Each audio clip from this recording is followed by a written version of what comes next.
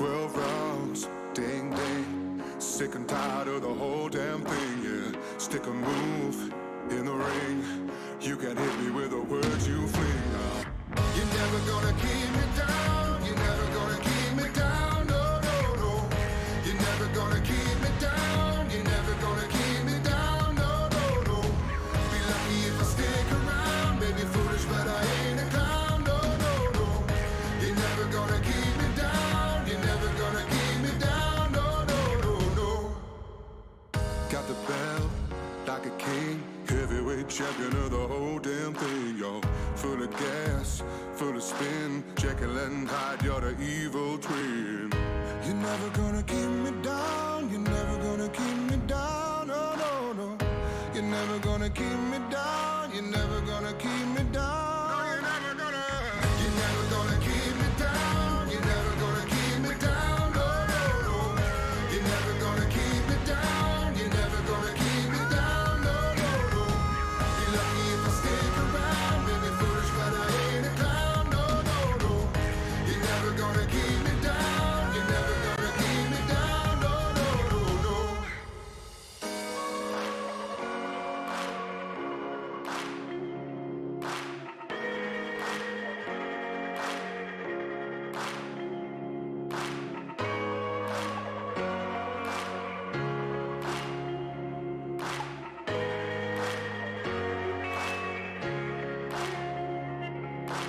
Down, down, down. Down, down, down. Down, down, down. Down, down, down. You're never gonna keep me down. You're never gonna keep me down. No, no, no.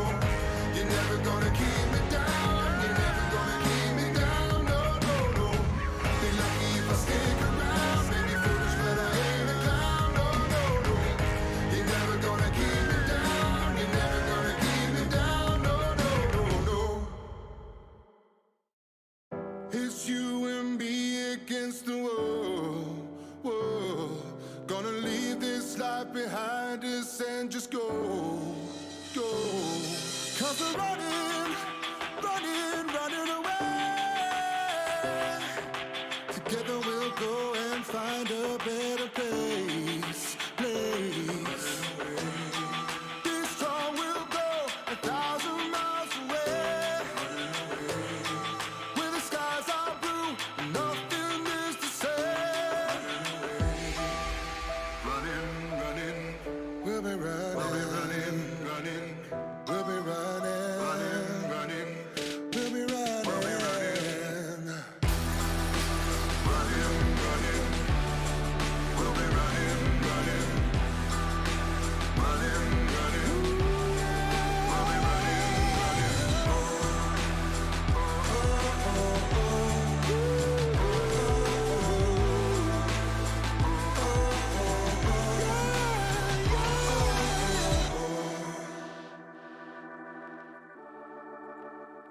oh, oh,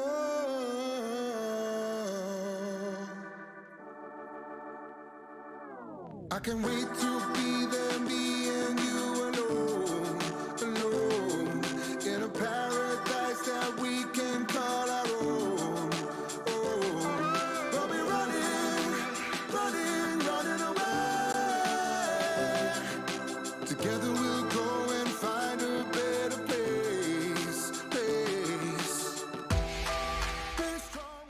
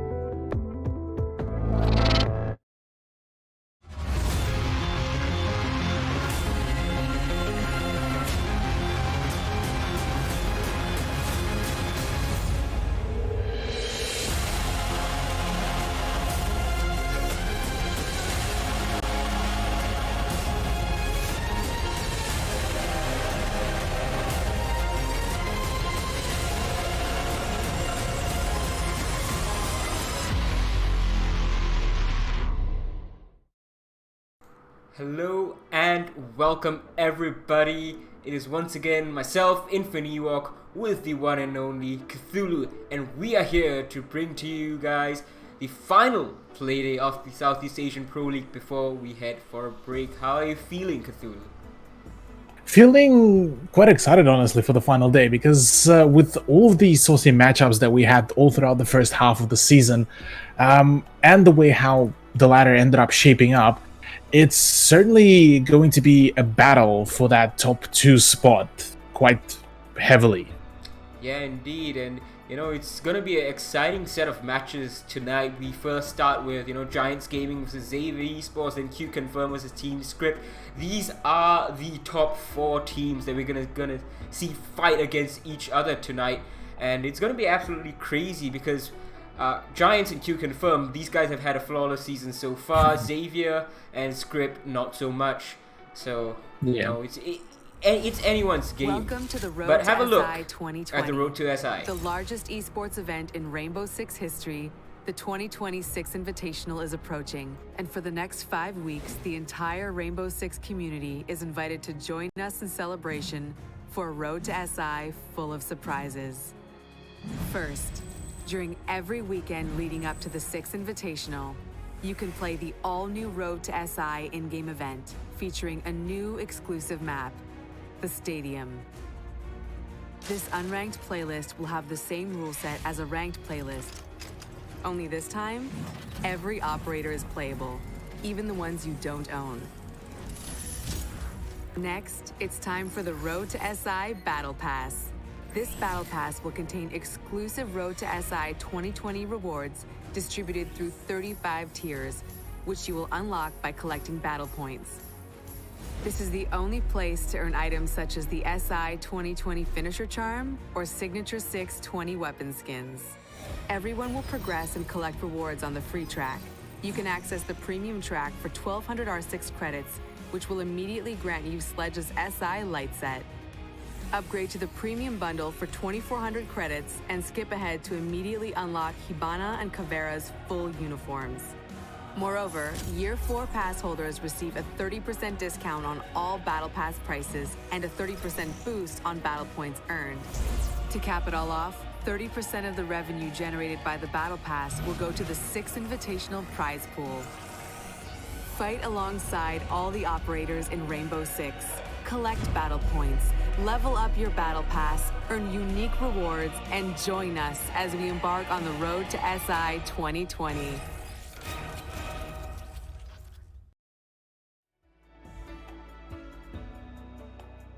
Alright, that seems super exciting, the Road to 6 Invitational. I'm gonna be there, in a operational capacity. Shame that you won't be there, Cthulhu, but we're gonna have one of our ANZ casters, Dev Marta, he'll be there, and one of our Southeast Asian representatives, Giants Gaming, they're gonna be there, and we're gonna see them play their final game of the season, of the first half of this season, just before they leave. So it's gonna be Giants versus Xavier as our first matchup tonight. And let's have a look at the table right now. So we talked about this earlier. Q Confirm and Giants Gaming, flawless season so far. And then Xavier Esports and Lasay, these guys are trailing behind. So Script actually quite far down compared to where you'd expect them. But then again, they have played the stronger teams from the get-go. Q Confirm, they're going to play today, but they have played Xavier and Giants already. Yeah, unfortunately for Team Script, they did end up getting the stronger teams at the very beginning of the season, and the only probably smaller contender was 200 Degrees, where they managed to get a pretty convincing win. So overall, I'd say the second half of the season, I would probably say, is where we will be seeing Script ramping up on those numbers. Yeah, indeed. For right now, it seems that Q Confirm and Giants Gaming, as per usual, are going to be going to the APAC Finals at the end of the season. Now, of course, Q Confirm hasn't exactly looked the best. Giants Gaming, though, they have been looking quite strong, and that's going to be our first matchup against Xavier Esports. And this is going to be a tricky one to predict, isn't it, Cthulhu? So, even though Xavier Esports lost to Valor and then they drew one map against Lasay, you can't exactly count them out even against Giants Gaming. Oh yeah, both of those teams were able to perform quite well, all things considered, even considering that the scoreline at the end was still in favor of, say, Giants and Q Confirm. But honestly, all of those games can potentially go one way or another and could potentially even result in a draw, especially that Giants versus Xavier. I definitely think that there is a potential for an upset here, especially on the side of Xavier. Yeah, I think definitely they have the chance, especially if you look at the way they played the 6th Invitational Qualifier. Now, that was, of course, at the start of the month, so things have changed since then. You have a lot more VODs on Xavier Esports with this new roster, with this new playstyle. But I think, as far as maps go, we are probably not going to see Consulate, but, who knows. So, Giants Gaming's roster: Luna Metal, Ysera, Hysteric, Speak Easy carrying on from Season 10, and then Jordan stepping in. He came into the team as a substitute in the second half of Season 10. Now he's been part of the team ever since Mentalist left for Fnatic. And he's been playing well. Yeah, he's been definitely filling in pretty well for the shoes that Mentalist left, albeit that he's not the direct replacement. There were some changes within the roles and how the team ends up playing, but all in all, he's definitely been performing quite well and matching up to his team. But we also have Script, Red Sun, Napier, Kirisaku, Warbark, and Baby Pig. That's not Script, that's Xavier. We got the logos and name wrong. But yeah, a little bit. The roster's right. Yeah, roster is right. Yeah, I've just got a little bit automated on that run. Yeah. But nonetheless, yeah, Xavier roster, certainly they have been making quite some breakthroughs, honestly, and some of their performances have been very much noteworthy. But interestingly enough, they had a few of the maps that were really kind of leaving much to be desired of, really, being Coastline and Clubhouse here, where for Coastline, that ended up actually drawing out with Lasay, and Clubhouse was actually seeing them lose to Valor Esports. Yeah, that was definitely a bit of a shocker. In my opinion, before that game, I've always seen Clubhouse as one of the stronger maps for Xavier Esports. But let's have a look at what maps we're going to be playing in the first place. So Clubhouse is going to be a default ban alongside Cafe. Xavier's going to respond with a border ban, and Giants goes for a Coastline ban as their first ban. Now, I'm interested to see whether Consulate is going to be played or not, because that is where we saw Fnatic struggle greatly, and it's a choice between Consulate right now. Alright, so I was going to say Consulate and Bank, Giants' favorite map, it seems, and it's going to be Bank as our first matchup of tonight. Yeah, interestingly enough, Bank is also one of the rather more successful maps for Xavier Esports. So both of the teams, I reckon, will have a very close contention, really, just due to the fact how how swift both of those teams were able to play it out. Bank for Giants resulted in 7-3 against Valor, and then 7-5 actually against Team Script, whereas on the side of Xavier, they had a 7-2 win against Script and a 7-0 against Lasay. There we go. That's the one that I was looking at. So yeah, there is some statistically more favor for Xavier, but knowing Giants, like you mentioned, this is their favorite map. So I wouldn't be surprised if we will be seeing, say, maybe just the trade of halves, maybe even. Yeah, I mean, it's possible that we see a completely lopsided result if Giants takes this completely seriously, but you just know they're not going to be putting in the absolute 100% because there is not really an incentive for them to do so, right? They're going to be playing MIBR after this. That's the next game after tonight, right? Yeah. And they're going to be wanting to hide those strategies, give them as little as they can give to prepare against them. So the LATAM teams are going to be like, all right, we only really have to prepare for Giants because we are familiar with these other LATAM teams. They play in our region. So Giants does have a bit of a downside in that sense, that they're going to have to fight real hard to preserve their strategies, and that is an opportunity for Xavier Esports. But the problem with that is, if Giants lets it slip a bit too much, they might lose out on an appearance at the APAC finals at the end of the season, which is absolutely a no-go as well. So it's going to be an interesting balance that they're going to need to strike. Oh yeah. Yeah, it's certainly going to be a bit of a peculiar matchup, definitely, with kind of both teams really wouldn't want to miss out on those 3 points. But yeah, like you mentioned, for Giants, they would need to preserve some of the saucier plays for the Montreal. But honestly, I mean, on Bank, we did see a fair few times when Xavier would get, Giants would get a very confident streak going for themselves and kind of getting closer and closer to the match point. They kind of end up losing out a fair few rounds, kind of losing that mid-map momentum and only regaining it closer to the end. So maybe this could be the similar kind of curse striking them today. Whereas on the side of Xavier, I mean, so far they've been able to show us some very good, even occasionally extremely aggressive siege gameplay. So this could be maybe the key even for Xavier to beat the Giants and become the newest Giant Slayers. Yeah, that could very much happen. Giants is not exactly running the tightest of ships domestically, you know. When they play on land or like internationally, that's a different matter, and it's kind of like a different team really with the mindset and everything. But domestically, it isn't quite the level you'd expect them to play, befitting their status as the APAC champions, you know. So we've talked about this in the interviews with Ysera so far.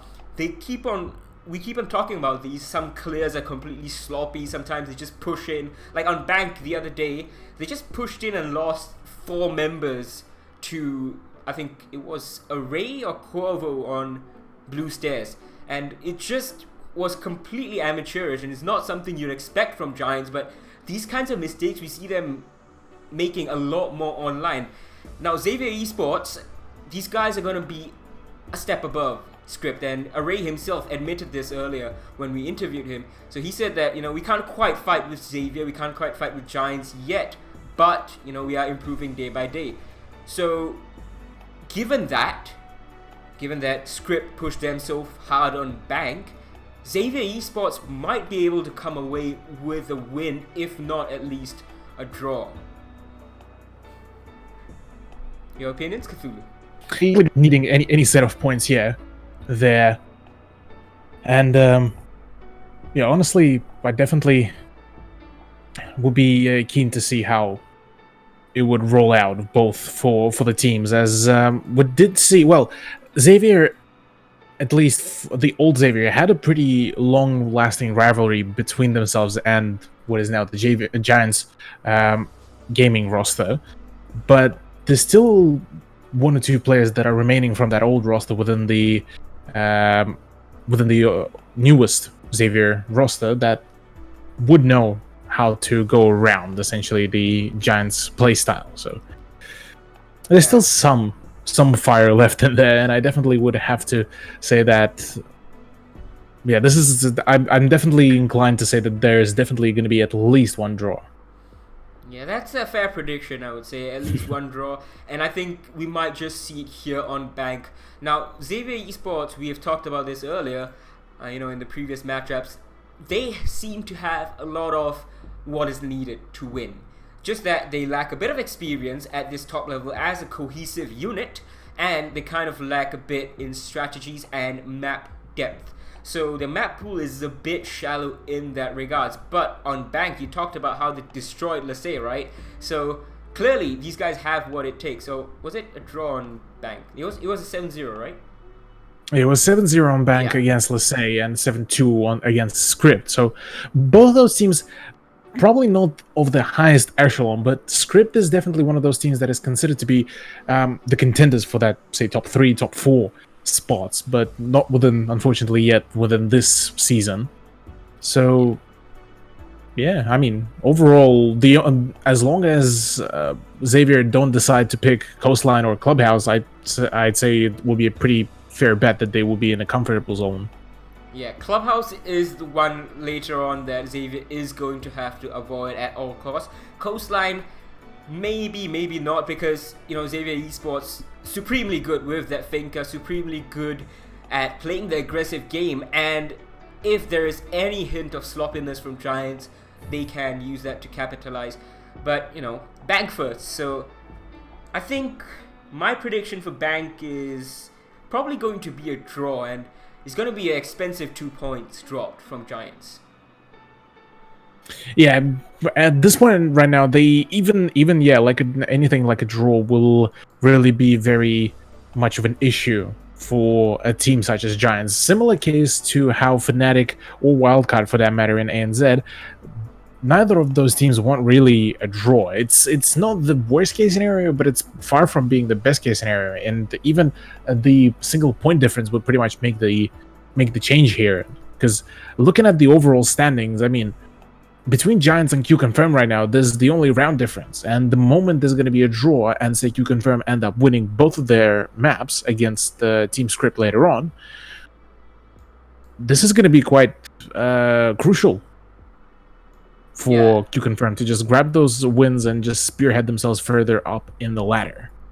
That's pretty much what's happened in nearly every season so far, really. I mean, if you look at Season 10 as well, it was a 2-point difference at the end of the day between Giants Gaming, then Aerowolf, and Q-Confirm, then Xavier Esports. So it's really just been a domestic domination by by Xavier Esports / Q-Confirm over here. And now you have two of these Xavier Esports rosters, really, the old one and the new one, and both of them almost equally as good as each other. Of course, we think that overall Xavier is a bit stronger than Q-Confirm right now.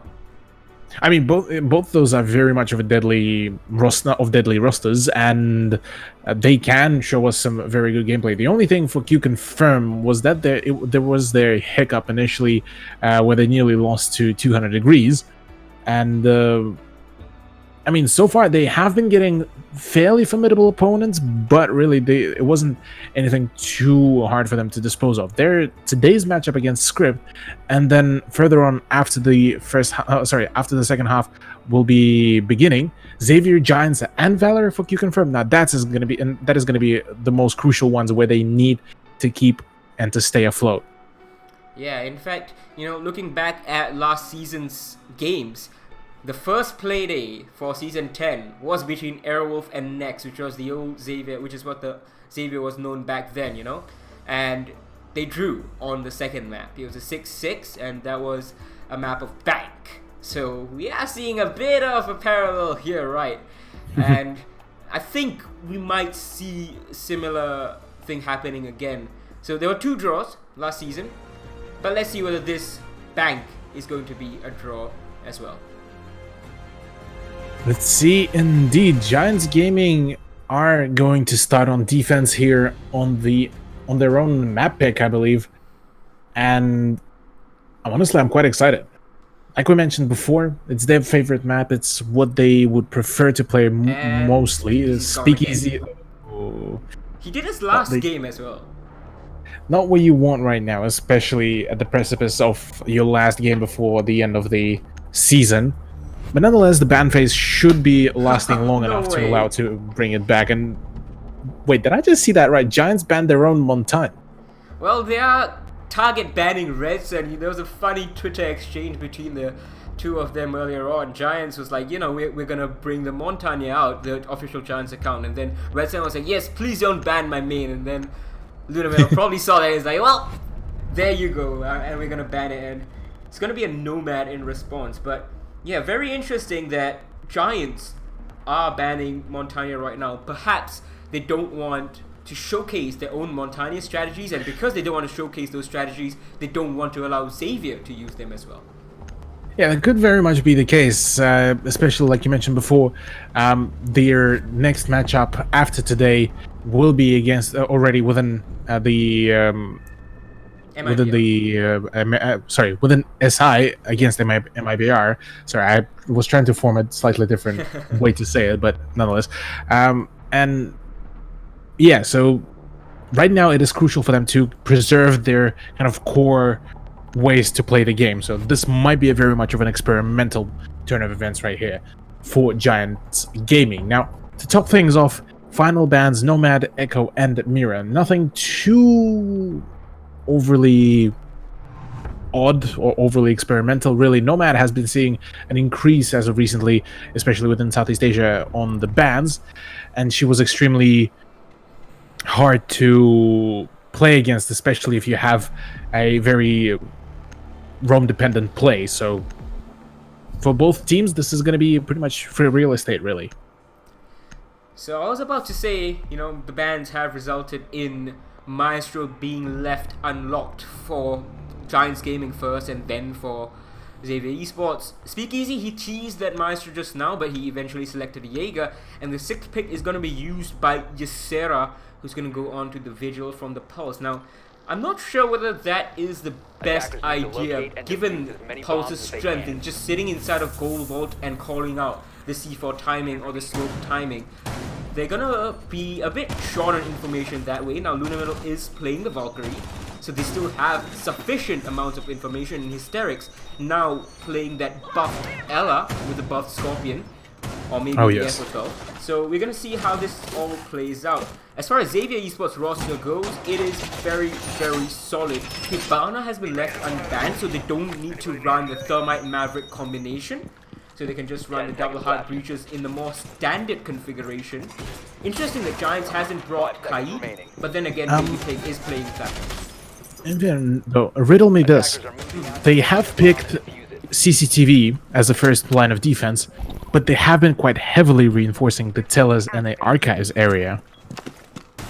Are they trying for a fake out strat? I don't think so. I don't think that's gonna work, but the fact that they're doing this is probably showing some willingness to meet this roam clear head on. They have seen that Xavier Esports likes to go from a second to first floor to basement clear, and that takes time. It's going to take even more time when you're going to have to deal with all these roamers.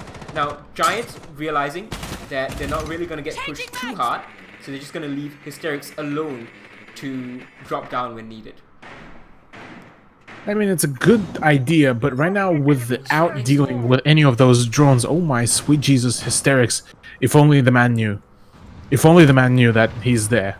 There it is. Does actually manage to find it. Okay, he does actually find it. The Mad Lad does it, so, and will be able to actually stay alive for the time being, but needs to really fall back right now. Yeah, the hatch above him is going to get opened up by the Hibana, but now Ysera is looking to get punchy, go back up, but no, he's going to decide against that, and Hysterics, he's going to take the customary position by an Ella on this map at the top of Blue Stairs. Now, this clear has gone really, really poorly for Xavier Esports. They've lost the Zofia, but thankfully they've lost none of their hard breaches and not the Capital. Yeah, so losing out on Zofia, yeah, definitely going to be a little bit of an impact for the utility, but nothing too major. Still going to be in full effect, and interestingly enough, only now the Elo will be rotating to the server stairs. Meanwhile, Babypig does manage to find the shot onto Jordan, so that is the smoke off board, and that is now going to be a very impactful death on the side of gaming, Giants Gaming. Where was Jordan? Why was he even getting into that fight? Because where Babypig was, I don't think he was anywhere near where a smoke should be playing. And they found this Vigil. He's going to go down as well, flashed out and finished. Now, the Blues push is going to come out. They're going to drone out Hysterics. They're going to know he only has a Scorpion and not the FO12. So this fight may be very much possible for these attackers, especially with the smoke bolts, fire bolts, and flashbangs. Yeah, well, the breaches are going to start coming out. Did I see that right? The thermite charge on the soft hatch? Yeah, and I'm Hysterics confused. shoots it out. They've left the hatch soft, number one, and then they use... Okay, so it's going crazy either way. Lunamental gets one, Hysterics pushes up, Blue almost gets killed by the Claymore, but it's all up to him, and Kirisaku is getting the diffuser planted out. Hysterics is going to give away his position with this sprint, and just a free kill for Warbuck. Just stands up and delivers. Xavier Esports wins the first round despite a shaky start. Was definitely a very shaky start, and that is not exactly what you would want, especially considering that Giants Gaming had a pretty solid setup to begin with and had a good opening as well to get rid of Zofia fairly early on through the round, but unfortunately, due to just a series of unfortunate events, well, things didn't really work out. I found it very weird to see that Jordan was the one taking the fight in such a position. Babypig looked to be I think inside Archive, so either he was peeking the hatch or he just got caught unawares. And it's not a place you'd want your smoke to be, and that was a bit of a problem because it forced Hysterix to get a lot more aggressive at the end. If he had just been able to rely on Jordan for support on site after taking down that player at the top of blue stairs, he could have returned, Jordan could have smoked out the plants, and then it could have been a more standard defense and probably a round win, to be honest.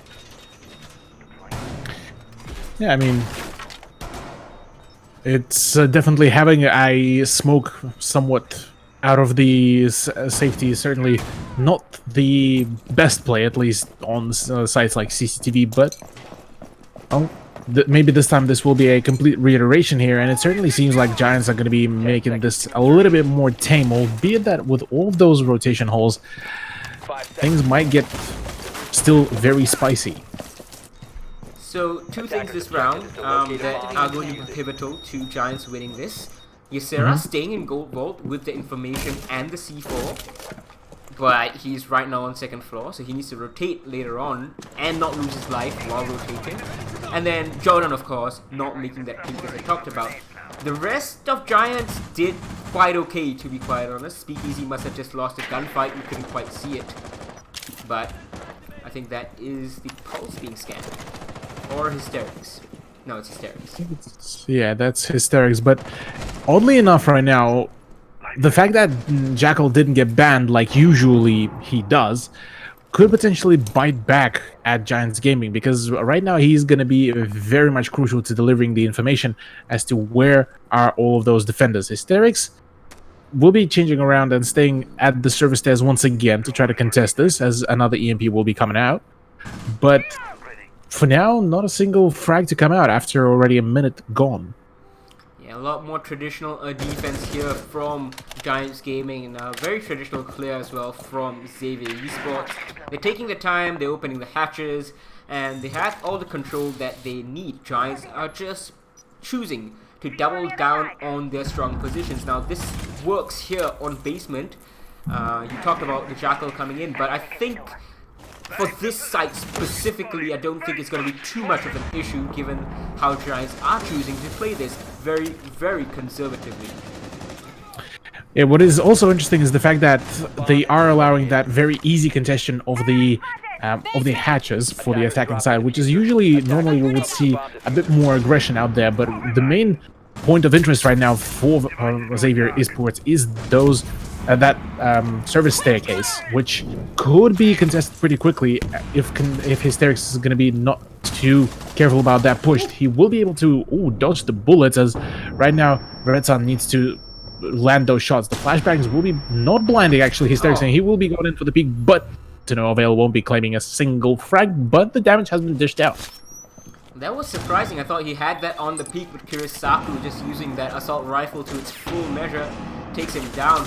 Shots coming in and nearly taking down one of the members. I think that was Warbuck nearly paying the price. But this is what Giants needed.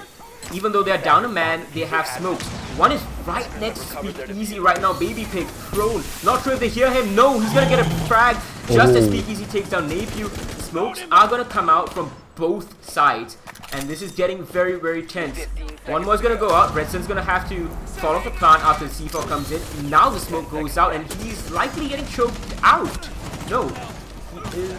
Yeah, he's gonna get finished off by the C4. Jordan takes down Baby Pig, and this is all done and dusted effectively. Nunaminal gets one more to clean up Kirisaku, but Xavier Esports just choked out of the site.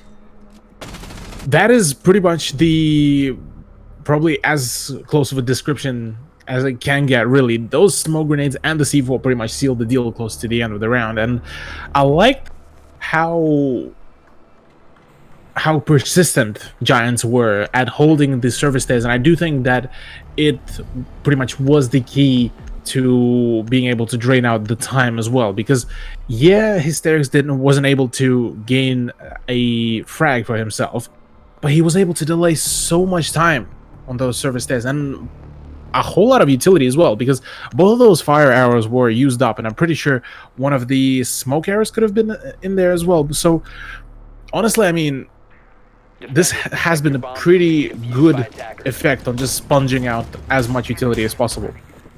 Yeah, that worked out really well, and the fact that those flashbangs missed, even though that they got the kill at the end of the day onto Hysterics, it just pushed them back a little bit more, made them hesitate, and as you said, it made them use up the utility without much result at the end of the day.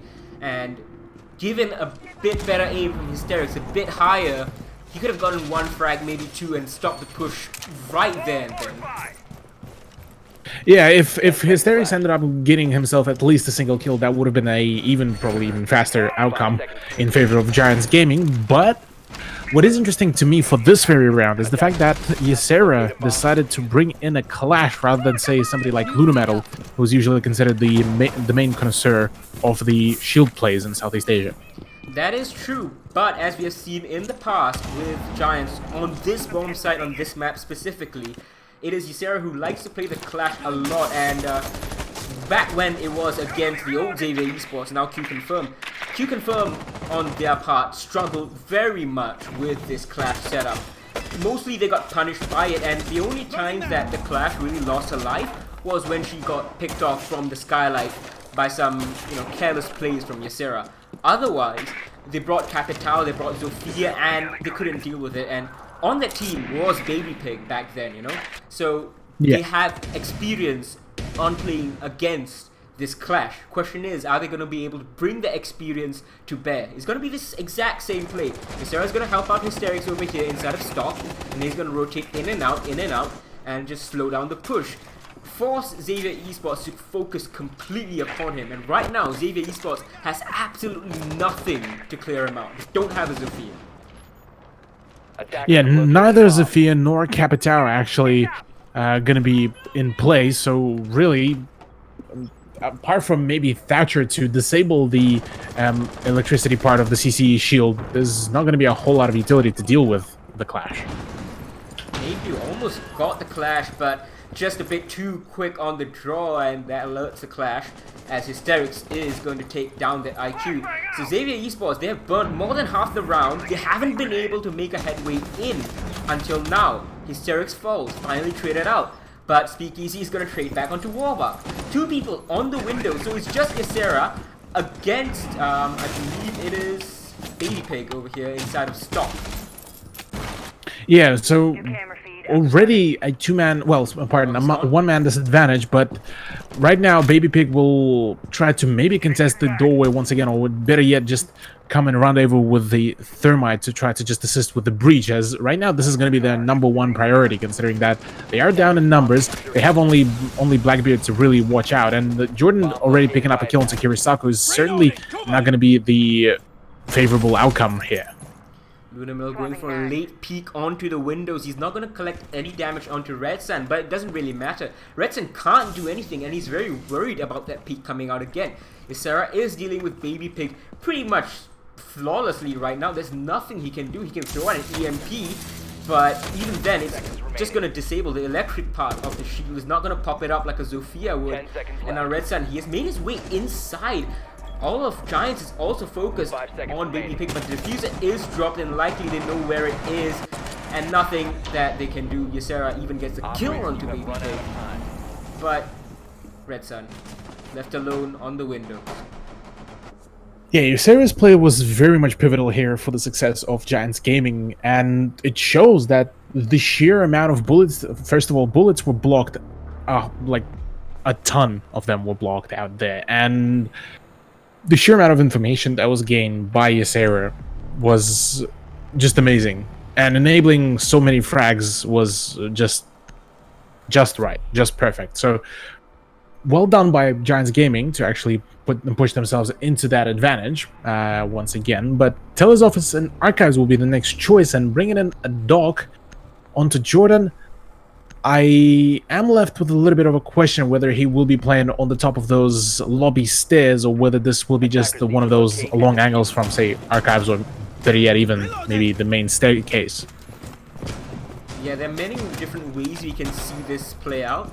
Jordan, for his part, hasn't really shown us the same thing over and over again. They're still trying to find his exact place on the team, preparing with him for the 6 Invitational to just make him the most comfortable role for himself and for the rest of the team. So that is going to be a fine line for them to find, and I think they're still experimenting overall. We've seen quite a different set of operators that Jordan has been playing for this first half of the season so far. And you're right. Yeah, they made him kind of a bit of that jack of all trades, really, with the way how, yeah, the variety of roles, the variety of operators that he played, and for that matter, actually, the whole of Giants Gaming roster has been actually occasionally flexing the large variety of operators that they can play for a certain amount of sites. Now, something that Ysera noted earlier on in the interview last week was that somehow, somewhere along the line, he noticed that Giants has become a team that's a lot more comfortable on defense, and they're gonna maybe collect one kill over here. Yes, it's gonna be Lunamelo collecting Red Sun, who continues his streak of not having any kills so far. So that's gonna be 4 rounds. He's gonna wait at least, and Warlock, he's gonna take a lot more damage from the side. He has no clue what's going on. Lots of shots ringing out from Giants all around. They're gonna have to be careful though, they don't run out of bullets, because those have been reduced a tiny bit. Yeah, poor Warbuck just had no idea. He kept on flicking from side to side, trying to figure out where the bullets are even coming from, but to no avail, will be forced out of the electrical. So, interestingly enough, for now though, it is a single dock that is actually being played on the top by Jordan, and I am curious as to how much impact can he pull off here for his team with all the roam clear that will be coming out, because Baby Pig is just about to start contesting with him, with Warbark as well on the live drone. So this is a fairly late clear coming out from Xavier Esports onto the second floor. They tried to contest the first floor first, and now they send solo Baby Pig to fight Jordan. And well, Jordan has the angle, he has the info, he's going to take down the Thatcher. And this has really just fallen apart for Xavier Esports. They tried the direct method, just pushing in, brute forcing their way into the site from the first floor. They got rebuffed, Lunamelo with their first kill, and then they realized, okay, we need to change tack. But then they wasted half the round, they lost one member, now they've lost one more. Yeah, losing out on Blackbeard and Thatcher right before the push is certainly not the play here, considering that Thatcher could still get rid of those ADSs, could still get rid of the Mozzie drones and the Valkyrie cameras, but to no avail just yet. And Jordan will be trying to get into a firefight, but will unfortunately forfeit his ground and forfeit his life here against Napier. Yeah, it was a bit of poor timing over on his part, un-ADSing at the wrong moment. We saw a poor timing in the previous round from Napier as well. He almost got the clash in that round. Now finally, Xavier Esports are going to be opening that floor, but they only have 20 seconds to work with. And with so many players of Giants on the side, it's gonna be a hurdle really to pull off. The plant will be actually beginning to be planted, but as it stands, this area is already prepped and got the angle there. The C4 will be coming out just to delay some more time. 5 seconds left to go. Not a whole lot to be done, and maybe just exit frags. There it is. There's another frag. Lunametal to close things off onto Warbark, and round 4 to go into the hands of Giants Gaming. This is very, very tight. You know, we talked about Giants. I talked about Giants being fairly sloppy over here online. So far, though, it's been nearly rock solid. Save for that first round, I think the next 3 rounds that we have seen, they've been running such a tight ship. Of course, though, it is helped by Xavier Esports looking a bit lost. They are in a bit of, you know, a conundrum every single round. They are not quite sure what to do. They try one push and then they realize it's not quite working out, and then they try to pivot, but it's usually too late or it's not planned out well enough. It certainly seems like maybe it's either the timing or the kind of the micromanagement that Xavier is seeming to be at the moment having issues with, because yeah, that late attempt at the roam clear by a solo Baby Pig definitely was a bit of an ill-advised decision, albeit that he did have the live drone and everything with him, but I'm guessing the droning didn't really initially spot the docks where he was. So just a series really of unfortunate misplays here on the side of Xavier, but 1-3 scoreline, that's something that Giants wouldn't really shy away from, really. Yeah, they're going to be happy with it so far, but to really extend their advantage, they would want to win 5 rounds here on defense. At least at the maximum they can win. and that will mean winning this round and the next. Now they're going back to the basement. First round they lost here after a weird decision from Jordan to contest the hatch, and then a 6th pick from the Pulse to the Vigil, which is going to be repeated now by Ysera. It's certainly of a odd decision, considering that usually you wouldn't really see a whole lot of top floor contention and top floor plays. Oh, Baby Pig does actually spot the Vigil. Could have the shots and actually just dealt a little bit of damage to force the Vigil off his position. But as it stands right now, Vigil needs to start rotating over back to the site. Very interesting setup here by Lunar Metal. He has a C4 hole prepped for him just above. He's waiting for the repel to come in, waiting for the call from Ysera that yup, someone has made their way inside, and it's going to be Napiu to be the first one. Baby Pig might be getting punished on a jump out, maybe no, it's just Ysera falling back to join his captain. Located a bomb. Yeah, the moment he saw that concussion grenade flying in his direction, he just bailed out of there. Fantastic though read by Lunar Metal will be ensuring that Warbark will be staying in place and will be going down. And just like that, with simple ease and fluency, Giants Gaming defaulted back to the site. Now this has forced Xavier Esports to pick and choose which hatch they want open now.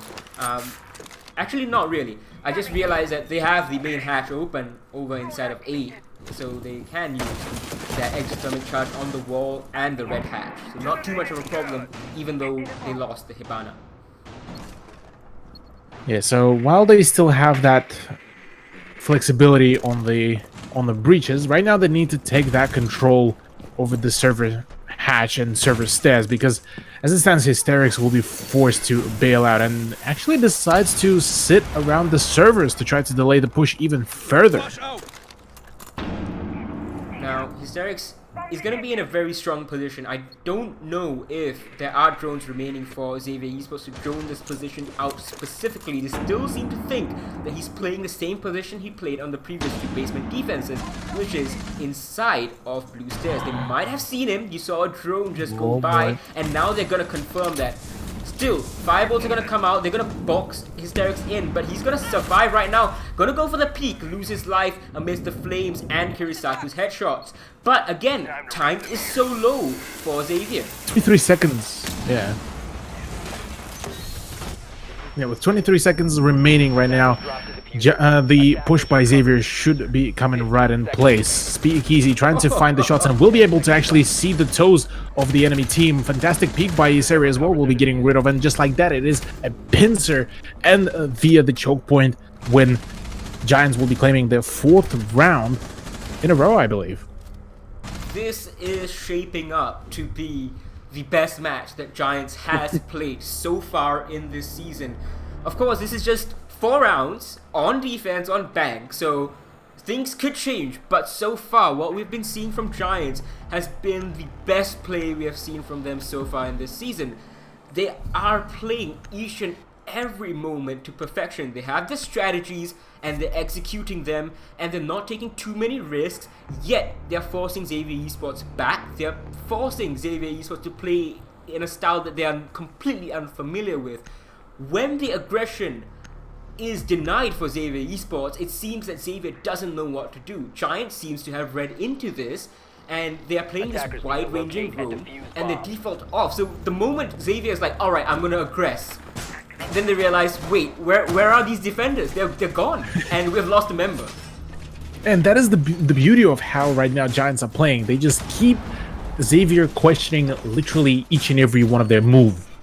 And with that said, it has been working flawlessly. Once again, Ysera on the clash could have that potential to just completely stall out and thwart any attempt by Xavier Esports to go in for the push. And right now for Xavier, they need desperately to find another point for themselves at the very least, just to finish off the defense with only 2-point deficit, as comparative to 3 points, from which it will be very much harder to come back from.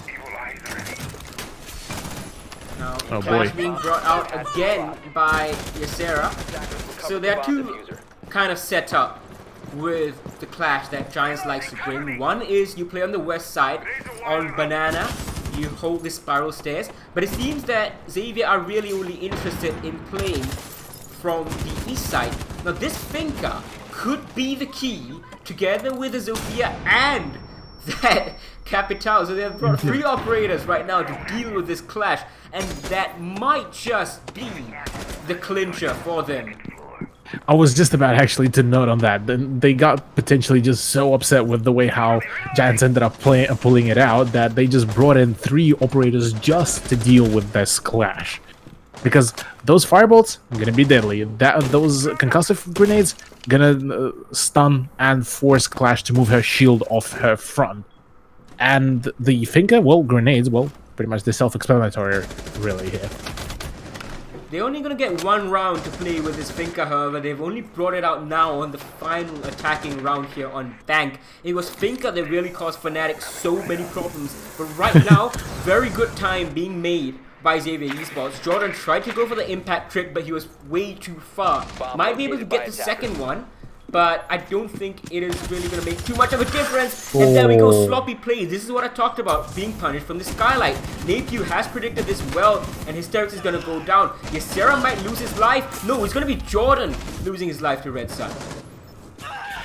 With that said, it is a 3 versus 5 with Clash getting tagged up so much right now. Lunametal trying to get into a firefight with Twitch, but will be just forcing her off the board. The diffuser will be starting to get planted, but Ysera already with Speakeasy going in for the trade, as it is now a 2v3 situation with, I believe, Twitch being actually down, so actually just a 2 versus 2 situation. Speakeasy needs to just keep holding on his lonesome out here, just for the sheer fact that he is the only one that is the closest to the site, as Warbark now slowly creeping in towards Maestro's position. Now the plant is going to be successful. The Twitch revived with that Finca boost, but finished off nonetheless. Speakeasy from above.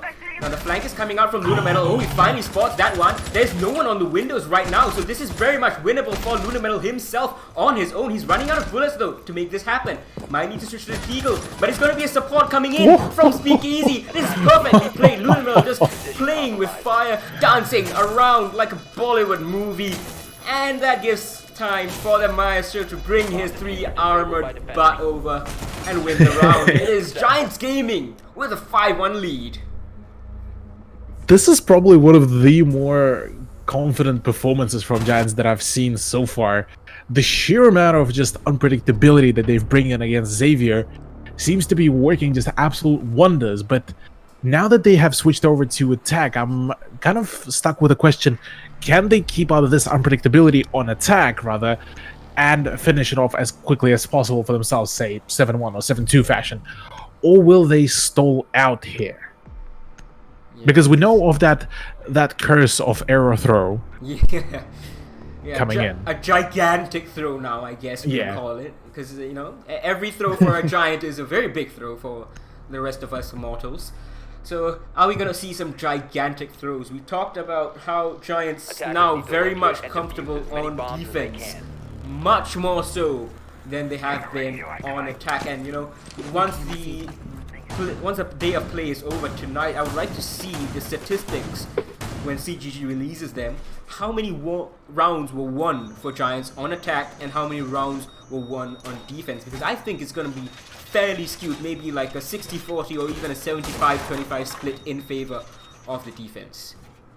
Yeah, this could very much be the case, as within Southeast Asia there's been a fair amount of trends going that it's either you have a very well coordinated attack but occasionally a very flimsy defense, or you have pitch perfect defense but your attack will be continuously kind of on the questionable side. So for now it is a CCTV defense to kick things off for Xavier, and their overall roster choice is definitely a bit more streamlined. This is much more of a meta choice for all 5 of them to essentially gather as much of the information, but on the same side deny as much as you humanly can with that Mutant Mosley combo. Now, very interesting to see how Giants is taking this. It's quite similar to what Xavier was doing, except Xavier isn't giving them too much to fight for on the second floor and the first floor. The flank drones are being set up. They hear this pulse. with his scanner right on the main stairs. So this is the difference between Xavier's setup and Giants' setup. They are playing a bit more aggressive near the site, but it's not as aggressive as Giants was playing, just roaming straight up on the second floor. It's more like a quasi-roam. It's kind of anchory, but not really. It's not too far from the site, but it's not on the site. Did I just witness this right? Kevin was just becoming a magician with his hands. But yeah, you are very much right. They still keeping up that flexibility on their positioning. They can still rotate in and out of the site and in and out of their own respective positions, and they're gathering some substantial amount of information. Look at this. Hibana only now noticing that that positioned Valcam, and with Napier still on the main stairway, he's gathering a great amount of information. And right now, hysterics. Can he find that shot? Oh, he won't! And the peek by the Jaeger will be essentially allowing Xavier Esports to bite away yet another chunk of the ground, actually. That looked like it was right on the head of the Jaeger, but he must have missed, or perhaps it was an observer difference. They know exactly where Kurisaku seems to be, and there we go, he's finally finished off. So a like-for-like trade coming in. They still have a minute to work with, however. And now Luna Metal is going to be sending out his EMPs, working in tandem with Ysera, while Napier, he goes for a second floor flank. Okay, Red Sun already also trying to contest the bottom part of the main stairway. Will be actually losing his position, and now, oh, a bit of a misfortunate actually for Jordan. Timing, Baby Pig will be getting rid of him. So right now the advantage is actually still in favor of the defense, and with all the C4s now starting to fly out, there's the C4. Will be actually downing the Thermite, and with 24 seconds to go, not a whole lot of play to be done. Oh, there it is, Napier with his fantastic top-down roam. 15 seconds to go. Giants has really missed a trick right now. They have the hatch open. Oh, sneak easy. Just look, he's right there to your right. Luna Metal rotating so late, and he's gonna get finished off by Napier, and Warbach is gonna get the final one. Giants, they looked okay coming into the final execute, but that flank from Napier just pulled them undone completely. Oh yeah, I don't think they were really prepared for that very much of a late flank, a very wide flank around, really, like you mentioned before, going straight away to the top floor and then from there making his advancements over to the admin office. Certainly seemed to have worked out pretty well, and overall Xavier were able to win those very crucial firefights and delay the attack just enough, really. A big misplay to be made, certainly, Oh, but you know, fair enough, it's one round. They still have a 3-round cushion. One more round and they'll guarantee themselves at least a point. 2 more, they'll win the map outright. So it is not too bad for Giants just yet. They've got a very nice 5-1 lead coming in from their defensive half. And now, interesting choice from Xavier Esports to go to Archives Tellers before going up to the second floor. Okay, so usually Archives and Tellers are considered to be more of a tertiary site to hold, and usually one of those a bit more experimental kind of sites where you can have either the full-on roam up above and play it just like you play CEO, or you could just have an opening into open area and play it from there, kind of have that expansion of the room. But usually this the latter does result in a essentially forfeited round. Attackers must locate and defuse a bomb. Now let's see whether the flank drone was really a problem for Giants, as Napier was allowed to flank in the previous round. It used to be a very, very big problem for the team back when they were Airwolf. They fixed it in Season 10, and Bomb located by you can see attacker. that they have made improvements, but that old Airwolf still kind of shows its face every now and then, and I think that was one of the rounds where we saw a bit of that. You know, flank drones punishing them. Maybe they had them, maybe they're destroyed, maybe they didn't check them. Whatever the case, at the end of the day, it is just something that they should not have been punished by. Nevertheless, now Jordan, this round he's on the IQ instead of the Heart Breacher of Hibana. In fact, there is only one Heart Breacher, and that's Ysera. Well, they don't particularly need any more really hard breaches. You just need to really open up either the wall in through the tellers, or you may want to try to open up the open area and in through the admin office, which could also grant a very nice entry into the site. So either or could work out, but they do need to keep that thermite nice and tucked in and safe while right before their push. But Napier right now with the peak with the pistol rather than a Scorpion, which is quite interesting, will be attempting to get something going for himself on the outside. Oh boy. That is not what you want right now, as Ysera will be actually going down to the hands of Napier, and just like that, that is the thermite off board, which will be resulting in the fact that Giants will be forced to go in through the choke points without any hard breach. It is a problem, but thankfully it is a problem on Archives and Tellers, and that's the best place to have this problem, safe or perhaps open area. Actually, I would rather have it on Archives and Tellers instead of open area, but Hysterics right now getting into a fight with the Bossack sisters.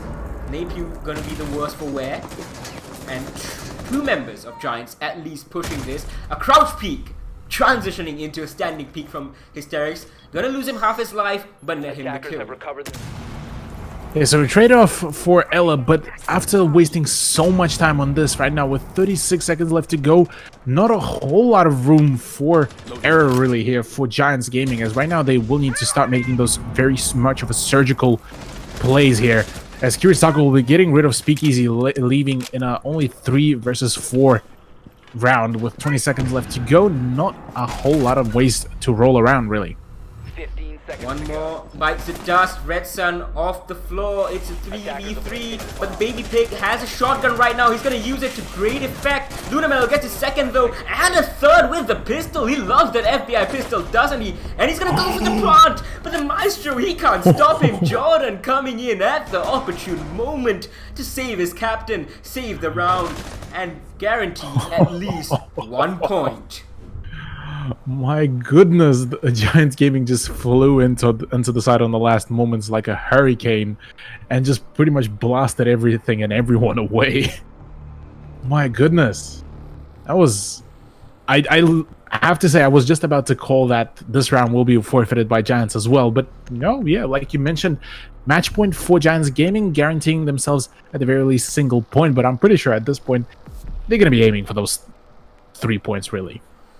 Indeed, given how they've been playing in this matchup so far, look at the scoreline, 6-2.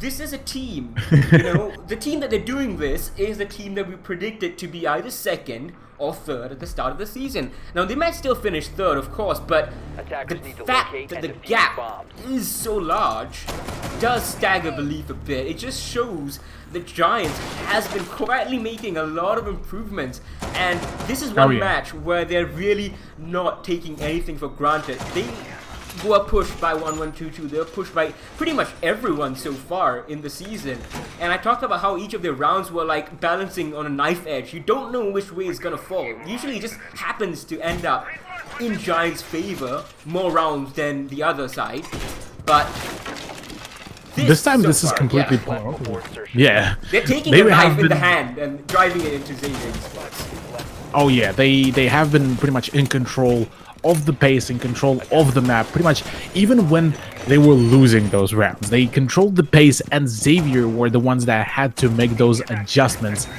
And only within the 2 rounds, those adjustments really worked out. Reinforcements still being done by Warbuck over here, and ADS is being placed. Luckily for Zeta Esports, Giants not interested in a rush, not interested in putting down any punishment, so to speak.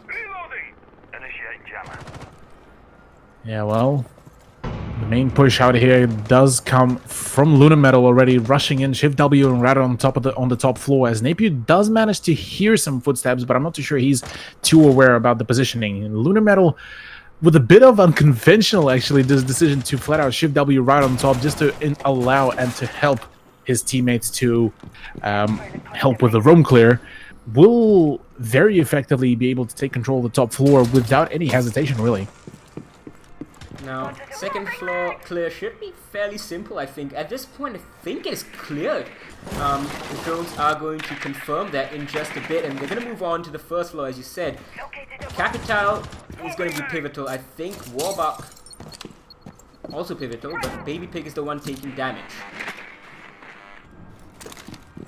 Yeah, Baby Pig taking damage on the Kaid is certainly not what you want right now, considering he can still do a little bit of that extra tricking maybe, and just his TCSG with an ACOG is just an amazing weapon overall, just the sheer amount of damage that you can deal with it, but like I said, he will be forced on a little bit of a back foot. Right now, already another minute about to pass, and not a whole lot of advancement now from Giants Gaming. They have stalled out a little bit after taking the control of the top floor, and right now they just are waiting maybe for the aggression to come out from Xavier or trying to bait them out, but certainly not seeming to work, at least just yet, with just the sheer amount of angles and anchors prepared from Xavier.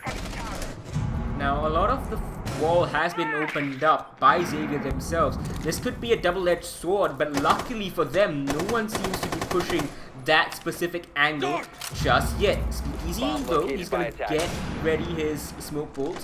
Flashbangs are gonna go in, clear out the lifts, and Luna Metal suspects that Napier is where exactly he is. Might be pushing up the stairs very soon, might be seeing Warbuck peek out as well, so this is gonna be a double duty that the captain is gonna be doing, but that ACOG might just block that angle, and the IQ might pay for it. But it's gonna be Hysterics going down to Valkyrie. IQ does clear out Napier, Seconds to go. and lots of frags coming out over on both sides as we count down the last 10 seconds. Ysera doesn't know where to look. It's gonna be traded out though, and the plant is gonna get attempted by the captain as the cover is coming out from the Capital, but it's not enough. Oh, Luna Metal boy. falls off, and Operator, Xavier you are out of Esports time. protects the bombs. They stay in this match for at least one more round. Look at that. And Joe, it's- wait, do you see that? Which part? Luna Metal's 11-2. Oh yeah. Oh my god. The man has been getting at it. He's been the spearhead of Giants Gaming, being the IGL, and essentially saying, well, if you want to win it, if you want to get it, just do it yourself, really. And that's exactly what he's been doing. He's doing most of a whole lot of fragging all by himself, and just being able to net those kills, especially on the defense, on those Valkyrie plays, have been bringing some very good success for his team. Now, 3 more match points for Xavier Esports to overcome. They're gonna go back down into the basement. But this is where Giants look very, very strong and, you know, not quite the best Defenders, of protect your defenses. bombs from being defused Oh, by sorry, attackers. Xavier looked very strong. Not quite the best of attacks from Giants with that hat display. Yeah, the previous attempt that Giants did make on pushing the CCTV definitely did result in a bit of a miscalculation, or rather just a misplay really by them. So maybe this time they will be able to iron things out and maybe not leave, say, the admin hatch unchecked or unnoticed really. Whereas on the side of Xavier, well, they've managed to dictate the pace on that round pretty successfully, all things considered, and well, they just need to repeat that same routine once again. Attackers must Repeat locate their and routine defuse a and bomb. don't forget about the flank. That was pretty much a perfect setup from them. Baby Pig on the Mozzie, once again, it's pretty much an identical lineup. So they have 2 C4s and 3 smoke grenades. Napier, oh, he might be going for a jump out. Could he punish Luna Metal and Jordan? He's gonna go for a jump out. Oh, this is not predicted. He's gonna miss so many shots. The SMG-12, he just can't control it. And Hysterics is gonna pile on to Red Sun as well. So where was that from? We saw one engagement as he's in the garage. Okay. Already losing out on 2 of their defenders. Xavier really want to make sure that they are going to be extra careful from here on out, because they have a single C4 and I believe still 3 smokes, and right now you need to make sure that you use them well and at the right timing, because so far with 2 minutes to go, Giants have a huge amount of time and a huge amount of ground that they could take, cover, and pretty much utilize for their success. Now Hysterics' position over here in the garage is going to be so powerful. He just needs to make sure he does not overextend before the rest of his team is ready. Right now, they're still doing the basic setup. Hysterics got that kill so early onto Red Sun that he really has nothing much to do except drone out for his team and make this call for, like, the rotations that the Mozzie is making. Yeah, Hysterics already losing a second drone to Mozzie, and this time Baby Pig will be able to utilize that drone for the actual info gathering. Meanwhile, the remainder of Giants are actually starting to make their move onto the main hallway towards the open area, and that's where Baby Pig could actually exceed here with his very powerful positioning, as well as Kirisaku dishing out some damage onto Jordan, but to no avail, and will be forced to fall back. Sarek still maintaining his position. He tried to aggress a bit onto the Mozzie, didn't quite do it. Oh, but the Mozzie does it against the Capital. What a shot that was. And now he knows that the Zofia is still here. Hysterics' maybe inaction, you could say, has cost his team. And he's going to miss that shot. He has to back off right now. He's not in a great position. Doesn't have the upper hand in this matchup. Yeah, right now with the usage of a single stun grenade, he will be getting more information. But oh, the lineup for Kirisaku! What is happening, Giants? What are you doing? Losing out 2 of the players and leaving it all up to Ysera to try to clutch this up. There's the shot, another one onto Baby Pig. 1v1 situation, 20 seconds left to go, and right now things are not looking all well at all. 15 seconds.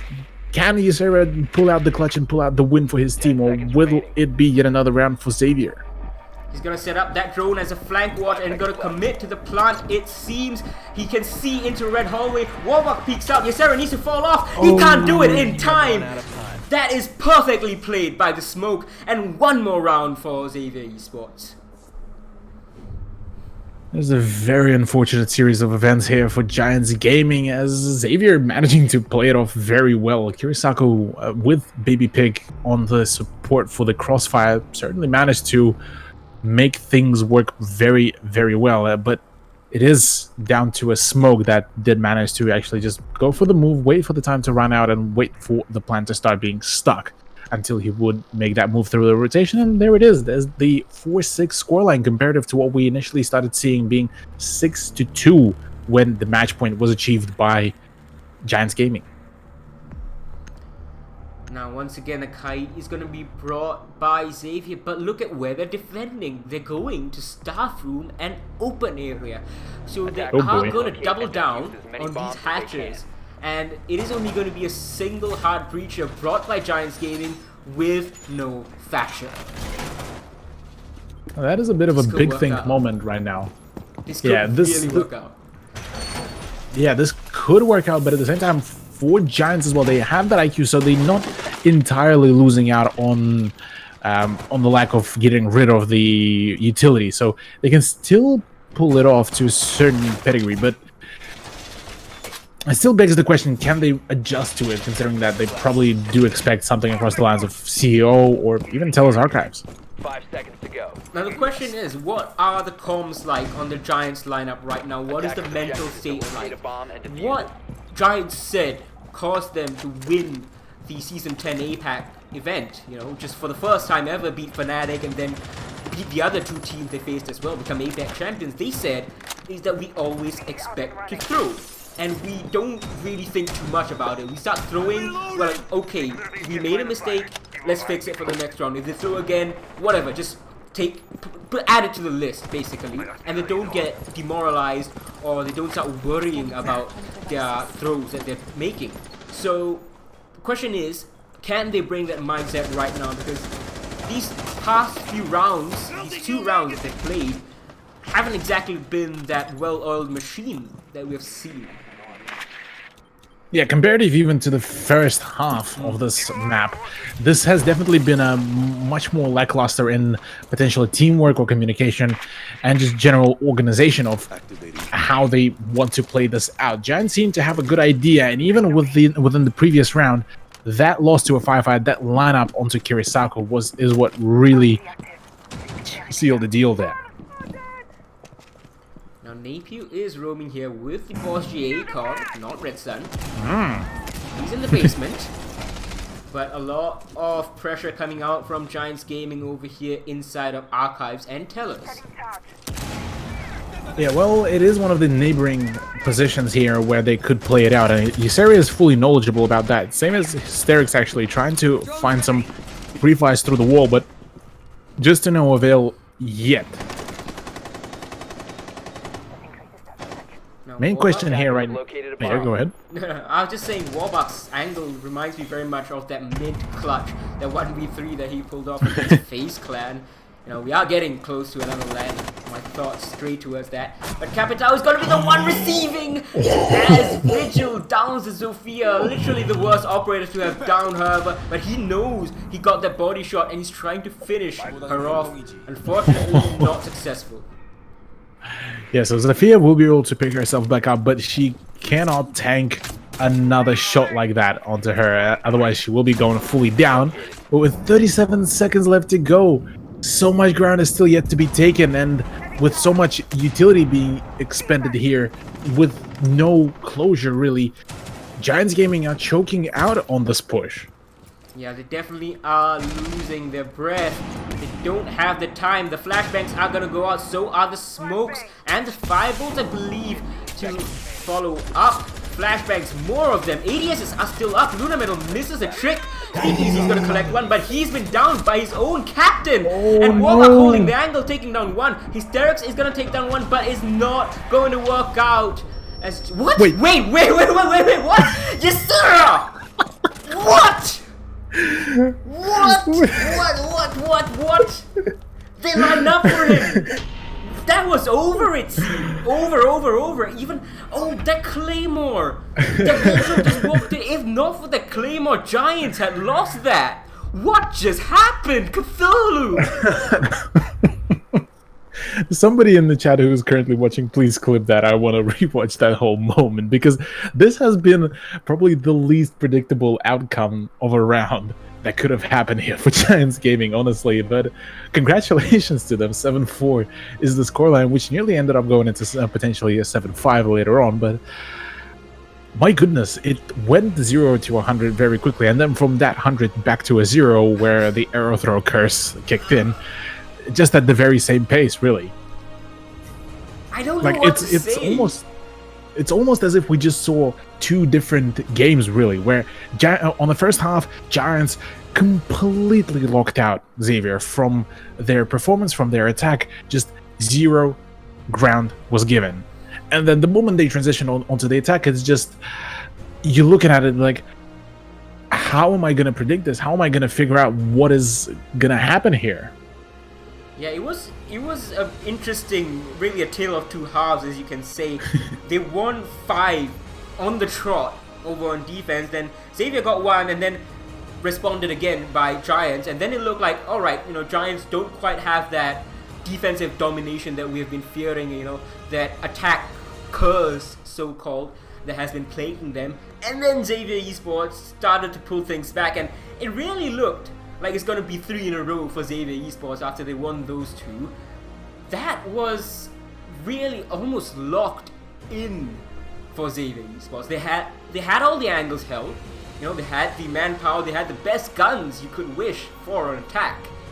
And then Ysera just walks in from the window and the Claymore and saves it up. That Claymore is probably the biggest lucky moment right now for Giants, and they're going to be thankful for that, really. It's My goodness. unbelievable. Genuinely unbelievable. I can't believe that we have seen that, and this is what we expect from Southeast Asia. This is what we expect from two teams that are so good, to be quite honest. Although I would say, as far as the comparison goes between Xavier Esports and Giants, of course Giants is the better one. 7-4 they won. But if you look at the manner in which the victories came, when Xavier lost, it was by a significant margin. When Giants lost, it was really because of their own mistakes and stuff that Xavier didn't really cause, Yeah, it certainly was just like that. And we are going to be taking a short break, ladies and gentlemen. Don't go too far away, as we will be back with a map number 2 of Giants versus Xavier Esports.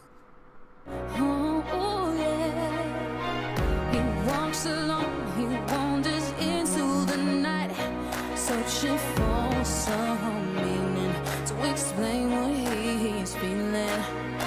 She walks alone, she shelters far from the light. She's seeking validation. She's so tired of waiting. Yeah, I got the feeling you're better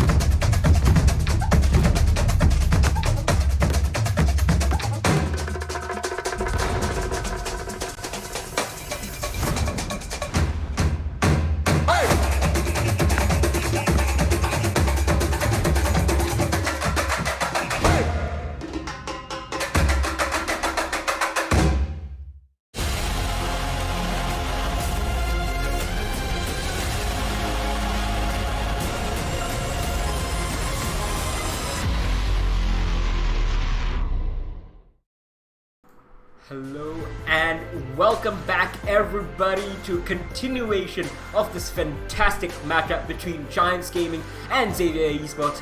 It is I, once again, Infinity Walk with the one and only Cthulhu. Hello.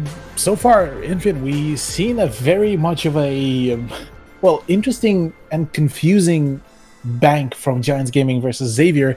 And interesting and probably confusing is the understatement, really. Especially in the second half. The second half and that last round. Goodness. But, we're going to be looking at the bans right now for this second matchup. Bank and Village default bans. And instantly you can see Giants going for that consulate ban. They're like, well, we don't want to deal with that thinker. We don't want to deal with that, thing that they already have their share amount of PTSD. Yeah. They saw Fnatic, they struggled with it as well. It was 8-6 a victory for them. Instead, we're gonna see Giants go over to Cafe, or rather, Xavier picked the lesser of two evils between Clubhouse and Cafe. What just struck me? It is technically in Singapore, it's currently Thursday. Yeah. I'm still evening. We're back on Throwback Thursday. So for Throwback Thursday, I'm going to remind Giants of the Ainz versus Airwolf. Sorry, Ainz versus Envy. Cryptic, pardon. Cryptic. Cryptic. Now, that will be probably a bit of a PTSD inducing for them, considering how much of a heartbreak defeat that was via, I believe, the overtime as well. But this time there won't be any overtimes. This time it is a completely different set of skill set and roster even. Yeah, I'm it's certainly pretty very much keen. different. Only two members remain from that roster. In fact, only they're the same two members that went to the 2017 Six Invitational. So these guys have a bit of history. Ysera and, of course, Luna Metal, who, by the way, was top frag on Giants Gaming on Bank. Let me put this again, right? Yep. The Ashe Valkyrie main, IGL of Giants Gaming. The guy who always plays Montagne and all the other support operators, top fragged. That's quite something, honestly. The sheer amount of just very ballsy, very cocky firefights that Lunametal took on defense especially were just incredible. Now, Cafe, let's talk about that in the current context. Of course, we have the Cafe curse in all the games that really are very pivotal to the Giants roster, throughout different times against Ainz, against Mindfreak, Fnatic, whoever they played against on Cafe. Usually not ended up well when it's been an important match, but they have won it in the past on the online segment, and I think this season they might have played a Cafe as well. They played it once. Yeah. Giants played it once against Team Script, and that did result in a 7-4 scoreline for them. Whereas on the side of Xavier, they did also play Cafe, but that was, and funnily enough, that was actually also against Team Script, which did result in a 7-1 scoreline. So by transitive property, Xavier has the upper hand, but we said the same thing about Bank. Yeah, and Bank is a map that I would say Giants has always looked a lot shakier on. But let's see how shaky they look on Cafe. Yeah, Cafe Dostoevsky will be the map number 2, ladies and gentlemen, with Giants, I believe, kicking things off on defense as well. So we will be seeing them, but we are going to have a little bit of a delay. So we had a bit of a unfortunate technical issue, but to kind of still throw our side onto how things could shape up. So we said previously the similar thing about Bang. So statistically, Xavier have a better performance on Bang. That was 7-2, 7-0. Whereas on the side of Giants, they played against Valor, they played against Lasay. Script, not Lasay. And those were a little bit closer of the scoreline. So I mean, after today's already pre-made performance of just absolute roller coaster of emotions, I'd say Giants are pretty much warmed up for this second map here. Yeah, I think you're right. Usually we see them take a bit of time to get into the groove and then find their footing. They did.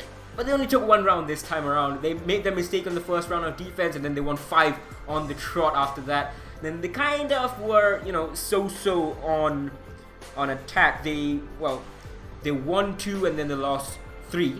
Not too bad, but not great either. But fair enough, they got the win at the end of the day. Now here on Cafe, I think overall, as far as records go, the practice that Giants has on Cafe, I think is going to give them a bit of an edge in that sense. Because statistically, the other way, when looking at the matches against Script, Xavier was better. But the thing about that is, Script versus Xavier is going to be a very different kind of a matchup than Giants versus Script was. Because it's all about the play and the counterplay. And when you have these different teams, all these moving parts, that kind of changes a bit. So that could now, but it's the only concrete thing we have to go by. So it's not worthless, of course. But you know, that's probably why we might still see Giants win this out, despite Xavier arguably being better. Yeah, Giants certainly looking at those extra yummy set of points, as they just already given Xavier yet another L in their statistics, leaving them out, well, with a much worse stat closer to at the end of this half, and propelling themselves on the top of the leaderboard as it stands. But they want to close this out. They want to make sure that, hey, we want those all 6 points. We're just about to move into into Cafe Dostoevsky, and finally we will be seeing some bans. So right now, this is where Giants will need to finally make that final push before they will transition over to Montreal, where they will be having some even bigger fish in the pond to fight. Right, it's going to be Giants on defense over here. I think they got the sides wrong. That's why we had to have a rehost. Just now you saw the graphic play. It showed Giants on attack. But it's going to be Giants on defense yet again. So just now, it was Giants pick of the map and Xavier pick of the side. This time, it's Xavier's pick of the map and Giants pick of the side. And they're going to start off by banning Thatcher. Okay, that is a bit of a odd one, considering that usually Thatcher is quite regularly used by Giants, but at the same time it was also fairly regularly used by Xavier Esports as well. So this could very much be a centered ban onto one of the players.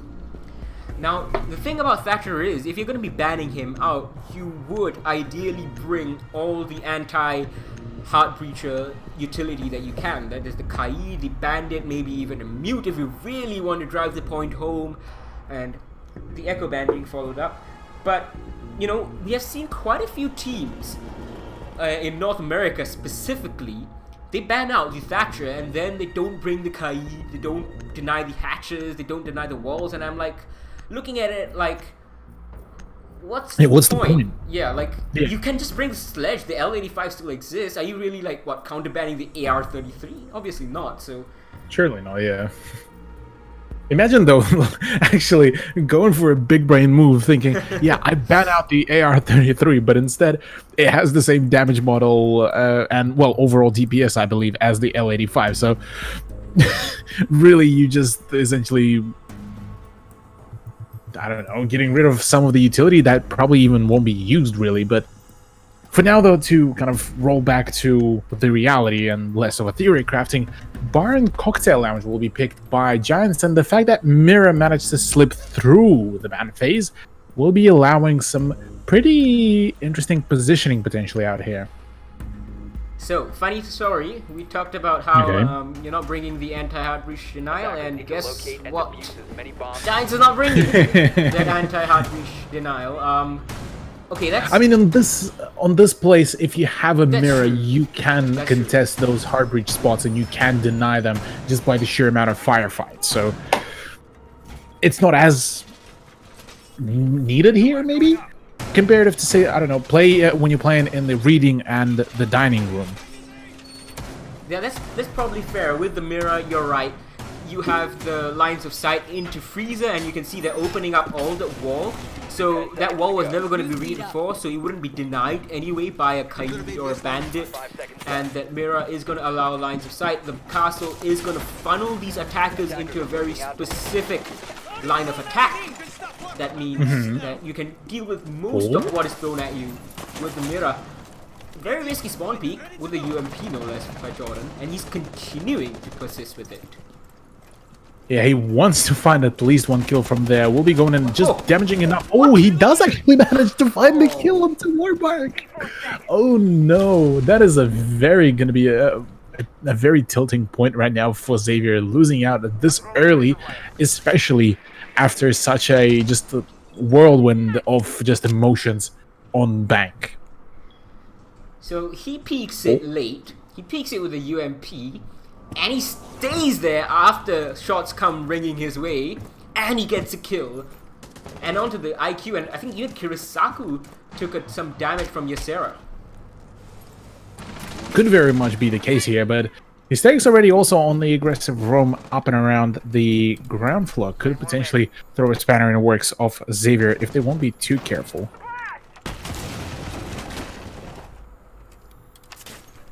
With all the peaks starting to come out, Luna Metal's actually awaiting. He wants it. He wants that C4, but won't be just getting it just yet. He will be continuously ripping it just to prepare that throw-in to get rid of the play, but it's Napiu that will be actually going down to the play of Ysera. My goodness. Giants are back at it again. Indeed, those bullet hole angles that he was making earlier on inside of box, they have paid off really well. Ash off the board, Thermite very, very low, and pretty much useless on this bomb site now with the setup the Giants have presented them, forcing Baby Pig to go downstairs and maybe look for some picks, but he's going to be the one picked off. Not sure where that was from, whether it was a Roma. Ysera just peeks on again, and Hysterix is going to be the one finishing off Baby Pig. Red Sun, he can't do anything with this Blackbeard. Everywhere he goes, he has brought flashbangs, and he can't open these castle barricades. Giants probably their whole comms are just going, well, okay, we know where all the attackers are. Just go peek them, lol. And that's exactly what they do. And essentially, with Jordan starting things off, like, yeah, there's somebody spawning at the market side. Just go heck and peek him, lol. Unfortunately, that won't be the case for him here. Yeah. Oh, he might get a second. That's a nice little headshot onto Luna Metal, but fin it off. And it's going to be Ysera with a 3K to end off the round. Look at all those. That's where that Twitch actually died. That a very angle. Actually, wait. No, that wasn't the angle. Twitch was in mining, I think. Or train. Yeah, Twitch was in train. Yeah.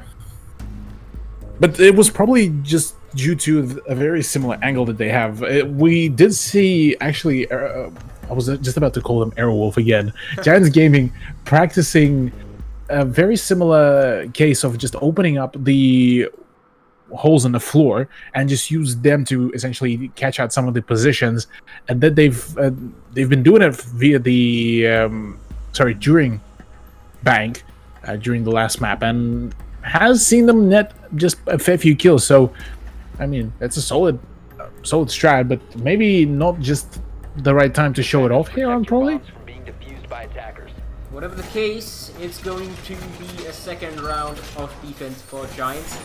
Second round of attack for Xavier Esports. We saw a sick pick come out from both sides. It was Baby Pig going from the Twitch to the Maverick, while I think it was Goyle being the sick pick for Giants side. Luna Metal being the one to use that. Yeah, well, curious as to how Goyo will play out here, but as his utility can be very powerful and very much of a tide changing here. So might be seeing him just using those Vulcan shields just to deny the position, but oh, no way Hysterix is going to try to do that. There is no chance. Surely not. What is in the Giants and UMP spawn peaks? Right? Or like imagine if he's gonna win this. Oh no, he gets droned out. He does a lot of damage, but I think it's the fake shield that saved Red Sun. Probably Hysterix nailed his shots. but they lose the pulse, the information game, and a C4. I mean, nonetheless, the damage is still damage, so in the further firefights, Blackbeard will definitely be at a disadvantage, but right now Luna needs to be a bit more careful about those, about the positioning himself on the white stairs, but I mean, as it stands, a decent start for Xavier, albeit that it was off a very reckless play by Giants Gaming here. Well, whatever the case, they are a man down. Not too low on confidence, however, as you saw with the peek from Luna Metal. Ysera now is going to go for a peek of his own, send out some shots over at the window that just popped open. Now, it's a tough fight to take against a Blackbeard as low as he may be, 20 HP or so. Oh, and the drone is going to go out, and shots going to ring out. Ysera takes a tiny lick of damage, but not enough to really scare him off. We just witnessed the flying thermite there, as well as Kirisaku very confidently does decide to go in for the push towards that angle, very tight one that can be held, as Speakeasy is just waiting for the right moment. Those goo mines could be pretty much the demise of the Blackbeard operator, but it will be the demise of Red Sun finally. There will be the peak by Luna Metal that will be ensuring that the Navy SEALs operator won't be in play anymore. It's a good operator to have off the board, especially when you're going to be fighting the windows. But Ysera, certainly he's dead right now unless he's thrown his way. No, he gives his head on offer to Warbuck, peeking way too aggressively. And now Luna Metal needs to be very, very careful. There's one pushing in right behind him. He's inside of Train. Can he see this fight? Not sure if Luna Metal has spotted him. Napier has an ACOG as well. He knows exactly where the Goyo is. He does indeed. At the very least, he heard him from there. So the call out was given to Warbark, but the Ash Charge will be just enough to open up the floor. And there's the firefight and the Warbark. Fantastic play there. But Speakeasy already with a trade as well as that. There's the pre-fire by actually making a double kill for him. Fantastic play by Jordan as well, and just like that, the tide has been turned in favor of Giants Gaming, as now it's all up to Baby Pig. He needs to go in a clutch up. He drops down the hatch, tries to find the angle onto that smoke, but it will be Speakeasy that will be claiming the final kill and the triple kill for himself on round number 2. Indeed, that was well played from Giants. A good recovery. The two members that they did lose really was just due to over-aggression, and to be fair, why not? They have won that first map pretty convincingly, and they got off a spawn peak. They nearly got a second one off, so it's not too bad, let's be honest. Not at all. I mean, if Giants can flex the fact that they can come back from a 2v4 or 2v3 rather, I don't see anything wrong with them just clutching it out like that. Honestly, this has been a very decent turn of events, albeit that, yeah, a few initial very sloppy plays by Giants Gaming, but I mean, ain't nothing new with the good old arrow throw. Now, down to the first floor, Giants goes after having won both the upper floor bomb sites. First on bar and cocktail, then over reading and fireplace, now kitchen and kitchen prep. It is a bomb site that some teams find is a bit weaker than the rest, but we have traditional, cafe teams, or at least last season we had them. Na'Vi, they like this bomb site a lot, and they were happy to attack it as well. So odds and ends might be the difference here for both teams. Red Sun though, he's brought Boss G ACOG. Oh my. Now the Boss G ACOG is definitely one of those preferred weapons by Red Sun. He's been one of the pioneers as well within the Southeast Asia, and he's been extremely deadly with it as well, so gotta give it to him. He can bust some melons with that gun. But for now, it seems to be just like every other round. Take top control, move down from there, but there is a slight issue that Xavier seemed to have had a fair chunk of hardships to really contest, and that is the clash. Now Hysterix is gonna look for a really late, not really a spawn peak, but just a peak at this stage. And now he's gonna get into a gunfight with one. That's a free kill. Warbuck looking completely the wrong way. Once again loses his life early on. Yeah, well, right now this is not a good start for Xavier. This could definitely tank up on their morale as well, considering that just a similar outcome was previously on Bank, where Giants were pretty much dominating the whole first half. But can they keep up the same pace here, and can they pretty much close this out, Giants? Can they find the swift win here, or whether this will be a similar outcome here with them starting to essentially lose their positioning in the first half? Sorry, in the second half. Well, Napier, for his part, has a very nice angle, or he had one. He's fallen off it so far. Now Red Sun pushing in. He's gonna send out a call, checking if anyone's hiding inside of code check. There isn't, but there is one now to his right behind the counter. Oh, he's gonna miss that frag grenade and go second one very, very early. It is gonna take down that barbed wire though. Oh, and he misses that shot onto the Clash. Not sure if he can actually hit the Clash. No. Oh yeah, he does. Oh, there we go. Attackers bomb defused. Well, but Baby Pig is going to be the one paying the price. Speakeasy is going to clap him down. And Jordan knows that there is the Dokkaebi inside of Code Check. He's going to get the call from his teammate, the Clash. He's going to move into position, give away his position, and put some damage down. Hysterics goes very, very low. But Jordan pushes to his advantage, doesn't come out the better for it. Not at all. Hysterics now with barely any health really won't be able to net himself any kills, but it is Speakeasy and Jordan just like that. Lunametal to close things out for Giants Gaming, as yet another round is just going to go into their favor. And with the sheer amount of claps, well, the cheeks were definitely clapped here by Giants against Xavier. You know, sometimes I think APAC's a bit too nice for that little chat trash talk that we see in other regions. We even saw it in Latin America, of all places. Yesterday or day before yesterday was, I think, between MIBR and Team 1. Not too sure. It was hilarious. Just like good night, nights tries, and like GGs don't ever type again, that kind of stuff.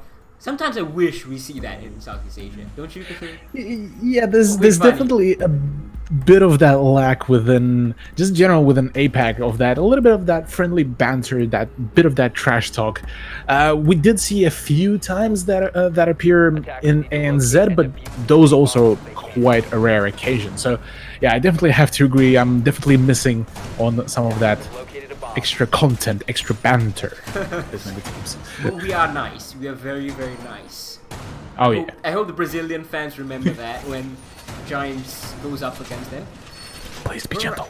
Please be gentle, right. It is going to be Giants going up against Xavier though, and they're going to repeat this defense of the third floor, pretty much identical to what it was. They have the Valkyries, Smoke, 10 seconds Jaeger, left before and then the insertion. the Castle and Mira. Do you know what this reminds me of, actually, Infin?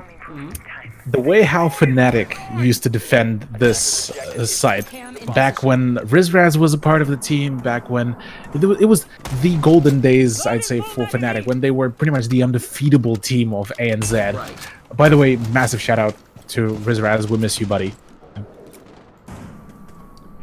But yeah, it's certainly like being able to have that long range setups all the way from Cocktail to defend the piano. That has definitely been very popular within the old Fnatic roster. Definitely agree with you there. Hysterical, he's got a brilliant Valkyrie camera here, and Warlock doesn't seem anywhere nearby to deal with it. Hysterical is not going to go for that peek. He knows exactly where this Dokkaebi is. He hears that barricade break, and he's just going to back off rather than take the fight. Uncharacteristic given what we have seen in these 3 rounds, but it's not a bad idea at all. Certainly backing off might be the better play, and what should have been the play in the first 3 rounds, but really, it's been working out, the aggression. And Ysera might be contesting this Skylight again. Interestingly enough, Hysterics prompts for a very safe fallback in hope of just keeping his life safe, but a trade to quickly come out will be coming out for Jaeger for Hibana. That is not what you want right now, considering that there's a plentiful amount of hard breaching that could have been done remotely on the side of Xavier. The Lunar Middle still sitting over here in Cigar Lounge, really near the speakers. It's not a position you'd expect someone to be in usually, but now you have the luxury. Oh, what a shot! Oh, no, Oh, that wait. was Warbach. Okay, I thought, we both thought. Oh, what? Oh, wait, That okay. That is Okay. wild. Okay, Hysterics. Just turns around, peeks with the Deagle, slaps him down, takes a lot of damage for his troubles. We thought we But I saw mean, a with nutty that much shot, finesse. but we did see one. Oh, It was a nutty shot, but from the different team this time. Yeah, Hysterics definitely managing to find that frag onto Dokkaebi was very much of a nice one. But health-wise right now, Xavier are the ones that currently in the lead. And the time-wise, really, they have 40 seconds. They can make a move and make a mini rotation if something does go wrong. But that time is just about to start draining out. And for Giants, they just need to keep holding their angles. They need to play safe. now Kirisaku is knocking on the door. Oi, oi, oi, oi, oi. Speakeasy nearly loses his life, but that smoke needed to come out at this moment. The flashbang almost perfect. Speakeasy is gonna follow that smoke up, and the mirror windows are still being played. This time the flashbang almost connects. Warbach gets one, and Warbach gets two before he gets his third. And well, Kirisaku closes things out. Perfectly played from Xavier Esports, but they're gonna be asking for a rehost. Unfortunately, Red Sun's game will be having an unfortunate crash, and we will be having a quick rehost. But that was probably one of the better performances by Xavier, being able to systematically take the control, being able to take out and have a quick trade between themselves and Giants Gaming. Certainly does allow Xavier to kind of recollect themselves, get their morale, get their even potentially momentum back up and running. And with that said, really, if they can repeat the same success, they just might be able to run away with us at the very least 4-2 maybe, or better yet, even a 3-3 scoreline, which could certainly push things in their favor the moment they're going to go onto defense, considering that Giants had a fair few hiccups going for themselves during the attack on Bank. Yeah, that might be a bit of a shaky point for them. But to be fair, Cafe is a bit more dynamic in the sense that this rework is much newer than Bank. Bank has been in the game since the very start, so it's kind of been played out. There are obviously meta shifts that come out with each and every season, but they're not massive really, except when you have operators like Mira releasing. So far, Bank has been kind of playing the same way. Cafe, though, still has some room to improve, and we saw some improvements from Giants. I like the whole castle setup that they have on this third floor, but what I think really punished them on this final round before the rehost was, number one, great utility use from Xavier Esports. They hit their shots as well, and then a lot of the things that Giants was using initially that won them the round were one-time tricks. It was like the spawn peak and the box bullet holes. You can't really expect that to work yet again. And Xavier Esports obviously were checking for that. They cleared those out, and Giants really couldn't do much.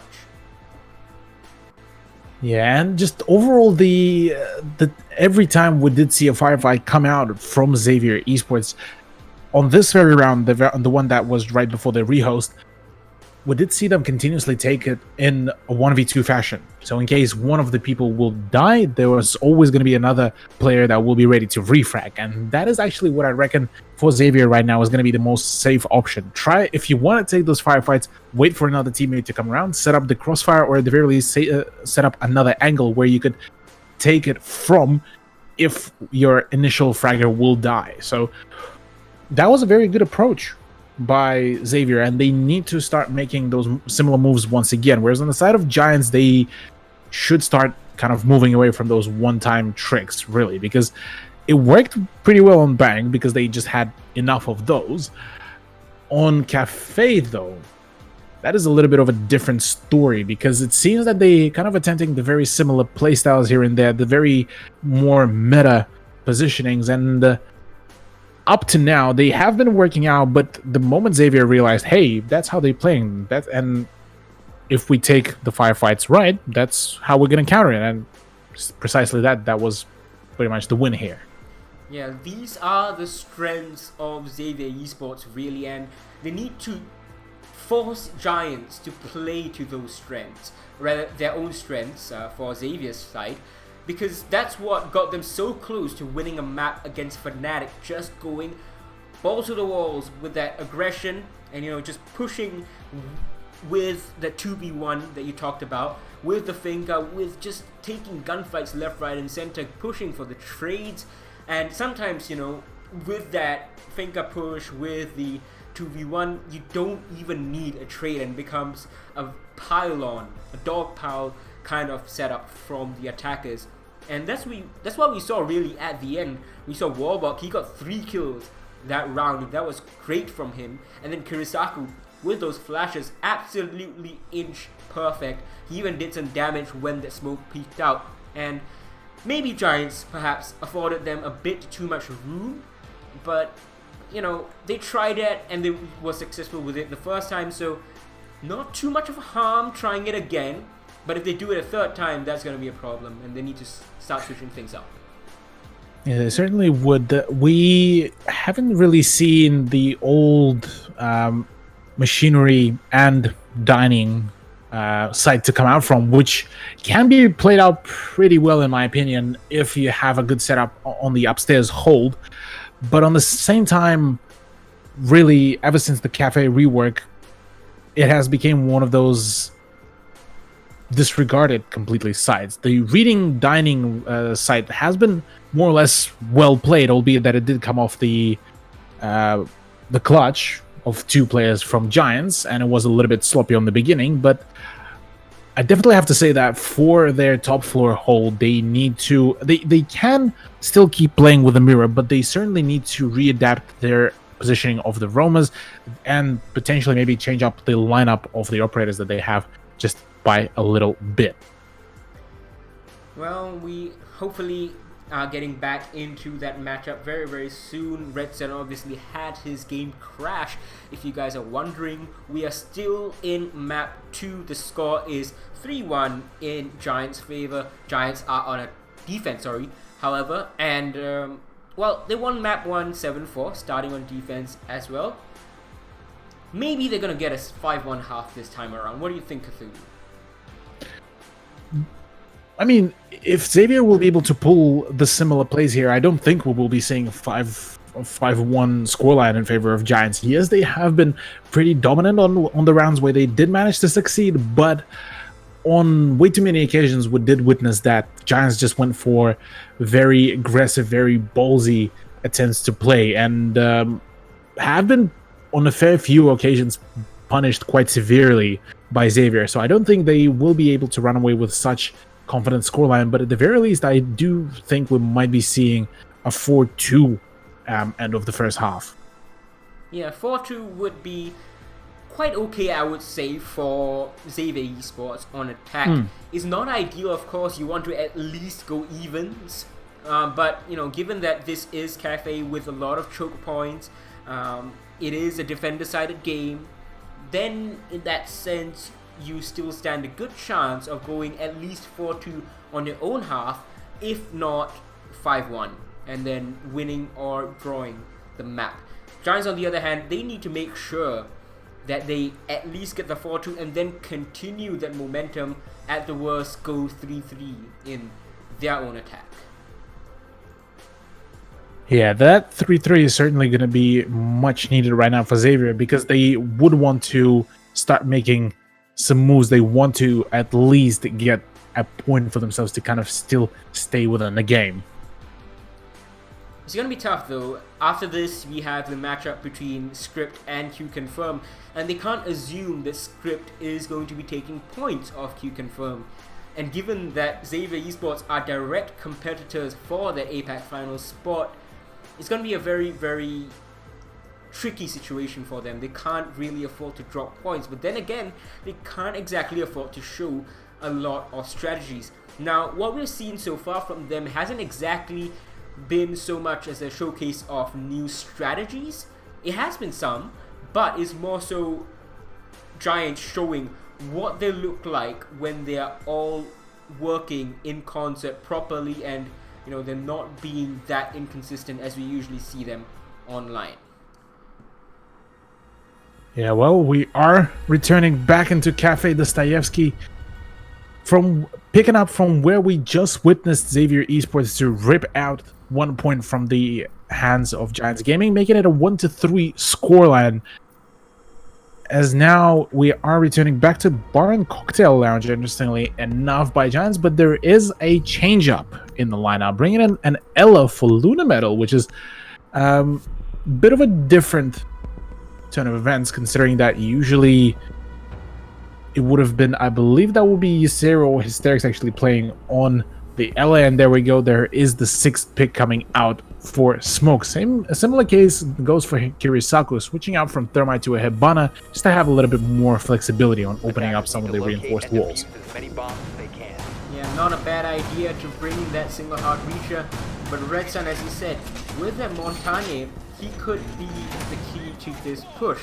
Now, he isn't the strongest operator over here on, just in general, on Cafe, but he can force out a lot of strong positions. You can either push him up from the white stair side, or just push him up from the red stair side, clear out Cigar, clear up Piano, and then push down the long hallway, so on and so forth. In fact, we saw that clear out from Luna Metal himself earlier in the script game. 5 seconds left before insertion. Yeah, well, Attackers are heading out to defuse a bomb. with the action phase starting up again, Hysterics will be using up the very similar camera that he used in the previous round before, in hopes of maybe catching some more information. Jordan is back on the castle, which he did manage to get some very nice set of kills for himself right at the beginning, but I don't think he will be as aggressive here as he was before, but he is very knowledgeable about the potential of the breach. And look at that. Look at who's playing on the Montagne.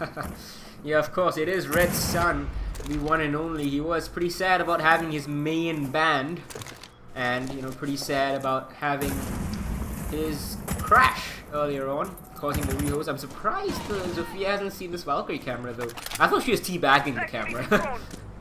Yeah, just as a fun moment before she destroyed it, but no. The mute castle combo, though, that's going to work out really nicely to deny the information. Oh yeah, the info gathering has been quite crucial on the side of Xavier, but the jump out, oh my sweet Jesus, wait, can he land the shot? Oh, that is unfortunate. That is extremely unfortunate, and Warbark actually does take minimal amount of damage actually from all that firefight, considering the sheer amount of bullets that went flying past his head. Baby Pig, he's gonna take down Luna Meadow as well. Now they know this Valkyrie camera is watching him. They're gonna take down the Valkyrie camera plus the default camera, which was surprisingly left up. Warbuck is a bit scared, but they have a 2-man advantage, and they've taken down 1 C4 and 3 smokes. Jordan's gonna take down 2! What a shot, what a flick! The Hibana and the Zofia both off the board just like that, and it's a 3v3. Wow, Jordan. Like we talked right at the beginning of the broadcast, he was the one that is filling in for Mentalist's shoes, and he just pretty much solidified all of that. Ysera to finalize things onto Red Sun, but not until Warbark has something to say. It is a 2v2 situation, but the positioning and the time is going to be playing in favor of Giants Gaming, as Xavier at the moment have lost all of their meaningful ground that they've managed to gain at the very beginning of their push. Excellently done from Warbuck, though, on the reverse repel. But more importantly, Xavier Esports lost their Montagne, and the diffuser is Attackers recovered the bomb still needs to be retrieved. And now these full health defenders are likely just going to hold the angles. Unless Baby Pig can force them out. That's a good frag grenade, but it still's just a bit too far above Speakeasy's head. And likely gonna collect 1 kill here. Yes, Sarah? No. It's gonna be Speakeasy to collect 1. Can he get the second? No, he's missing his shots. Goodness gracious. Speakeasy. You can't do that. Gets away with it. Lunar Metal did not fall. And he just runs away, hides in the corner, and stays alive. Yeah, Round number 5. being able to run down the timer definitely seemed to have worked out, but if there was a little bit more time for Xavier, that could have been very much around in their favor. That was tight. It was should That not was have very been, tight, yeah. Because the positions that these guys had were really good. Aside from the frag grenade, there was nothing really short of the near throw from Speakeasy that could have stopped things. You know, I'm surprised he actually chose the SMG-11 for the engagement, but what's done is done, and the round was won. Regardless, Giants will be pushing for another Attackers need to 5-1 locate and defensive defuse half. as many bombs Well, as they Xavier are going to be praying they can get this round so as to put themselves in pole position to make the comeback happen. Yeah, well, certainly looks like your initial prediction of potential for 5-1 scoreline could very much happen here, really, considering that... Oh, come on, Speakeasy, that is a bit filthy, man. But, it could very much come in play here, because Giants Gaming were able to catch Xavier on a fair few very big and ambitious plays, and being able to flat out deny them. So, if they're able to pull off a similar play here on this very last round of their defense on Cafe, this could very much be a repetition of how Cafe's first half went, really, at the very least score-wise. Right, you are. Now, rappelling up is going to be the entirety of Xavier Esports. No spawn peaks coming out this time around, even though the default camera is still up and being watched by Jordan. Last time around, Hysterics ran out with the Valkyrie. Just as I say that, Lunar Metal spawn peaks with a shotgun. Not really a spawn peak, just an aggressive push out, really. And Napier off the board. Goodbye, Sophia, and good night. Yeah, that is a good night worthy peak right there by Lunar Metal. The man has been going off with some of the aggressive plays, and I absolutely love it, the way how just he reshaped his whole play style comparative to even some of the initial few games that we've seen within the beginning of the season. That's the second round in a row the default cams have been left alive by Xavier Esports. They somehow find the Valkyrie cameras, but they don't remember about the default ones, and that's what Lunar Metal used. He saw that free rappel by the Zofia and just went ahead and peeked it, and that's what Hysterics, you know, that's what prompted Hysterics to go for the run out. Of course, he wasn't successful for different reasons, but the fact that you're making this kind of a mistake at this level is really disappointing to see from Xavier. It certainly is, but with already half a round gone, Xavier may be starting to stall out a little bit, but only now starting to open up the floor, and as well as now they actually did manage to make a move into the prep room. So there's now a standoff in between the two shield operators, as Ysera will be relaying just enough information for his team to know when to push, when to fall back. As it stands, Lunar Metal actually just tries to get into the firefight, but won't be receiving or dishing out any damage at that matter. Red Sun gonna be the one taking Oh a boy. lot of damage. The smoke Oh is boy. gonna cause him to fall off. This is exactly the smoke that can deny a Montani so well. Lunar Metal was the one being denied against Script, and now the default cameras are going to spot this IQ going back into this room, and this is Red Sun's death. Surely, there we go. Lunar Metal does get taken out from above though, so still manpower advantage. Nope. It is now in favor of Giants. No, it's still 2v2. Hysterics, why can't you land your shots? Jordan's gonna be the one taking the baby pig though. Hysterics is just probably too busy dabbing at his keyboard. Just the sheer amount of just dabs the man and can pull off at the lands as well will be countless. But this time, the countless will be the shots that will be fired at Warbark in that 1v2 situation, as the Giants will be grabbing a 5-1 scoreline, like you predicted, Dintin. Good closeout from... Wait. Yeah, that was 6 from, I think, what, Hysterics? Luna? Rather, no, that was on the side of Xavier right, with yeah. it see the 6, and there's Oba. 2 players that have not Yeah. gotten themselves a single kill. The sheer amount of aggression that kept on denying Xavier of their frags of their success from Giants has been immeasurable. Yeah, since the rehost, it's really just been the Warbuck show. Nothing else coming out for any of the rest of the members. Now, Lunametal himself, he seems to be teasing the Montane, and he is. It's going to be a 6th pick over onto the Zofia. Can we see Warbuck fall off the mute? No. He thinks about it and then decides against it. Attackers need to locate and defuse bombs. I mean, that probably would be a clever idea nonetheless, because you still have the utility over the C4 to deny some of the plants and deny maybe some pushes, while you still have the Legion, who's essentially going to be that alternative to smoke while having that passive denial for the aggressive push by Montane. So the really out here is just rather the trade-off of, do you want to have a very active lookout onto the shield operator and have and utilize those smoke grenades to essentially slow down that push, or do you just want to chuck out a few of those goo mines and essentially wait for the shield operator to step into them himself voluntarily? Attackers must locate Now and let's defuse see the what bomb. Xavier has to offer us on this defense. They're going to be setting up with the bullet holes and the meat holes inside a box, just like Ysera was using.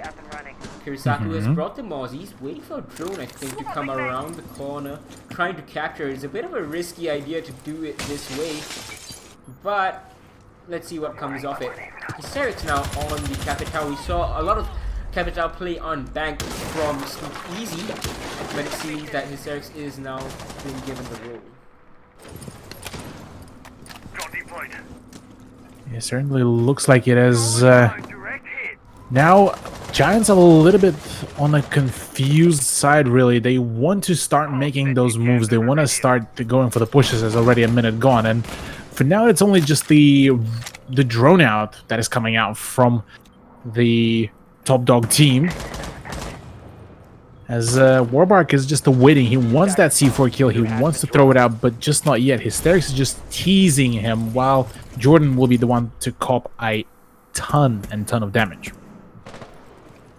It is unfortunate that the Hibana has been down so early, but she's still going to get her X-Kairos off, and the flashbangs are going to continue to ring out. Now, drones are going to go in, but they're going to be denied by the mute jammers. Hysterics is trying to flush out any players in Pickle's Bomb spot, located it by seems. attackers. Yeah, Red Sun will be returning to the position where Warbuck initially played, and will be trying to wait for that repel. As so far, Giants only now managed to actually make a move into the piano room, as well as into the cigar shop. The firefight will be ensuing, but no damage to be dished out, as right now Speakeasy is being a little bit angsty. Minute to go, and for Giants, this is a little bit of a slow approach, honestly. Gonna have to see how that works out. Attackers have dropped the bomb. Oh, Kirisaku! It was a one tap to the body, but a one tap nonetheless. Goodbye and good night, Jordan. Setting A C4. C4 is gonna go out. It's not gonna hit, but Napier is gonna hit the headshot onto Hysterics. The Capital off the board. No more smokes, no more firebolts, and now it seems the Giants have really stalled out. This is not what you want right now as well. With that kind of advantage, you would want to close this out as quickly as possible. Napier just nets himself yet another kill onto Speakeasy, and right now Giants are just falling all apart. Baby Pig to find the shot onto the Ysera, and now it's all up to Lunametal, the big brain player, the fragger that was popping off on Bank. Will be attempting to find the closure here, and the C4 will be landing, but no damage dealt whatsoever. Lunametal will be finally falling down to the run out by Kirisaku with that shorty. And just like that, Xavier will be claiming themselves a second round. Very similar so far to the first map. You know, it was a 5-1 on the defensive half for Giants, and then the moment the roles swap, it was first round, first blood for Xavier. Now let's see whether the Giants can collect themselves and predict this first floor bomb site. After that, they're gonna have to win it, of course. Yeah, kitchen service and cooking has been very strong on the side of Giants Gaming, considering that they were able to prevent any pushes by with the shield operators. But on the side of Giants now, while they're going to be on defense, there's going to be no shield play actually in effect.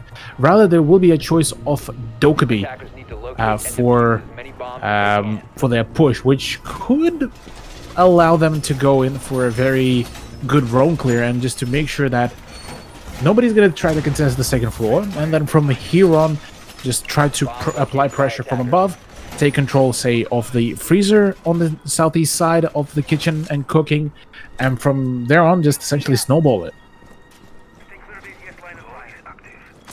Well, whatever the case, let's see what happens.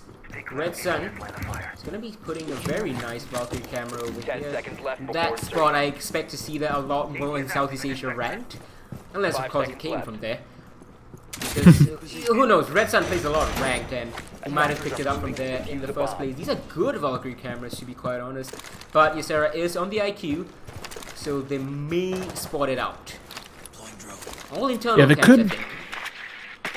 Yeah, they could very much spot it out, and that could be one of those moments where Xavier might be a little bit on the lackluster. But considering that, yeah, we do remember the infamous story of how the original Xavier, essentially when asked, how are you so Yeah. good? We just play ranked, really, lol.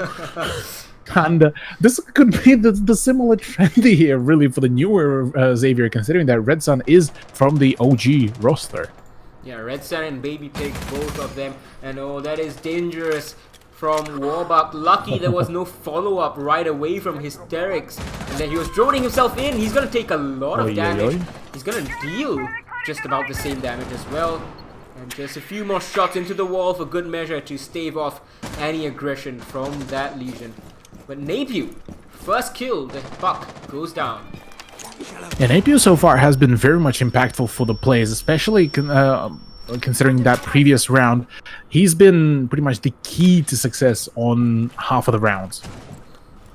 Not a great look to lose your Buck over on this side when you really want to be going up onto the second floor and opening up the floor where Warbuck is right now, and you know, just forcing these defenders out of these very strong positions, because otherwise you're just going to be pushing right into choke points.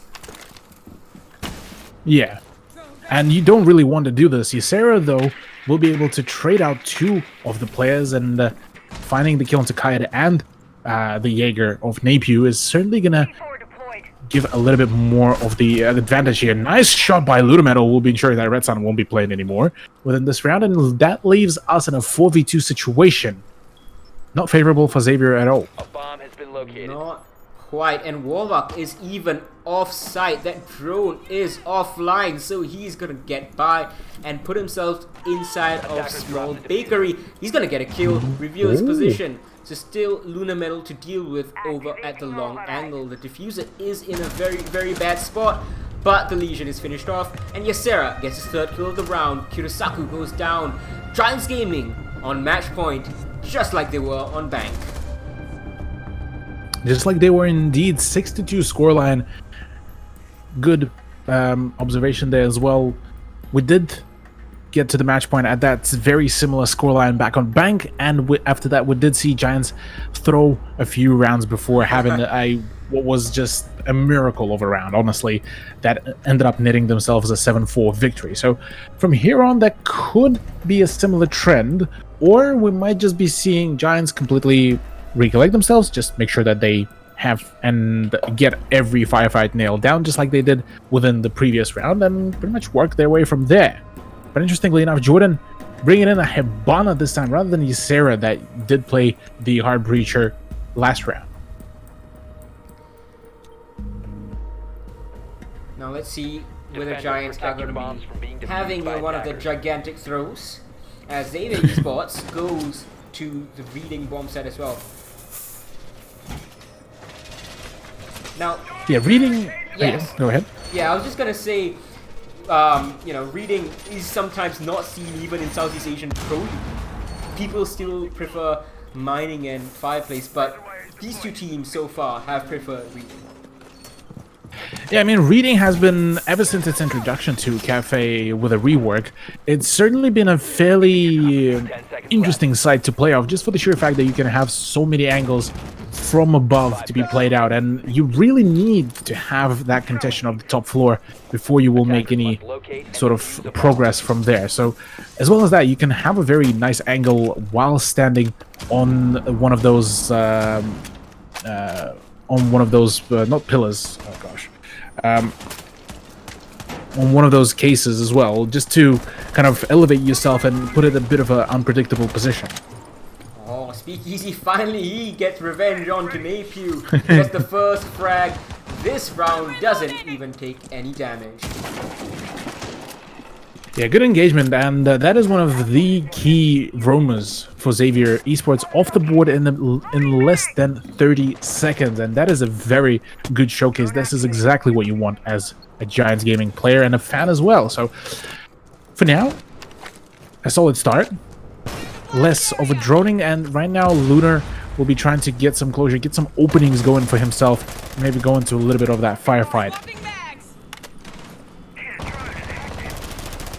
Phone is ringing. Luna knows that player is there. Goes for the reload at the bad timing and peeks it in a bad way. Allows that defender, Red Sun, to just run away. Yeah, completely unscathed as well, might I add, I believe. As right now it is Warbark who will be now attempting to help Red Sun to actually contest that very angle. So we might just see a bit of a turnaround here to come out from Xavier, but just as I say that, Speakeasy does find himself a second kill, as same goes for Luna Metal. Fantastic peek will be ensuring that it is a 2v5 situation. Kirisaku taking some damage off side, and that leaves only Baby Pig right on side to contest against the full-on 5-man onslaught of Giants Gaming. Yeah, this is pretty much all but over for Xavier Esports. It's going to be quite a dominant performance. Look at that. Might even be the first flawless round in this series. It's just up to Baby Pig. C4 goes errant. He's going to be fighting this rappel. So if he decides to swing in, it won't be a flawless round, but maybe Baby Pig is going to fall. Could very much be the case here. He does drop down through the hatch, and the plant will be starting to go down in the reading room. Oh, wait, whoa. That one tap onto Hysterics will be ensuring that the flawless round won't be in play here, and another firefight will be ensuring that it will be 1v3 situation, but a nice pre-fire will be leaving Baby Pig on barely any health. The flashbangs coming out to blind the poor bandit player, as he is now, his position is now fully aware to Giants. There's no way he's getting out of this unless we see one of the best clutches of all time. A 1v5 as well. So little time, so little HP, and he's just gonna get caught in a 3-way crossfire. Ysera gets another kill for the round, and that is a crushing victory by Giants Gaming over here on Cafe. 7-2. That was a way more dominant performance compared to what we saw on Bang, but congratulations to Giants Gaming for grabbing themselves those sweet 6 points total, propelling themselves very high right now on the leaderboards and ensuring pretty much that they would have that extra room for success. But right now the main contenders for them are going to be Q Confirm, who are actually going to be coming up very soon tonight, where they're going to be playing against Team Script. So for now, congratulations to the Giants. Alright, so we do have an interview lined up for you guys. It is going to be with Luna Metal, so let's see if we can just get that sorted out. See you later, Cthulhu, and hello to Luna Metal. Glenn, hold on, let me just get everything set up. Alright, good to see you, Glenn. That was a very strong victory, it seems, for your team. Thank you. A bit soft there. Glenn, could you maybe boost yourself up? Interesting setup with the headset. I'm gonna max it up. Alright, yeah, that's fine. Is that too loud? Yeah. Well, I think I'm gonna boost you a bit on my end. But regardless, that was overall a very, very good game from your side. You guys went 5-1 on both defenses. Is this something that you guys have been working on particularly? Because last season you guys seemed a bit more attacker-sided. Definitely a lot more emphasis is placed on like our defense crossfires and stuff. Because if you follow us closely, that's probably one of our weakest points. But I wouldn't say it's our weak point anymore. So yeah, just looking for the next thing to work on, I guess. Right, so wonder what the announcement is being teased by Giants in Twitch chat. Do you have a teaser for us, Glenn? Just find out, dude. Actually, I don't know. Really? I don't believe I you don't for know, one maybe. bit. But okay, let's talk about Bank for a bit, right? You guys went 5-1 up, and then after that, you guys went 2-3 on attack. Xavier started coming back. What exactly was happening? Were you guys just not quite in the groove for attack, or? It's not us if we don't throw a few rounds, right? So, Was talking about that. nothing really dampened the mood or anything. It's just throws are something we expect by now. So we just kept playing round by round and we got it. Right. Okay, can I get a full breakdown of that final round? Because that was chaos on the open area attack. I don't have a breakdown for the whole team's movement, but I guess I'll speak for what I saw and what I could have done. Yeah. I think the round shouldn't have been as close because I actually lost the patient game. Because I was the one pushing the open area double doors, right, at Beepers. I knew that there was a Jaeger below, I should have just waited for him and trusted my team to execute, but I got impatient and I ran in and he pushed me from behind. But if I actually held that position in Talus, they wouldn't have won the round. We would have just smoked, faked and execute, and then just catch them as they're running in. So I don't know what the rest of my team was doing. I don't know how we won that round, but it was a mistake on my part, like on my position. Yeah, that was utter chaos. And then final question from me before I send you guys off to the 6th Invitational. Cafe, you guys seem to have improved that a lot. Was that a conscious choice from you guys, or you guys were just kind of just working on everything and Cafe just came together that way as a 7-2? I don't think Siege is at the level where you can make an unconscious choice and improve on the map. Alright. You gotta consciously work at it. So whether we've been focusing on Cafe more or not, I don't know. Alright. I see you playing coy. But thank you very much, Glenn, for the interview. Have fun in Montreal. Don't freeze there. And have fun against Brazil. Thanks, man. See you there. Alright, so we are going to go to a break. Don't go anywhere. We'll be right back.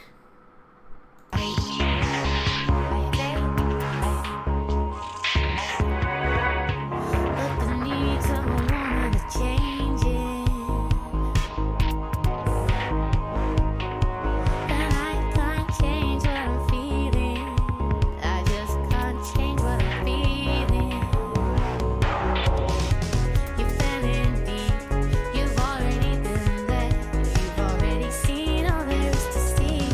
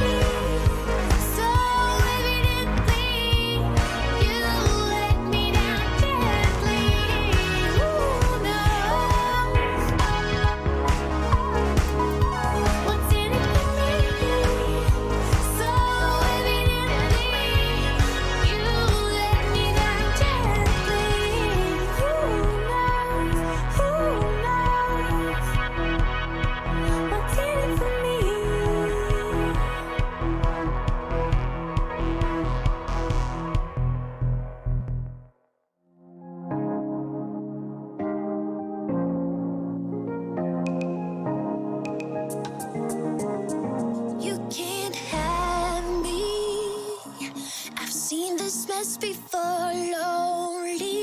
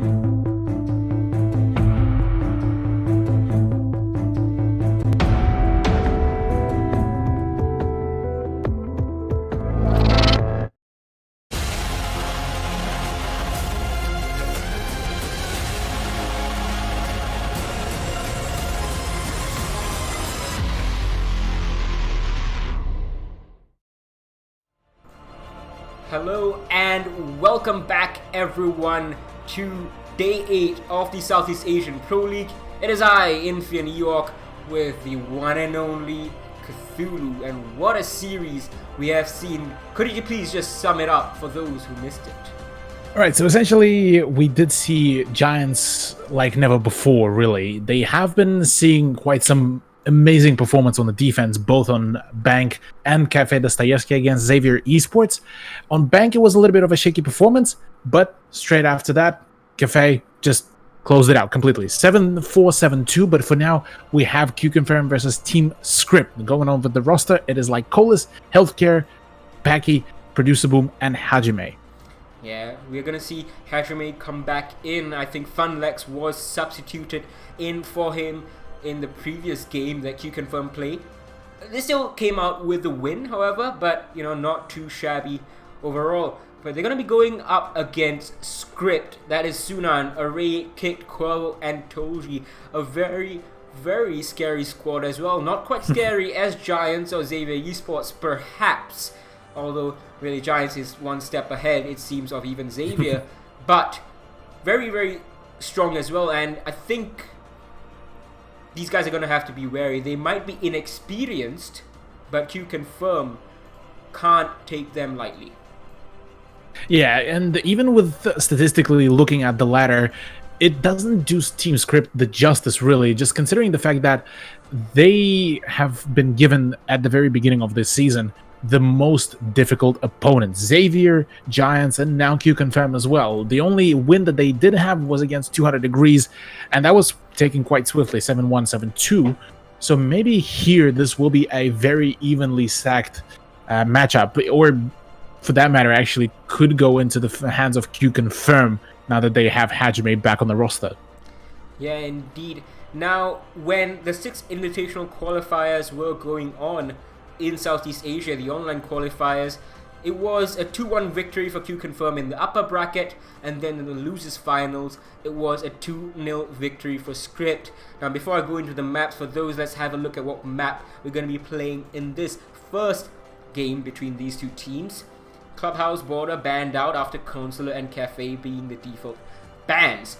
Now, Qconfirm are going to be picking the map. Villa has been banned out as well. So it's a choice between Coastline and Bank. And surprisingly, it is Bank that's being picked.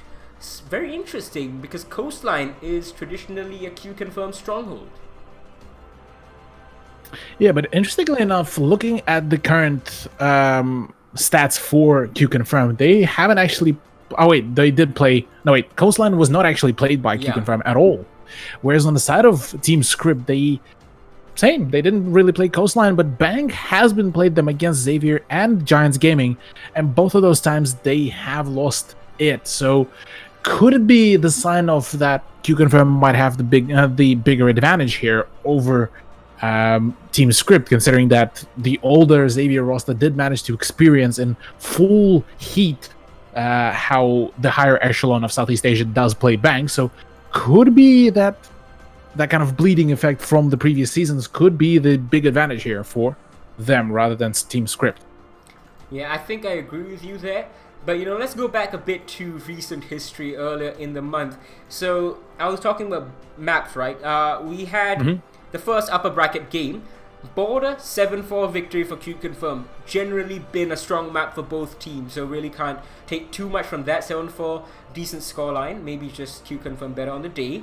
Then Cafe slapped back from Script 7-5, closer, but not quite great, but still a win. And then Clubhouse, Q Confirm demolishes Script 7-2. Then things continue on. Next day the losers finals are played. Border and Consulate. 7-3 on Border and 7-5 on Consulate. And that did go into the hands of Q Confirm, was that correct? No, Script. Oh, Script, okay. Script so, were the ones with the 2-0. okay. It's a big and it's dominant overall 2-0 victory as well. Okay, so historically then Script would have the good experience and the good knowledge as well, so maybe this could actually result in a 6-6 draw, maybe even. I would have to say, because I wouldn't write off Q Confirm as well. They are on a flawless streak at the moment. Yeah, these two teams are really very much close together. But I would say if there are two teams that can stop this charge from Q Confirm, it is Giants Gaming and it is Script. Not saying that Script and Giants Gaming and Q Confirm are all on the same level, but it just seems that the way that Script plays and the way that Q Confirm plays, those two meet very well, and that Script can have a dominant upper hand depending on the maps that are played. Now here on Bank though, I'm not 100% sure of how it is going to play out. Well, Array on the side of Team Script, he has been a part of, back then it was the Aerowolf roster, and has been training with them quite substantially. So some of that knowledge could be also coming out for Team Script, plus the sheer fact that they have been able to flex occasionally some very good change up in their pace could work out for them here. Whereas on the side of Q Confirm, we did see, like you mentioned before, a bit of a shaky beginning for their season where they nearly actually lost on Bank, albeit that it is a 7-4 scoreline and then 7-5 on Border versus 200 Degrees. But gotta give it to Q Confirm, they have been able to flex some of their prowess on just adapting on the go, on just going for some of the big, also aggressive plays, and maybe the meat of that kind of the two hybrid playstyles could come in very handy here for both of the team. I think I agree with you in totality with what you said. Could be a very, very tight matchup, but as we have seen in the past, it could be one-sided as well. It's very hard to predict, really, in general for Southeast Asia, especially for these two teams who seem to be at each other's throats at every turn. But look, we're not going to have to predict for much longer, as we're going to head right into the matchup. Right now, it is Q Confirm on defense and Script on attack. Well, the second bank of today's playdate, this time it is the older Xavier versing against one of the older, well, ex-Airwolf players, so maybe some throwback Thursday here as well. But for now, on the ban side, Hibana will be the one to be seeing a very swift swing of a banhammer from Q Confirm. Interesting choice, and a very common choice, really. I say interesting because just now on Bank, we didn't see a Hibana ban. We had Hibana and Thermite played on most of the rounds. Very interesting choice from Script. They have banned Finka. Now, Finka, as you guys might know, is a staple a bit of the Thai teams. Q Confirm doesn't play it as much, but they did pioneer it in the region. Xavier Esports took with it and then made it famous really internationally. But it's interesting that they have banned the Finka straight up over here. They just don't want to have any of that, like, enablers for the aggression with the health buff, with the recoil buff. They just want none of that. As well as that, Echo will be outed from the play. That is much more standardized ban. And the last one to go is going to be Pulse, interestingly enough. Okay. That's interesting. I guess Q Confirm and Script were both watching the game just now on Bank very closely, because we did see a few funky things. So, of course, Hibana being left alone meant that a lot of the hatches were opened, and they must have realized, well, we don't exactly play in the same style as these two teams were playing just now, that allows both hard breaches to be brought without much consequence to the defense. And then, of course, the Pulse being banned out, they realize the power of the Pulse, putting him inside of Gold Vault, and they realize, well, we don't want to allow that, and we know that this is how our opponent plays, and we want that off the board. Yeah, well, interestingly enough, on the side of Script, there was an initial tease of Blitz, but that will be seeing a 6-pick onto the Maverick, which should allow Script actually go for essentially a free peek through the breach holes, as even if the Thermite breach will be considered a failure, they would still have the backup plan of Maverick to go on to. So, curious how will he be played out of all the operators, but for now, Qconfirm might actually have the element of surprise, considering that this could very much be a surprise pick of a CEO of us being the first choice for defense. 5 seconds Good left. luck or a good read on the side of Script that they swapped out the Blitz, but interesting reinforcement from Lycolis. That's usually a wall you open up for rotations, also to get a nice straight line of sight into the default plant spot, as well as contest anyone trying to push in after opening the wall. Usually the smoke is going to play there, as Lycolis is playing, with the shield, the shotgun and SMG-11, but a very swift entry from the basement from Quavo. Yeah, that is just about a similar case of what we saw from Giants Gaming actually to come out when we did see Lunar Metal just going for the Shift W straight into the building. So maybe this could be a similar case here, just Script taken a little bit out of the textbooks of Giants Gaming here. But for now, just some small contests on the windows, really, breach in the stockroom, but apart from that, nothing too bizarre. Yeah, right you are. Now Kick is going to use one of his concussions, actually both of them, as Producer Boom. You know, now the Elder has lost the ACOG, he is content with the reflex sight. We saw Speakeasy using the Hollow, but we saw Lycolis taking out Toji. Okay, so a good start right now for Qconfirm, considering that Toji was that Dokkaebi, and that Dokkaebi could have made quite some good play, considering that her Logic Bomb was not used at all, neither were the grenades as far as I know. So, right now for Kick, he needs to be extra careful about those peak points, as well as that the position of Producer Boom could be extremely deadly if he won't pay too much attention to that. That was almost a perfect read, and Parky, he does take damage right there. Really, I thought the crosshair nearly lined up perfectly, but it wasn't to be. Nevertheless, Sunan is going to be getting the wall opened up.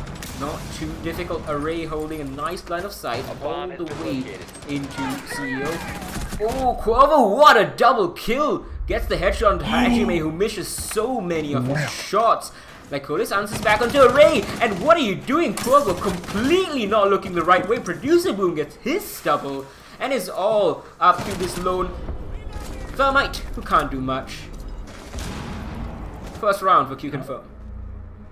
Can't do much whatsoever, and that is a fantastic hold by Qconfirm, managing to find all the reads and just emphasize off the sheer fact that Script were unable to really concentrate on where do they want to take those firefights. Just like that, it is a 1-0 scoreline to kick things off for themselves, as the old roots of Xavier definitely still showing through for Qconfirm. Now, we're gonna have more of a Blitz tease perhaps from Array. The Maverick is already being brought by Toji, so perhaps you're gonna see a stick. No, it's going to be a swap onto the Thatcher, and a good decision, of course, because you would want to try and make sure get into whichever bomb site you want. Usually we would expect you to go down to the basement, but it seems that Qconfirm are adamant on making that their tertiary bomb site.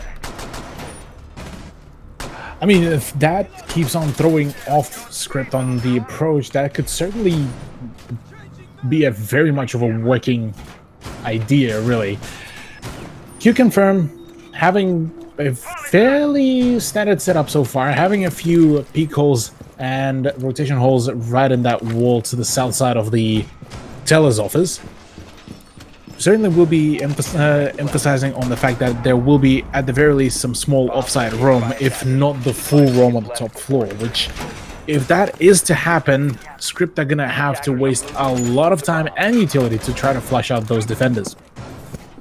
Yeah, it's not gonna be good for Script if they are forced to do that, but you know, right now, Q-Confirm loading up on that second floor defense. Imperative to take that second floor over here when you're defending inside of Archive and Teller. Whether you're defenders or attackers, you want control of that second floor. Now, Giants just now, on their own defense, they were playing it a bit differently. They were playing one member, maybe two, on the second floor, and then they defaulted off very quickly, but then they sent one member back up. And that really sometimes has the potential to sow seeds of chaos. Now, Xavier Esports were already in shambles on their attack, aside from that, so that didn't really come to fruition. But otherwise, it was still a solid idea. Let's also not forget about how well orchestrated the Xavier's defense with the pulse late flank that was orchestrated and was very well played. So this could very much be the play here as well for Q-Confirm on their defense, considering that right now they're just playing in a very anchor-heavy game on the top floor just to ensure that they will be able to drain as much time as possible. Oh my sweet Jesus, all the peaks will be coming out, and Kick is the one to kick things off onto Paki. Now exactly 1 minute and 30 seconds left in this round. Paki off the board. Second floor control, however, still not in favor of Script. Lycolis is just gonna sit here. He is gonna get droned out by Sunan. So now they know that he's here. They're gonna start the process of clearing him out. It should be quite short. Oh, bad idea to do that peak Corvo. And he's gonna run. What are you doing? Kicked on the drone. And Lycolis collects a freebie. Yeah, that is definitely going to be a freebie here, as Corvo will be trying to get into a firefight, and just like, as well as Sunan, actually, just unable to land any final shots and will be taking a little bit of a damage. Like, Cole's in a bit of a odd position right now, because his position is very much knowledgeable to the attackers, but with all the information that is being relayed on the side of defense, same goes for Lycolis as well. He does know about the position of most of his adversaries here, and he should just be able to hold his position for a little bit longer just to waste some more time. That is truly unfortunate. Corvo, after being punished by his teammate's death, he's gonna get punished by a C4. Lycolis still on the second floor maintaining his position. Takes down Array as well. Finally shut down by Sunan. But it's only 16 seconds left in this round as we count down. Array actually maybe rage quits. It's just two members, Tolji and Sunan. Oh boy. And we're gonna have Sunan following down. Tolji collects one more, but there's two for him to find. Diffuser, can he get the plant off actually? Maybe not. Hajime is just gonna turn around the corner and he falls off. Riho's gonna be coming in though, as Q-Confirm takes its second round. A good turnout for Q-Confirm right now overall, considering that they were able to flex their ability to roam pretty well. That play by what I believe was Tolji worked out just wonders, really. And wait, was it Tolji that was on Mozzie? Tolji was on the attack. He was on the Maverick. I told you he was on attack. Sorry, pardon. Yeah, but that Mozzie flex though by Q-Confirm was certainly, Lycolis did some wondrous plays here, and being able to be assisted by the mute from below with the C4 certainly did enable him to continue moving on up until Sunan did manage to find the frag onto him. So overall right now for Team Script, they seeming to be a little bit lost almost as to where do they want to go, how do they want to execute their pushes. They just general sense of direction seems to be a little bit lost the moment they start encountering something completely out of norm. Yeah, the thing about Script is they still look quite raw, at least as far as these two rounds can be taken, they're making a lot of mistakes that seem to indicate a lack of clear communication. Maybe there are internal issues. You don't want to go that far, but there are issues with communications, I think, because the fact that Kicked went on his drone right after Quavo peeked it that way, after Sunan droned it out, 3 people knew exactly where that Mozzie was, and yet Quavo peeked it that way, and then Kicked lost his life that way. Absolutely unacceptable for a team of this caliber. Yeah, well, for now, Q-Confirm just need to continue working their magic. They need to continue going for all of those very unpredictable plays, unpredictable roams, and keep on forcing Team Script to question each one of their moves, because this is actually in a similar fashion what Giants Gaming did just in the previous matchup, where they kept on playing such an unpredictable game, such an aggressive game, to a point where Xavier were unable to really respond in any shape or form, really. So right now, this is just about as close of a repetition of the first matchup as it can get, really, between Q-Confirm and Team Script here, really. Yeah, it is going to be interesting to see how Script collects themselves. Problem is, this rehost would be decent as a tactical pause for them had it not been Array dropping out. Now, of course, not to say that the rest of the players can't use this time, but usually you'd want your IGL in this talk as you try and discuss what's going on. He might still be talking as he reboots his PC and fixes whatever issue that he was having, but Array dropping off is not great. Q-Confirm, on the other hand, they'll be pretty chill, I think. They don't have much to speak of yet. 2 rounds, 2 solid wins, nothing much to do.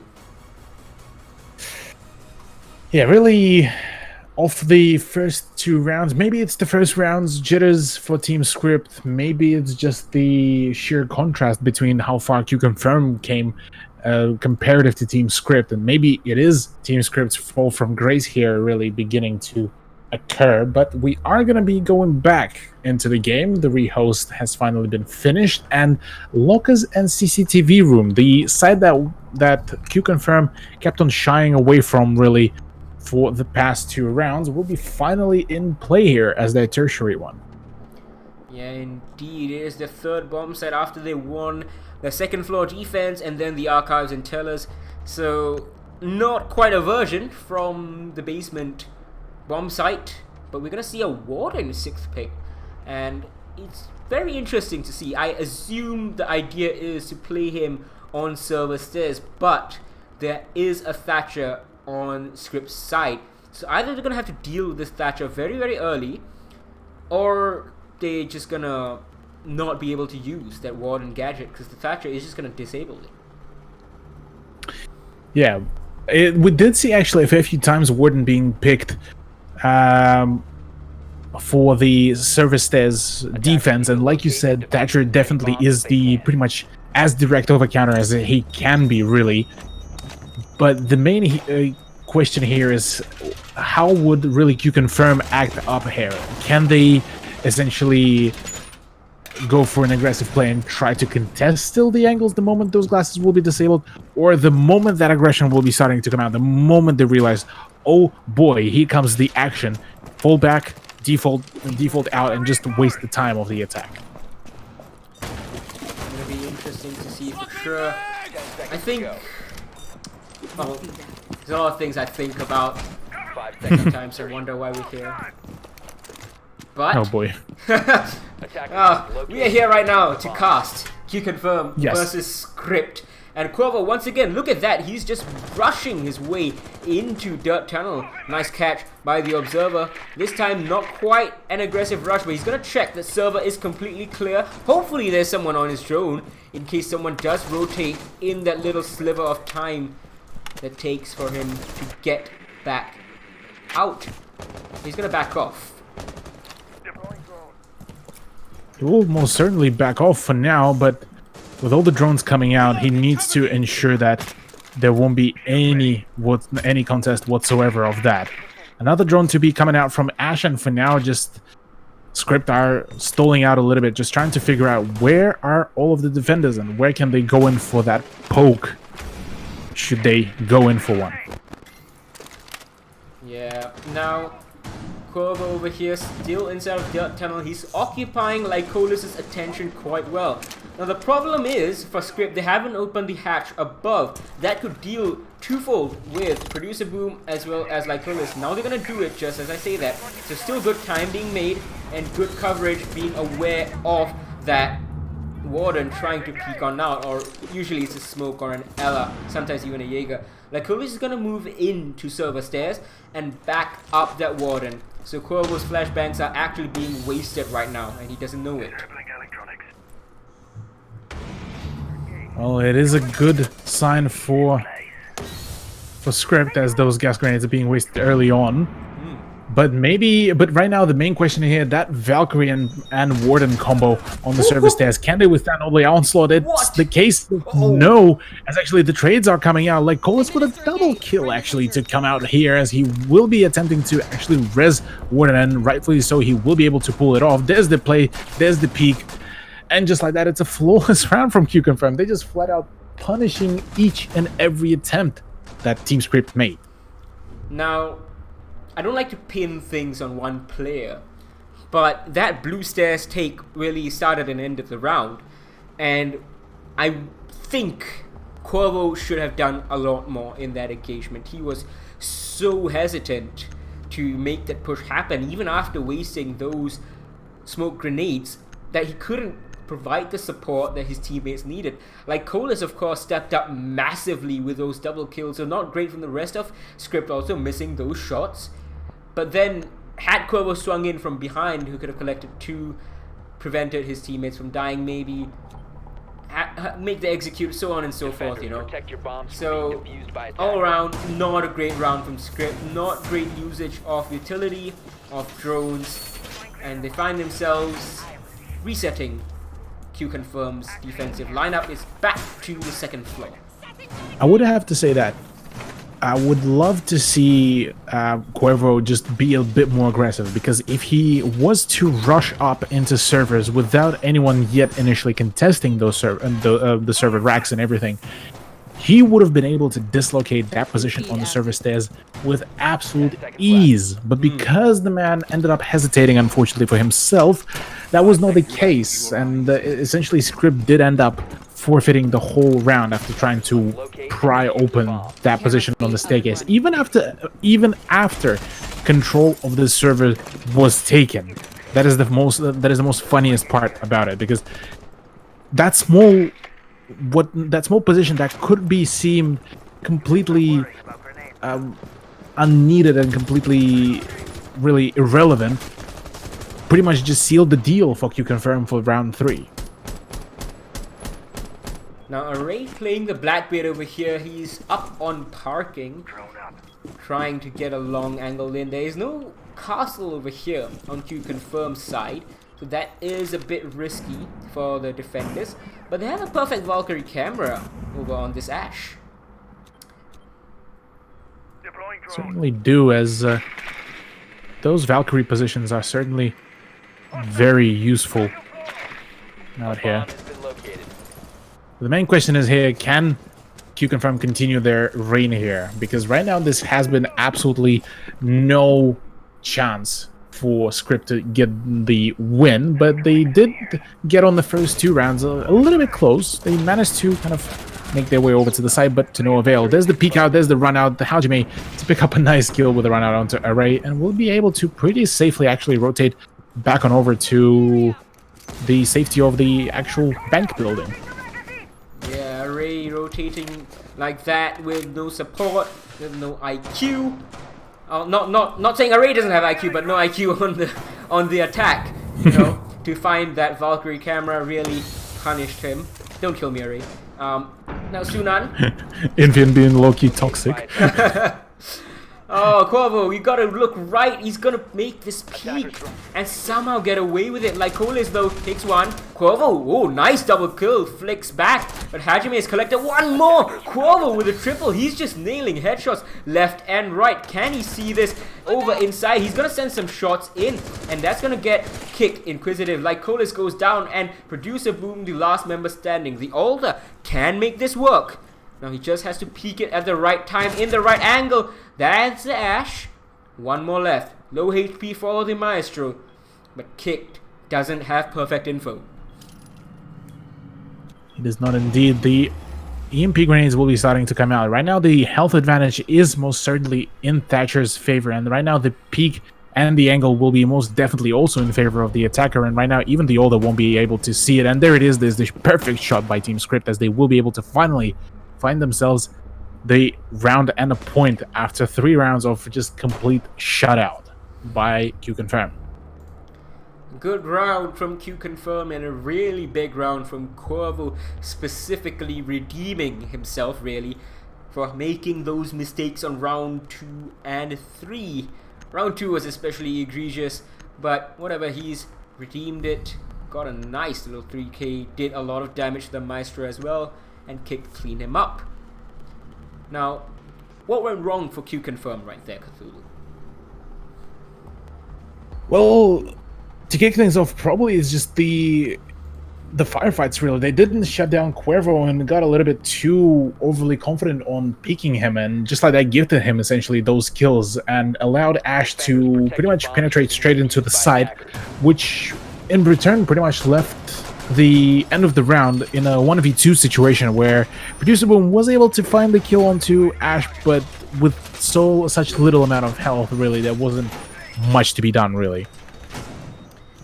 Yeah, fair enough. Now, okay, he's gonna set up his Valkyrie cameras again. The IQ still not being brought by Script. I think that's a mistake. They couldn't utilize Array to the full ability. Q-Confirm, doesn't matter though, they have rotated away back down to the first floor, so the Blackbeard will be semi-useful, but not entirely so. Yeah, Blackbeard on this very side could, well, we haven't seen much really of that contention from Blackbeard, as he was the one that ended up getting ran out on, and usually the gun shield should be the one to be protecting you for that, but unfortunately being on the drone was really not the play here at all. So let's see if this time the Blackbeard of Team Script will be able to net much more success comparative to the previous round. And as it stands already, Cuervo has already shift W'd on the side, which is a good beginning for that potential round to be maybe even successful. Cuervo's aggression in the early game is great. Problem is what happens afterwards. Script sometimes just doesn't seem ready to capitalize, and Cuervo himself kind of lets his foot off the gas. That's a nice pick onto that pre-play C4. Device is going dark. Yeah, the pre-play C4 should allow some vertical play as well, and just some pre-play straps. But as it stands for now, Ooh. SCP are trying to find the peak. It is rather going to be Producer Boom onto Cuervo, the big aggressor of Script that essentially enabled Team Script to get the win. Will be falling down, just like Blackbeard here as well, to the hands of Lycolis, and just like that, the whole attack is just falling apart. Kick though, trades one back down to Parky, and Lycolis, he's very, very low, but that Valkyrie camera persists, and lots of great information is being fed to these defenders. Lycolis is completely fearless. Sorry, I tripped over my words. He's completely fearless right now. The Mozzie on 1 HP and a Dream, but he's determined to see that Dream come to life, and there's the white peak coming out. Not quite able to land the kill shot, however. Oh yeah, Sunan is trying to find some closure on that firefight, but with the C4s coming out, no damage will be dealt. Instead, it is Kick that will be picking up a kill onto Lycolis. And it is back to a 3 versus 3, just like that. With 45 seconds to go, Q-Confirm is going to be getting a little bit worried on the man advantage, considering the fact that right now they wanted to have that man advantage in most of those firefights. Now Sunan being on 25 HP is not ideal as time ticks away as well. So now Script really needs to make the push happen, and there's no drone work, there's no check. Producible, he gets 2, a headshot onto Kicked and then onto Sunan as well. Tolchi, the only member left alive, he doesn't even have diffuser, doesn't have any position, doesn't have information. Script clearly not communicating well enough. Shots are gonna ring out, he might get 2 over here on site, but Producer Boom is hold strong. And it's Q confirmed to go up 4-1 with this round number 5. This is looking very similar to Giants Spankle and Giants Cafe. That actually is a very good point. This could certainly be the similar outcome here, if not even better, comparative to how Giants performed on Bank. For those who are just tuning in, just a reminder, it was a 7-4 for Giants, and that 7th round for them did come in a very spectacularly magical way, honestly. But maybe Q-Confirm will just be able to kind of flex for us here and say, hey, we can do a better execution against Script.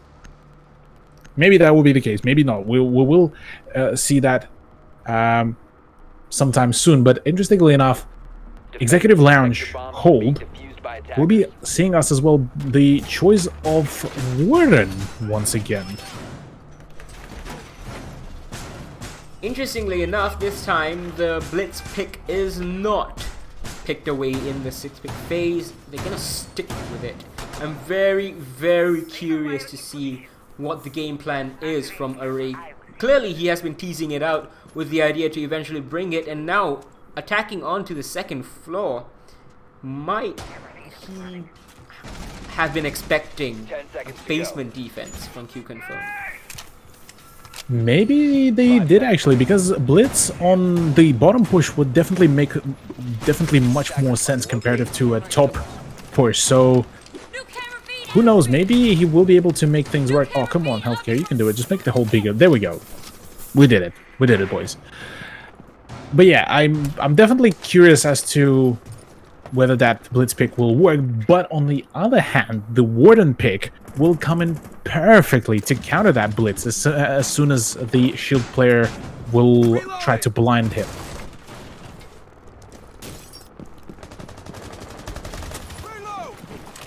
Now, Sunan over here making headway into the bomb site. He needs to get that wall open early on. Good spot onto the Valkyrie camera. Healthcare has been using that every single round so far.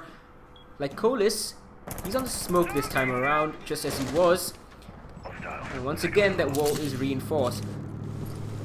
I don't think that's the best idea, but look, Q-Confirm made it work. And whatever worked for you, fair enough. Now, one of the shields gets destroyed over in the hallway. Like Colis, looking to get punchy, but it's probably a bad idea. Array is going to get rebuffed by that smoke, but he's just going to wait. Sunan needs to get those walls open as well very, very soon, as Array thinks about pushing in further. There is a crossfire kind of set up for him. Can't exactly push in safely. Not at all. He needs to be very much cautious about that crossfire, because otherwise he will be caught off guard, and that is not what you would want here.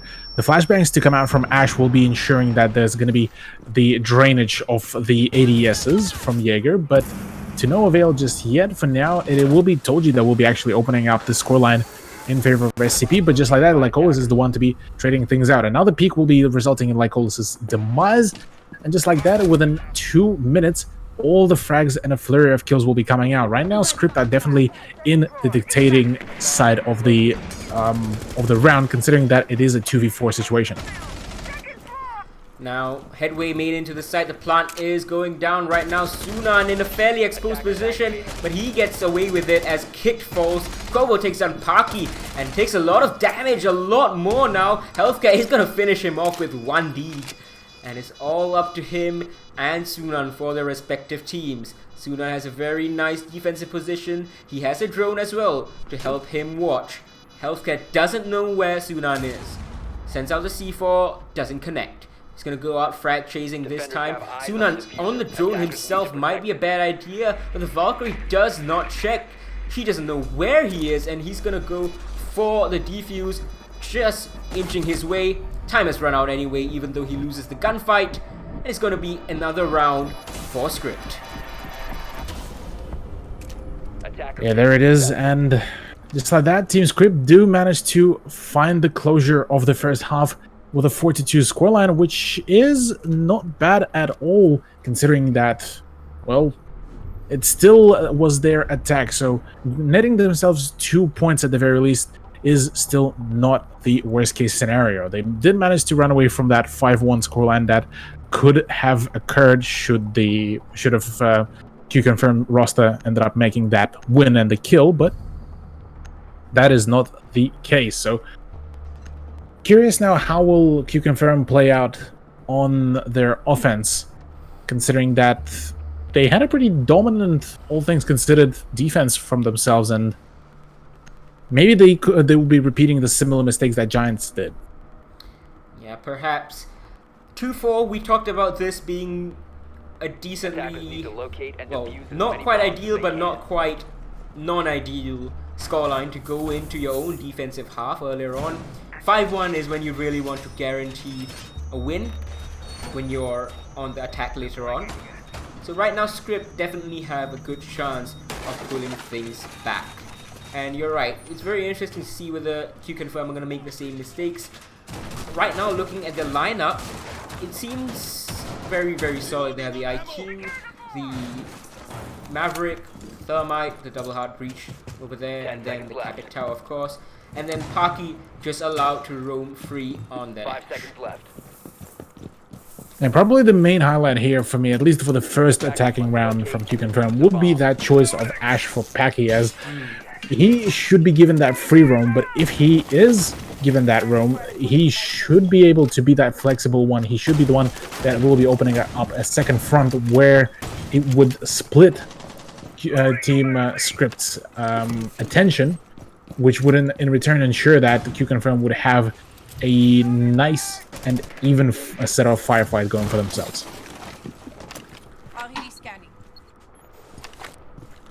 Second floor clear coming out from Q-Confirm. Paki over here with the G36 and Hollow.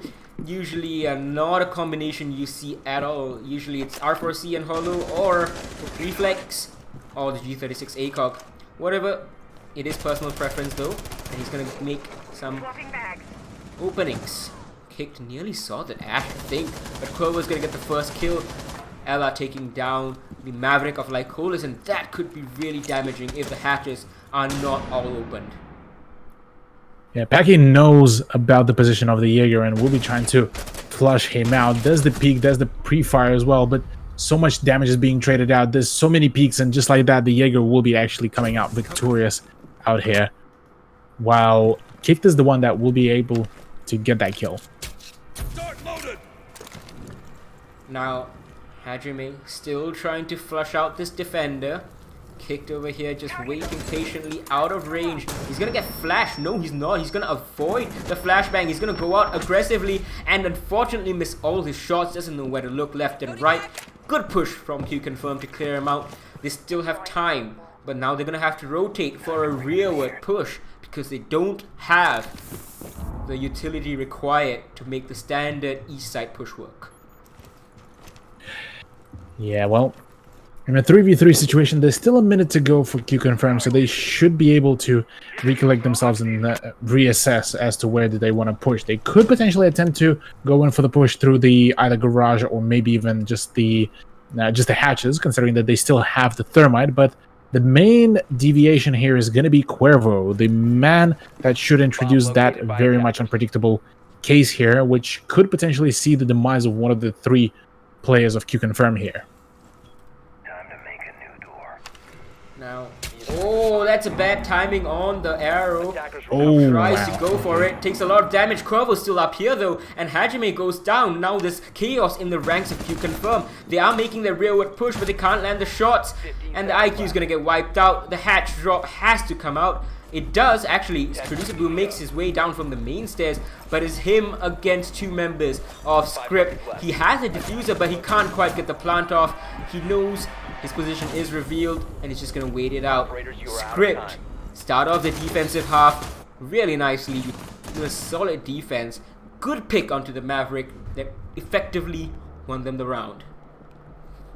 Yeah, good beginning and a potential even attempt at the comeback here for Team Script, as they are only 1 point away here from drawing things out against Q Confirm and making it to a 4 apiece, which could potentially see us maybe even go over to the draw that we've been talking pretty much ever since the beginning of this matchup. So could go either way, but as it stands right now, Cuervo has been working and making things work pretty well on his roam, and that is one of the few reasons why that roam that round was successful. Another issue was the sheer timing on the side of Q Confirm that just was not working in any shape or form and was pretty much resulting in the loss of the round. Now, second floor defense coming out from Script. This is the more standard rotation of bomb sites that we see. Usually we saw just now, in fact, from Giants themselves, and actually from their opponent Xavier Esports too. Script bringing the Legion, and actually I think we've seen very little of the Legion tonight. We did see a bit in that Giants Xavier matchup, but overall really not that much, and I think that could be a very, very good pick for Script. Give them a little bit of extra information, deny any aggression coming out from Q Confirm, and make them very much uncomfortable. Yeah, making Q Confirm uncomfortable here, it will be pretty much the name of the game for Script, considering that they have all of these operators that have been doing, that have been allowing the team to do that. They have the Legion, they have the Ella, the trap operator duo is certainly could certainly come into play here very well. Well, let's see what happens over here. Hajime rappelling up with the Capitao. It's a good position for a Capitao to be in. And that's a nice spot onto the Valkyrie camera. Not sure if he actually got it. Roaming Pretty sure in he the did end up basement. getting it. Yeah. But roaming in the basement from Cuervo. What do you think of that, Cthulhu? He's gonna be frozen out of the game quite a bit. Until he comes back with a flank. Yeah, I mean, that is mainly the question here is, can essentially Script hold out the onslaught of Q Confirm before Cuervo goes in for that flank, as things will be extremely powerful and could turn the tide should Q Confirm take the initial lead here. Now Paki making his way into Grand Lobby very easily. Not much contention from Script's side, but he's gonna find a fight very soon. But it's gonna be a Ray getting doubled up on, and Lycolis takes him down with a nice little headshot. There's one more defender over here on the first floor at least. That is going to be soon, and Cuervo's gonna join him. Tolzi's actually just situated and over in Kanto spot. It's not moving. Yeah, he won't be making any movements just yet, and just waiting for the right moment to go in for the push. Meanwhile, Cuervo has already forfeited his position from up above, and is that a Iron Yeah, Sights? he forgot that the ACOG was removed, and it seems that he didn't re-equip another gun sight. I don't think that's intentional. No way. No way. Imagine though the Iron Sights god of Southeast Asia. Oh, I would love to see him just crush Q Confirm right now with it. Like, I just became a Script supporter for this round just because of that. But it's going to be a plan attempt from Producer Boom. Denied by Kick, and a nice little flank coming out. Over here, Kick gets a second though. Cuervo just over here as a Califair. Tolji gets one kill, a nice little headshot. And that's a shutout from Script. Tolji 2 kills. And my dream came true. The dream did indeed come true. Look at how chunky that is. How do you shoot with that? How? Do you see anything? So I guess the thought process is I shoot where the enemy is obviously not. Just shoot in the general direction. Yeah. You know, I see that to the left of the gun there is no enemy. To the right of the gun there is no enemy. So it must So be there the must be an center. enemy in the middle. Yeah, that's right. That's how process of elimination, guys. This is 300 IQ. 300 Only in Southeast IQ. Asia. Shout out to all the ranked players out there who want to become the Maestro mains after the ACOG nerf. But to kind of get back from memeing though, that was a very well held script and defense by script. And considering that Cuervo was on that flank, wasn't really as impactful as we initially suspected. Considering that it was mainly Kicked who was grabbing all those kills. Now it is 4-4. Script have tied things up, but now they go on to their tertiary bomb site of Archive and Tellers. Can be defended, don't worry about it. It's not a bad bomb site as some maps used to have them, but clearly the fact that it is a tertiary bomb site means that inherently it has some weakness, and it also means that teams don't practice it as much as they do for their primary bomb sites. So this is the chance for Q Confirm to regain the lead. They have brought a good lineup, enough soft destruction. Healthcare might be bringing group charges as well, or maybe a Claymore. Like Colis has the option for that as well. So very good setup from Q Confirm on the attacking half. Good read onto the bomb site. They knew it was going to be first floor either way. What can Script do? This time they haven't brought the Legion, but they're continuing with the Maestro Array playing him. Well, they do have a Mozzie that will essentially work as a info denial right now for Script, which in return could very much shut down advancements of Q Confirm. That is, if they're not going to be too careful. Kicked on that roam with Cuervo, that dynamic duo is definitely going to be quite powerful. And the main question here for me right now, at least for the first minute, is how will Sunan play off his position here? Because he has the ability to have a very impactful frag onto what I believe is the Ash of Q Confirm.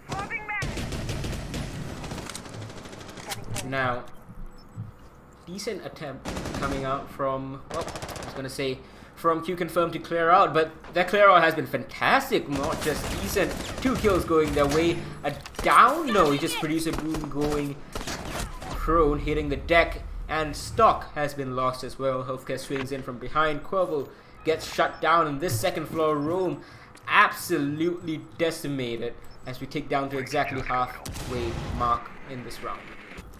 Gotta say that it seems that Q Confirm actually managed to regain some momentum for themselves, actually finding those frags and being able to not lose a single person. It is certainly a solid beginning and potentially a kind of a turnaround by them, saying, hey, we're not gonna lose out that advantage anymore, so we're just gonna play our game and try to force our pace. Sunan over in the basement. He can be a linchpin in this defense, but it's not really going to matter. The Mozzie is shut down. It's a 1v5 for him. He gets 1, but immediately traded out. And that's Q Confirm, as I predicted, retaking the lead, going up 5-4. One more round, and they guarantee themselves a point.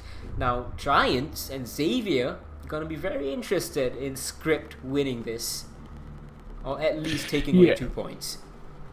If Script will be able to run away here with those 3 points, that would mean a fairly easy ground for Giants, as they will be able to breathe out pretty safely here at the end of the first half, considering that they will be finishing it with the highest amount of points. Whereas on the side of Q Confirm, should Script take the full advantage and take at least 3 points, that will ensure that, well, Q Confirm will be staying at the very least on, well, at the very most on the number 2. Locate and defuse as many bombs as they can. Now, very nice attempt that came out from Script. Well, not really nice attempt. It was a successful attempt here on the basement earlier on. Can they repeat it? They're gonna need to. They're going to need to repeat that basement victory and their top floor victory if they stand a chance of taking home at least a point. Last time, what worked out beautifully for them was the pick onto the Maverick. It forced Q Confirm to make the rotation over to the back push, and that just completely broke the attack. This time, there has been an adjustment made by Q Confirm. Nomad being brought out to deny that aggressive roam. Make sure that they can get a handle and lock down these roamers.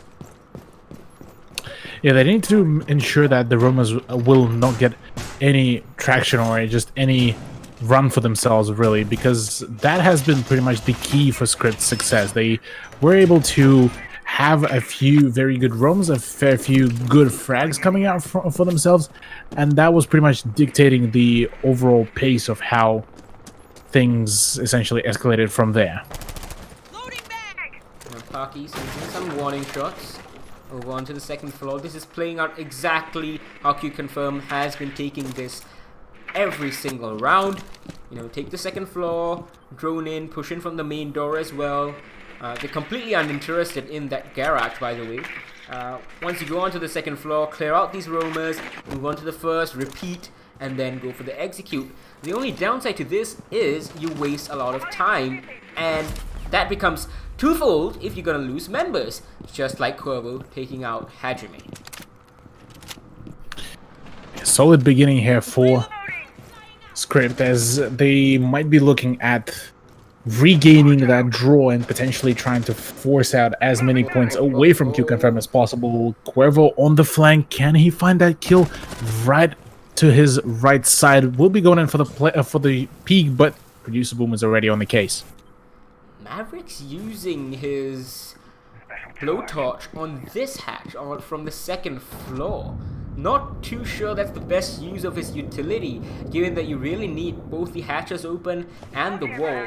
One hatch is already open into vault, and this might allow the back push to become successful this time around for Q-Confirm, but it's still not the best of ideas. There's a reason it's not preferred by the vast majority of teams. In fact, the only team that I've really seen use this back push time and again is Q-Confirm. It's certainly hard to kind of replicate this push and to replicate it successfully, really, comparative to other pushes. But oh my sweet Jesus, IQ just healthcare with the swift push will be pretty much going for the back entrance, and just like that, goodbye smoke, see you later. It is a 2v4.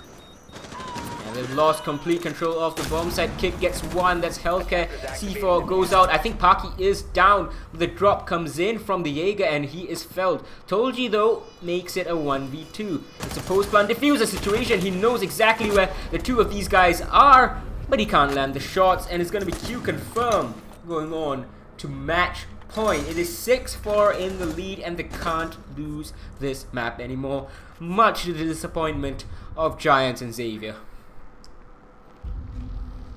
Yeah, Q-Confirm definitely showing that they still have the powder in the guns and in the bullets to, in the rounds to actually make things work here for themselves. Matchpoint will be ensuring that there's going to be at least 1 point for them to take out of this map, but I am pretty sure they're going to be looking at netting themselves all 3 points and denying Script of any further point advancements, at least from here on. Now Tolji, he's gonna go from the Mozi to the Kaid as 6th pick, while Hajime, in a very odd choice, goes from the Capital to the Lion. Now I wouldn't say, as far as Q-Confirm goes, I wouldn't say this is a straight downgrade, because if there's anyone who can use Lion very effectively, it is Q-Confirm, and their playstyle, it just fits very well. But then again, you're swapping out a Capital of all operators. Is probably the worst operator to swap out, other than the hard breaches, I guess. I would have been surprised. Yeah, I wouldn't have been surprised. Maybe Parky off Ash to a line could have been much more preferable here, at least utility-wise. Or better yet, even you could probably even take IQ if you don't really want Parky to get off his aggression roll. So either swapping out one of those 2 3-speed operators could certainly be a bit more of a reasonable change, but it is what it is. Capital won't be seeing the play within this round, as Script are just making the last moment setups, and it does seem like there's going to be some presence, emphasis is on just some presence in the open area. Lots of dedication from Script over here in the garage. I'm not too sure if Q-Confirm is even going to be pushing it. I think what they really need to be wary of is the main stairs and back push that Q-Confirm pulled off so effectively just now. And they're gonna know that the line is present.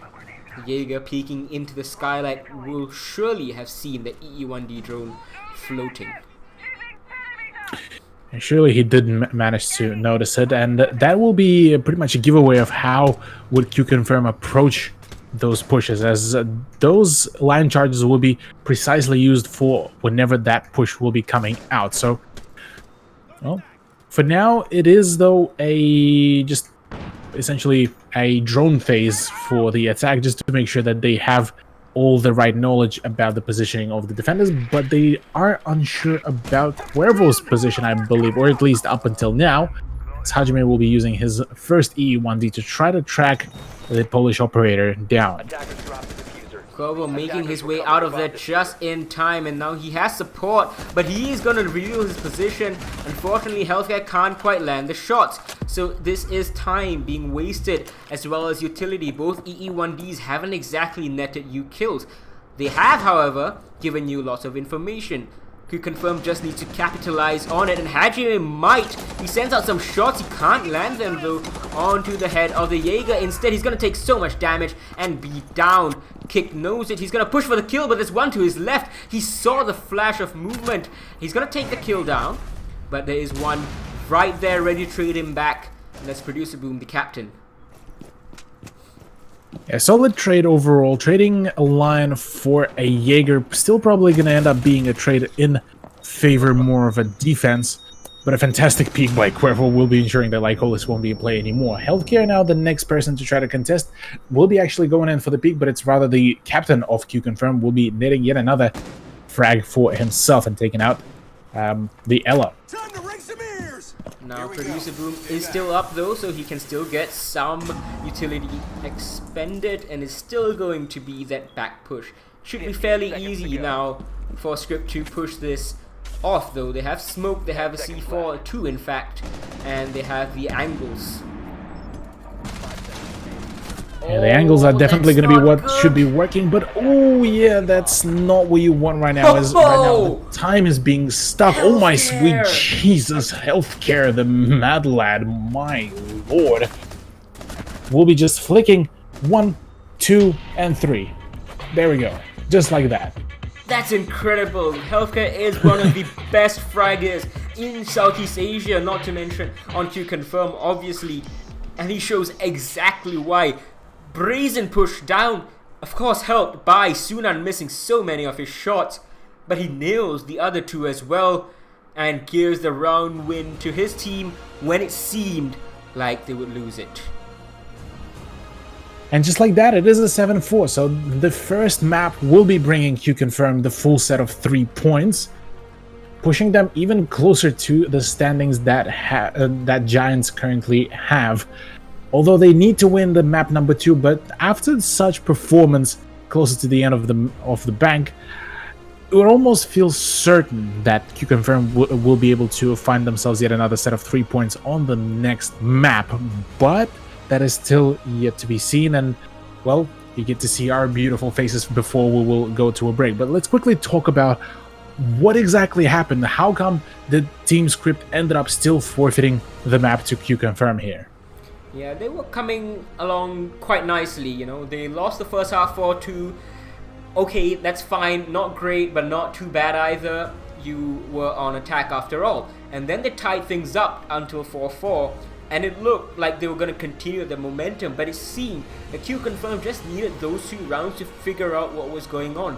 And they smashed them on that round number 9. They continued it on. And I think that really broke the confidence for Script, because they weren't hitting their shots. They were having the correct ideas. I still think that the strategy wasn't terrible on the whole, but they just couldn't close things out, and that maybe just comes down to individual jitters, not enough warm-up, whatever the case. The idea was there, execution not quite. Script just, we've been saying this again and again, but Script just needs that polish. Yeah, they certainly need some polish. They need to work on it, and they need to keep practicing those plays. But for now, it will be leaving them, unfortunately, on that bottom end of the ladder. But fear not, we still have one more map to go for tonight, ladies and gentlemen, as we just might be moving into the highlights section of our broadcast. Yeah, indeed, it's going to be exciting. We have highlights this season in Southeast Asia. You're going to see some of those misses just now. Corvo initially on attack, I think he lost them a couple of rounds with those misses. And then, of course, Sunan at the end.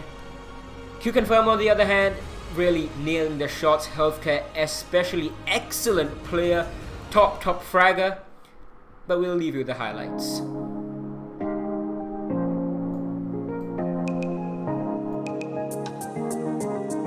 You can't have me. I've seen this mess before, lonely. Now I'm worth fighting for. It goes bounce between your walls. I see when your curtains fall. I call you a bitch, but you know I caught your bluff. Now you are the victims of I had enough. Cruising on the joyride, light heart, I feel free. You're out of the picture, c'est la vie, c'est la vie. Boy, c'est la vie. Ciao, c'est la vie. Boy, c'est la vie. Ciao, boy.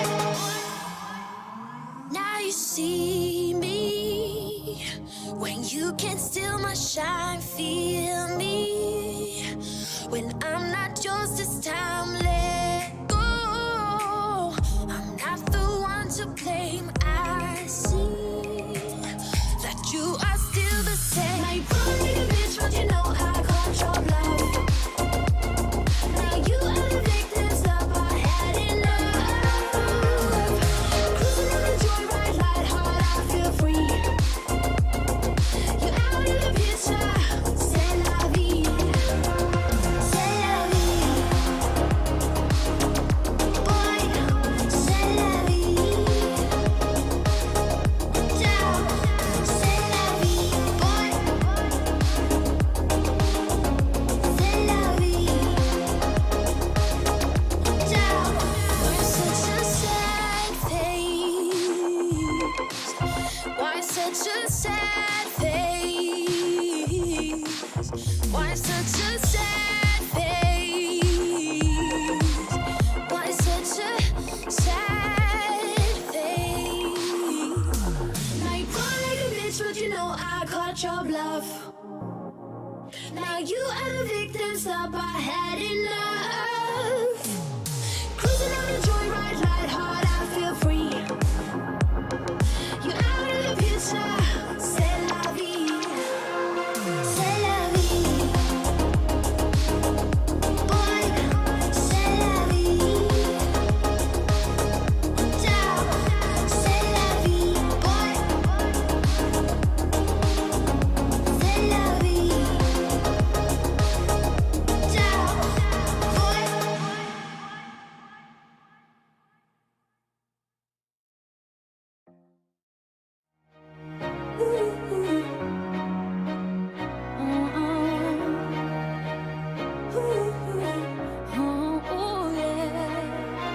He walks alone, he wanders into the night, searching for some meaning to explain what he's feeling.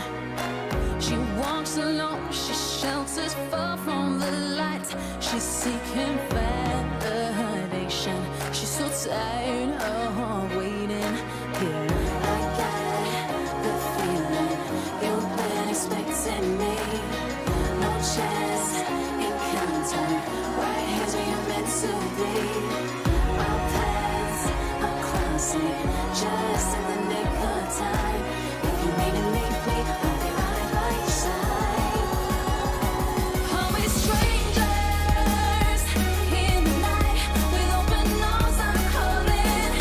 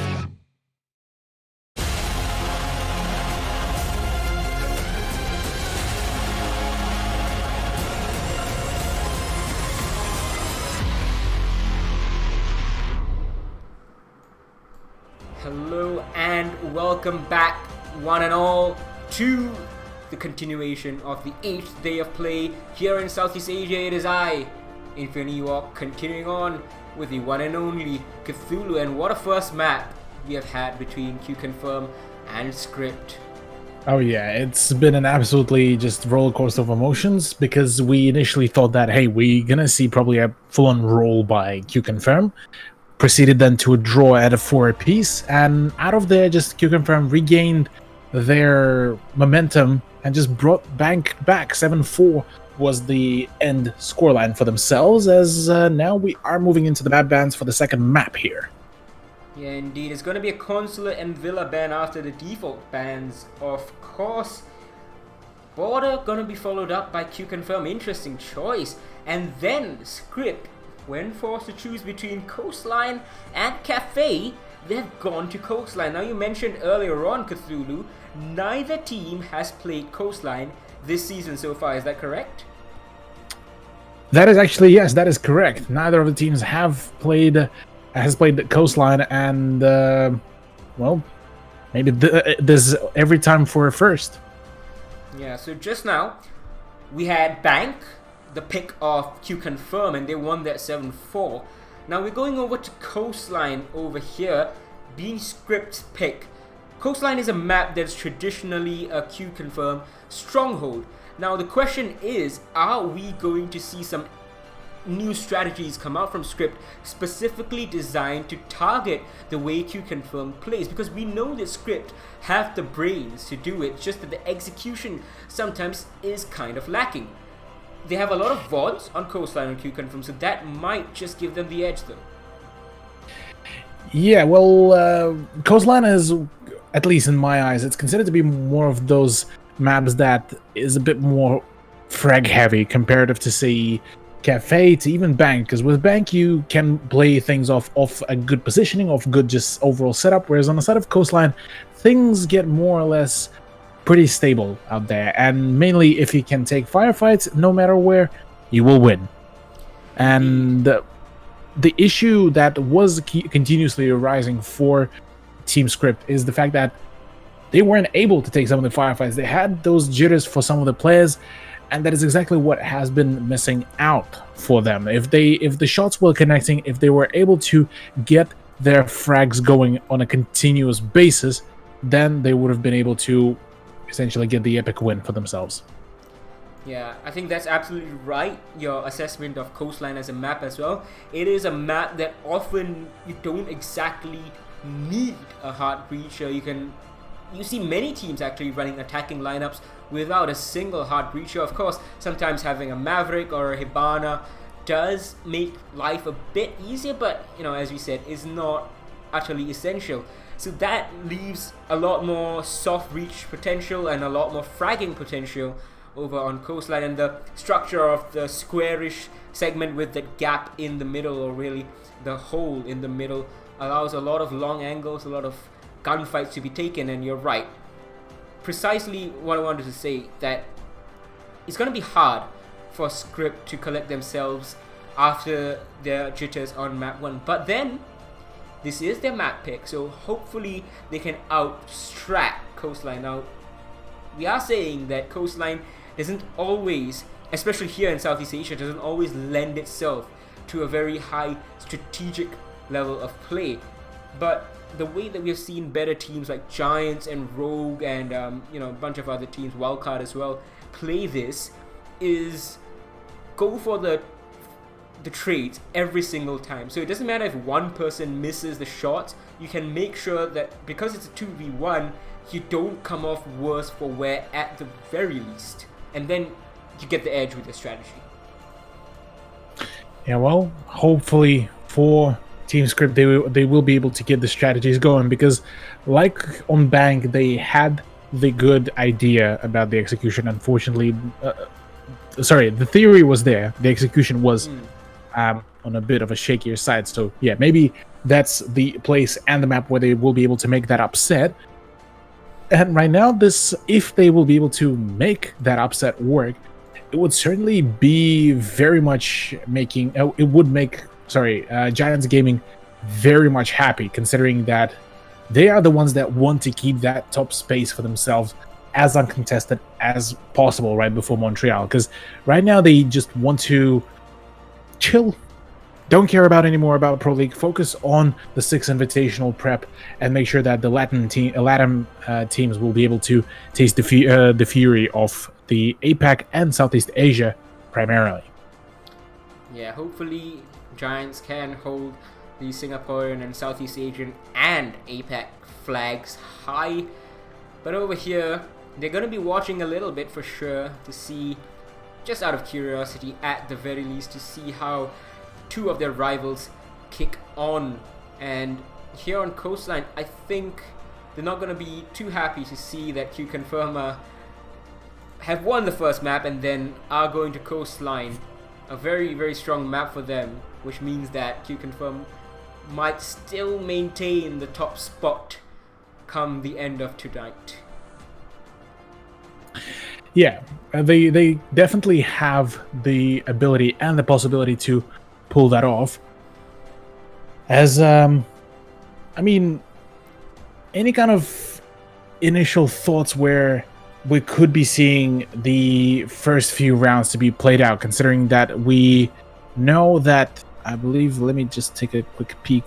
Actually, we don't have the sides choice just yet made, but where do you reckon we will be seeing the first few rounds appear? So it seems to me that Q Confirm sometimes needs some time to grow into the game.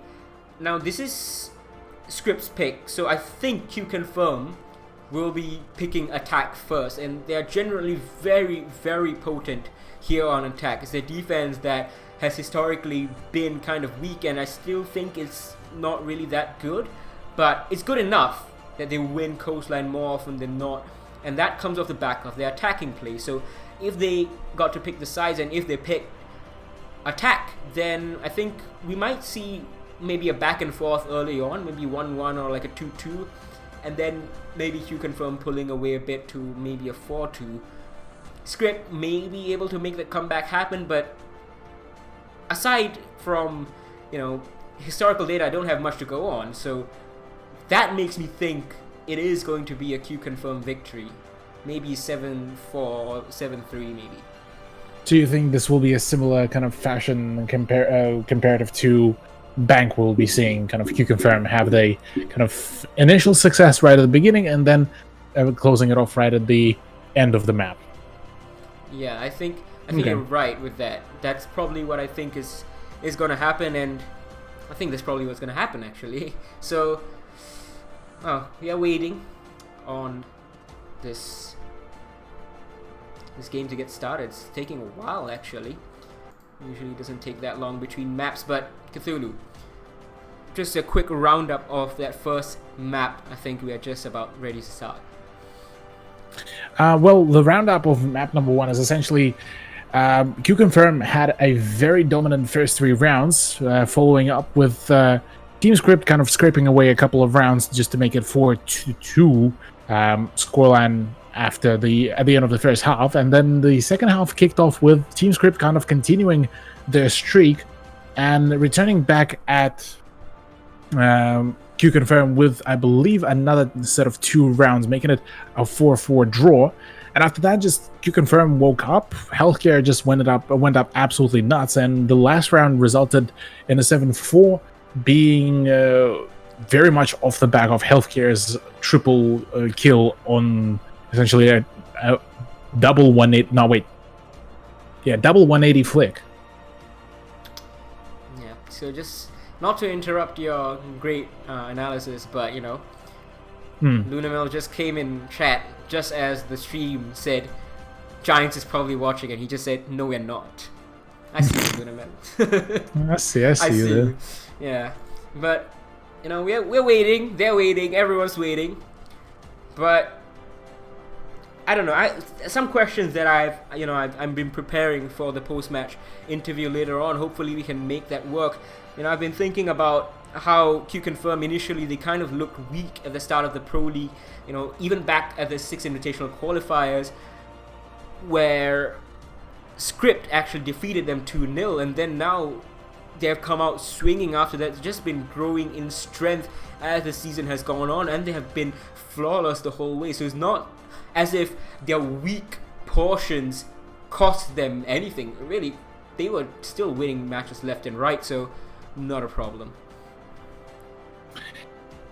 Yeah, I mean, for Q-Confirm here, their streak will be pretty much as safe as currently Giants' streak is, as just both of those teams so far just completely undefeated, not a single L to be taken, not a single draw to be taken. Whereas for teams like Xavier, they already suffered yet another loss, which will be seeing them stay on those 13 points with pretty much no chance of gaining anywhere further, really, after tonight. So I want to kind of get your overall opinion. So with kind of first half finalizing tonight, who do you reckon will be the top two that will be going to the APAC LAN to represent Southeast Asia? Well, not too sure, not 100% sure, but I think I'm going to stick with my preseason. Well, actually, no, my preseason predictions are different. Preseason, I predicted Xavier and Giants, but I think after seeing the season so far, has to be Giants and Q-Confirm, as per usual. Now, the seeding, that might change, but who knows? Yeah, seeding is definitely quite usually comes into play and does change things around. And if Q-Confirm does receive the seeding number 1, I reckon going against higher end teams, they might fall through. Whereas for Giants Gaming, maybe having that number 1 seeding for themselves actually could work out quite well. Yeah, they were very much wanting that number 1 seed last season actually, and they're quite disappointed that they couldn't close out the 2-0. They both won 1 map each at the last playdate against Q-Confirm, and that meant that Q-Confirm stayed above them in the standings. But overall, I think this season, oh goodness, it's essentially predicting what's going to happen between Q-Confirm and Giants when that game is played, and that's such a hard prediction to make. It all depends on how much Giants is going to be gunning for that number 1 spot. If they're gonna bring in the same vigor as they did last season, looking at the improvements they have made since, I think they have a very good shout at taking that number 1 spot, because I think they really want to avoid playing Fnatic at the APAC finals. Like 5 times they've played. It's insane. Twice at the Invitational qualifier and then 3 times in the APAC finals. It's beggars belief. Yeah, the rivalry between Giants and Fnatic has been as long as pretty much APAC Pro League has been going on for, really. And for the most of it, really, Fnatic were able to be the one to succeed on most of the occasions. Not as of recently, though, as of season 10, where Giants seem to have managed to make that big move, where they managed to finally blast through and become not the gatekeepers, but the gate shutters, as the hashtag gates closed finally was released at that point. Well, technical issues have delayed us so far, if you guys are wondering why you still have to stare at our faces. But we're going to be launching into the game very, very shortly. We have been informed by the admins. So don't you worry, we're going to be closing out this playday very soon. I think might just be a Raze PC. And yep, there we go. It is the fly-through for Coastline. I think Q-Confirm's going to take it. And just as I predicted, they've started off on attack. Sure they do, as right now we are just about to get into the ban of the operators, ladies and gentlemen. First ban to be coming out pretty swiftly for Team Script, as that will be Hibana. Interesting. Again a Hibana ban, but the fact that they've done it here on Coastline, is one that makes me think that they might just be trying to target ban Hajime. Now Hajime is the one who usually plays the hard breacher role, and he's a very good player on the Hibana. Q-Confirm is going to respond with a Twitch ban. So either they have plans to bring Mira when on defense, and they really want those protected. With Hibana gone, nothing else except for Twitch can deny those Mira windows. Then, or is that, or they just want to deny a target ban. Really, it's just a target ban for them. Cuervo, perhaps. It could be perhaps Cuervo, but the first ban for the defense will be Mozzie, interestingly enough. So, I mean, denying the drones is definitely one of those games that both teams do enjoy, but the Mira to close things off will be as pretty much as standard as it can be. Probably the only standard ban out of all four of those operators, really. Yeah, I think Mira is a very strong operator here on Coastline. She can make Penthouse a very, very viable bomb site, and that is why people usually ban her, and that's why when she's not in play, you don't see Penthouse played pretty much at all. And then of course you have the double bar and kitchen, which is made a lot easier by the presence of a Mira. Not impenetrable, but a lot easier. So with Hibana and Twitch banned, it did mean that there was no other way to deny those Mira windows other than maybe a smoke grenade to block lines of sight. First round Finka 6 pick. Echo to mute on defense, and Attackers then need to over locate on and attack, defuse as many bombs going as they over can. to Finka from Nomad. I mean, Nomad choice could have been pretty good here, but the Finka could be just the indication that Q-Confirm could be going for a little bit more of the aggressive plays, plus just having that LMG and a grenade to kind of assist with the fragging could certainly be a very good addition to the lineup. Now I'm most interested to see what kind of setup script is going to present to us, given that they did pick this map and they would have likely known that Q-Confirm would have preferred to go on attack, meaning they should have planned this out very nicely. And we're seeing the starting of the setup, or rather the end of the setup, as Goyo shields are placed. So that's a good way to deny things without a smoke in play, while still bringing the TCSG with that ACOG. Interesting choice on those rotations, however. Attackers have recovered I mean, the diffuser. reinforcements are blocking those rotations that you usually make.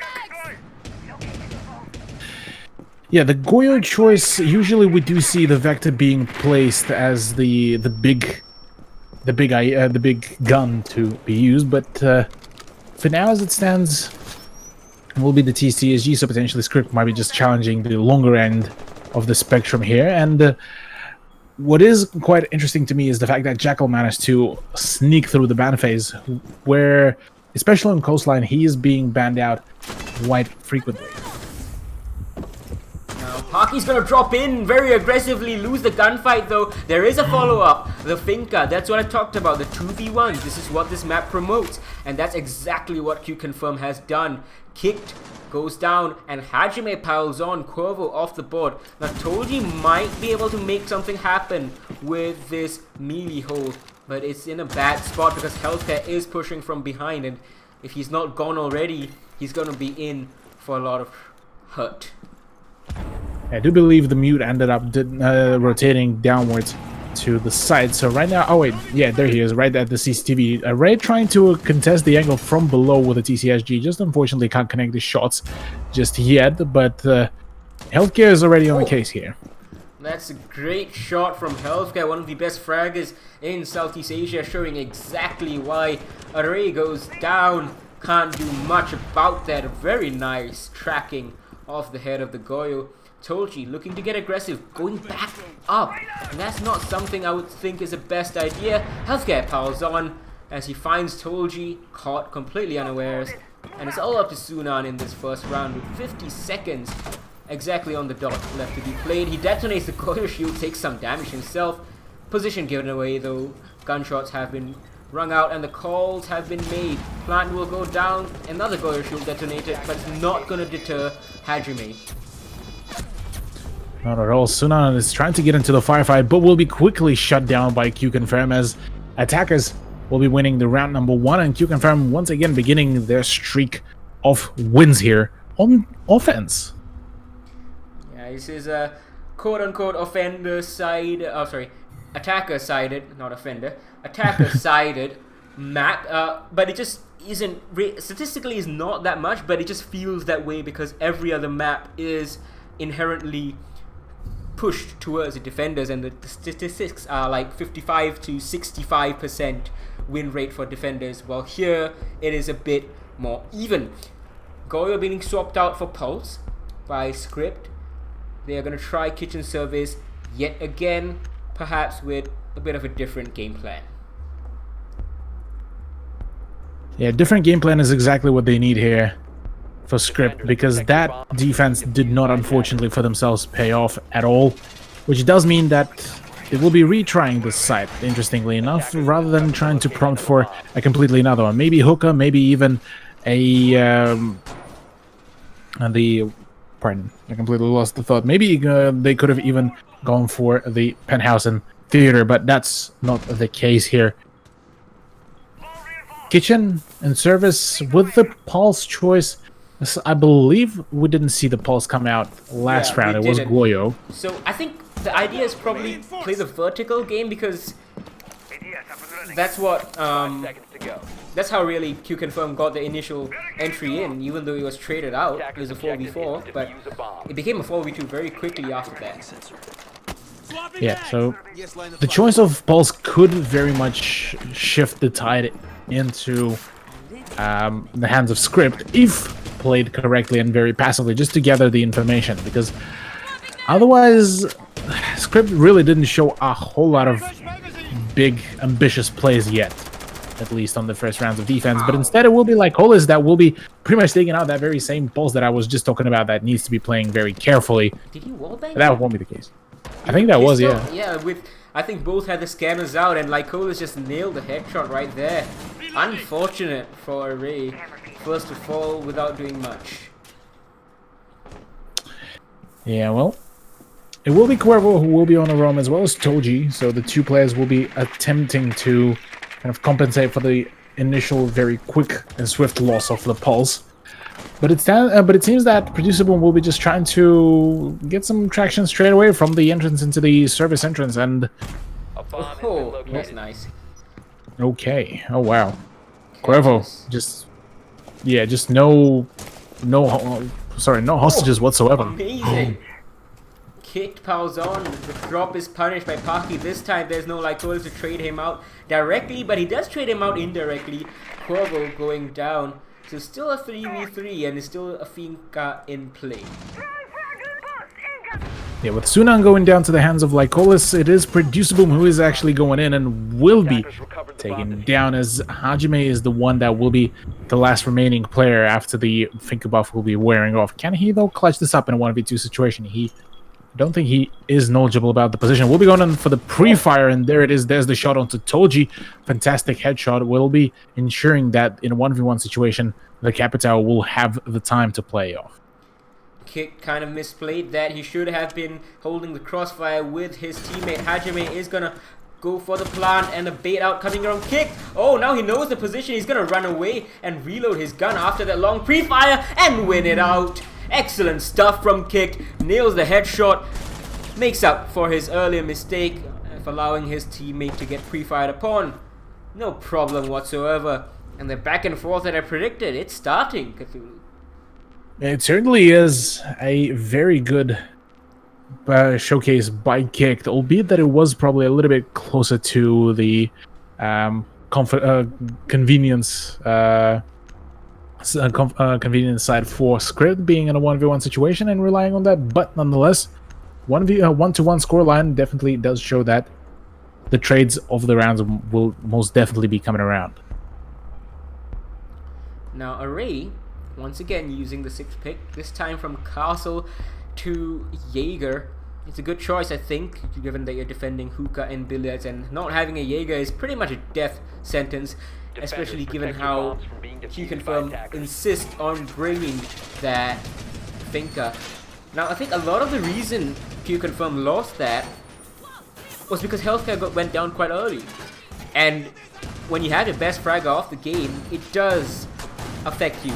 Not to say that Q-Confirm are being carried or that only healthcare can frag out, but it does affect you, and the whole point of having such a strong fragger is for him to frag out and lead you to victory. So people criticize some teams for quote-unquote over-reliance on a single player, and sure, it's not the best, but if it's a game plan and it keeps on working, why not? Not too bad. Not too shabby. Precisely. Not too shabby at all. Well, with the beginning of the action phase, we will be seeing Q-Confirm spawning all around the southwest and southeast as well. So just having that dual-sided push couldn't allow them to have the openings from the two sides. For now, it will be just a pretty casual contest of the hookah balcony. As well as that, Producible will be trying to get into a firefight with Ella, but the Polish operator does realize that there is some danger and will be tried to forfeit the position. Still holding a very, very scary position with Producer Boom likely to contest him. Like Colas, oh, he just about misses the rotation. I think of kicked. As Parky over here just holding the angle, waiting for Script to walk into their lines of sight, and they nearly are doing that, getting very, very antsy, but not quite providing the picks just yet. Yeah, Producer Boom was very much knowledgeable about the position of the defender right at the main lobby, but is a little bit too hesitant on going in for those peaks. So for now, he will be just making sure that the rotations will be cut off here. Already half a round fully wasted here, and no proper advancement has been made on the side of Q-Confirm, which is definitely a little bit alarming here.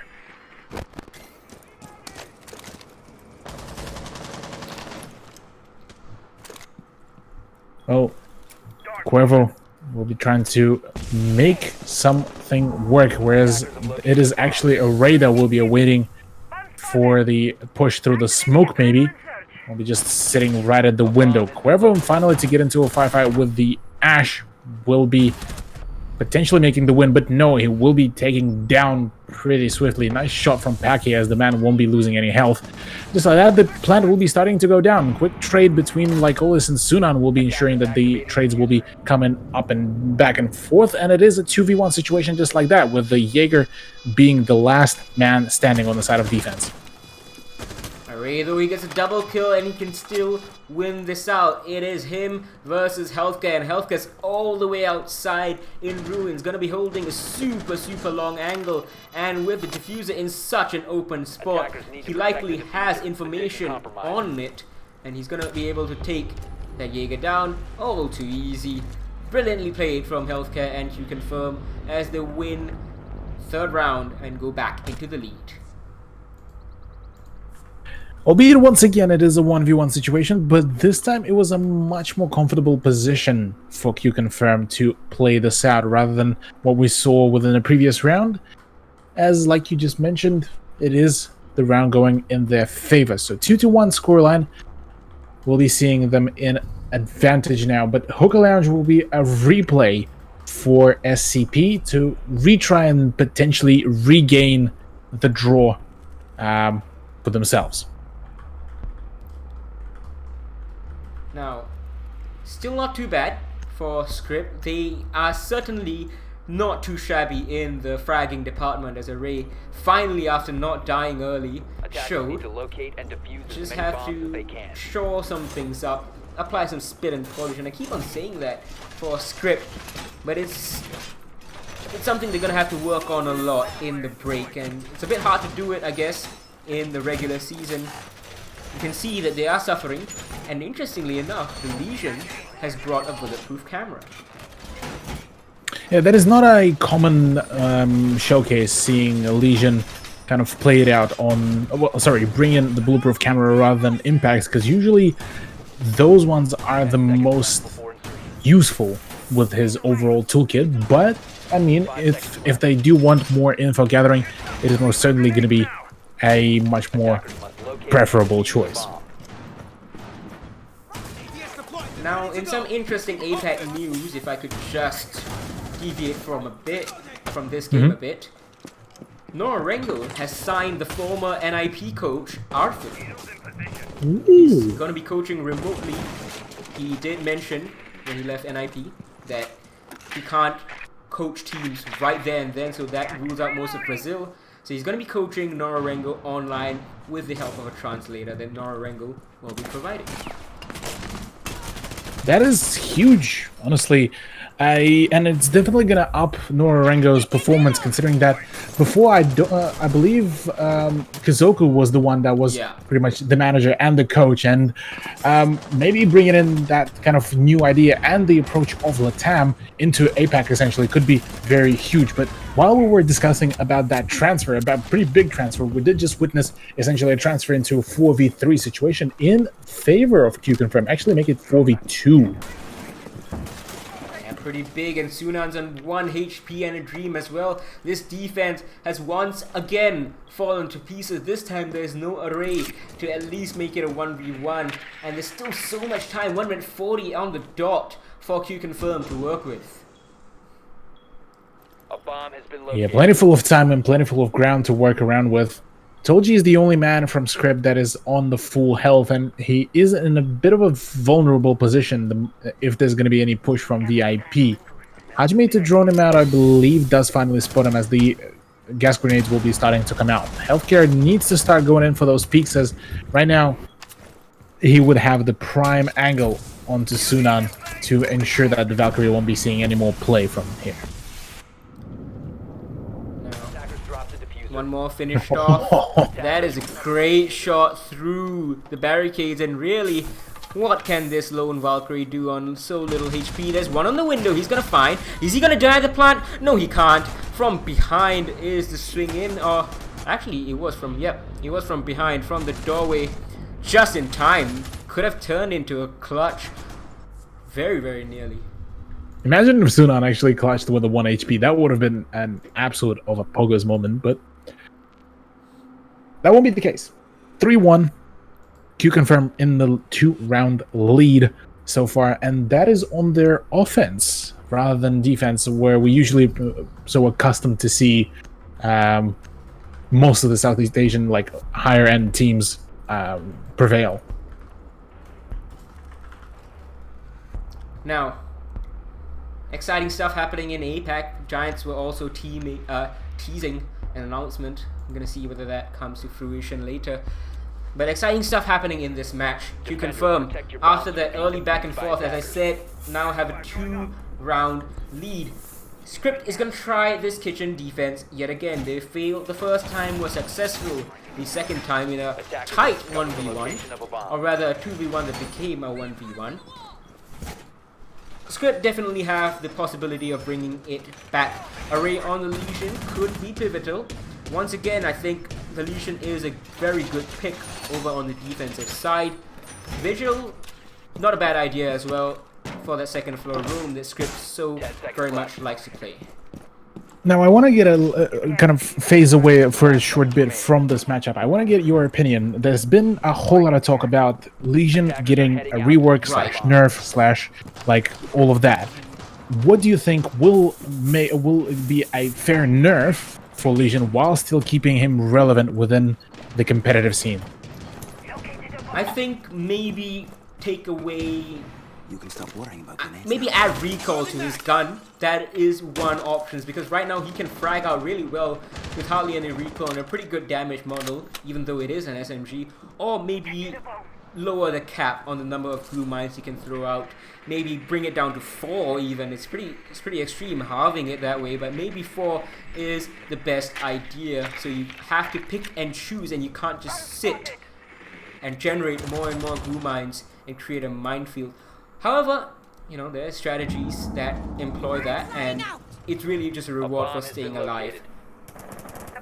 Yeah, that is a very good point. Yeah, I would definitely agree with you here, as maybe even just increasing the time of the recharge of the goo mines could potentially work out here. But Kicked at a bit of a miscalculated peak will be getting flash, but no emphasis off there. Instead, it will be Producer Boom that will be actually making a big boom of Cuervo's head and making it explode, but at a completely opposite position here. It's Kick that will be getting rid of Paki. Fantastic refrag to come out as well for Lycolis as well to get rid of Kick. As now it is once again the trades are in favor of Q Confirm. Oh, Hajime to drop down as the man will be just trying to assist with the push, as right now this is full-on chaos. Lycolis opening up the floor up on the top floor, as Hajime is the one to be droning up ahead. With a minute and 10 seconds to go, things might start heating up pretty quickly. Toji trying to hide away from all the drones, as his position could be pivotal here to the success of Script's defense if he will play his cards right. But as it stands, really, it is Healthcare that does find the position of Toji and Lycolis to finish him off. 2v4 situation is now with 50 seconds left to go, even less actually. It will be a 4v1 situation, as Sunan will be once again left to try to clutch this out. Does reveal his position as well in the whole confirmed, as now it is round number 5 going into their favor, and I believe that is a 4-1 scoreline here in Vian. It is 4-1, a very, very dominant performance coming out from Q Confirm here on attack. Now Script have one last chance to try and bring things back. 4-2 half on defense here on Coastline against Q Confirm. Not the worst thing that can happen, but I have to say I am not very impressed with what Script has been showing us on defense. Picking this map in comparison to Cafe, I believe it was, I think they have made a mistake here, because Coastline is something that Q Confirm doesn't really need that much practice on. They have always been good at it, and they've always been really nearly dominant at it. At one point they went nearly a year without losing a Coastline game. Oh boy. Well, let's see how things will go on from there, as they are on the risk and on the verge of potentially losing out even this round as well, and could potentially make it a 5-1 on their own map pick, like you just pointed out. And surely maybe they would have some idea to maybe bring this back on offense, but seeing as how pretty much Q Confirm were able to demolish any kind of attempt at roam as well as the anchor play, really, I'm not seeing Script succeeding anytime soon, really.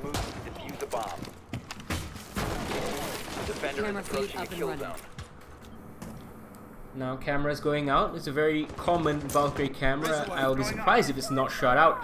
But then again, just now we saw Xavier Esports failing the shootout default cameras of all things. So we might just see this Valkyrie camera survive as well. But given Q Confirm's prowess here, oh, it's going to be an early peak. Some damage being dealt onto the Jackal, as the Ash is going to think about rappelling up.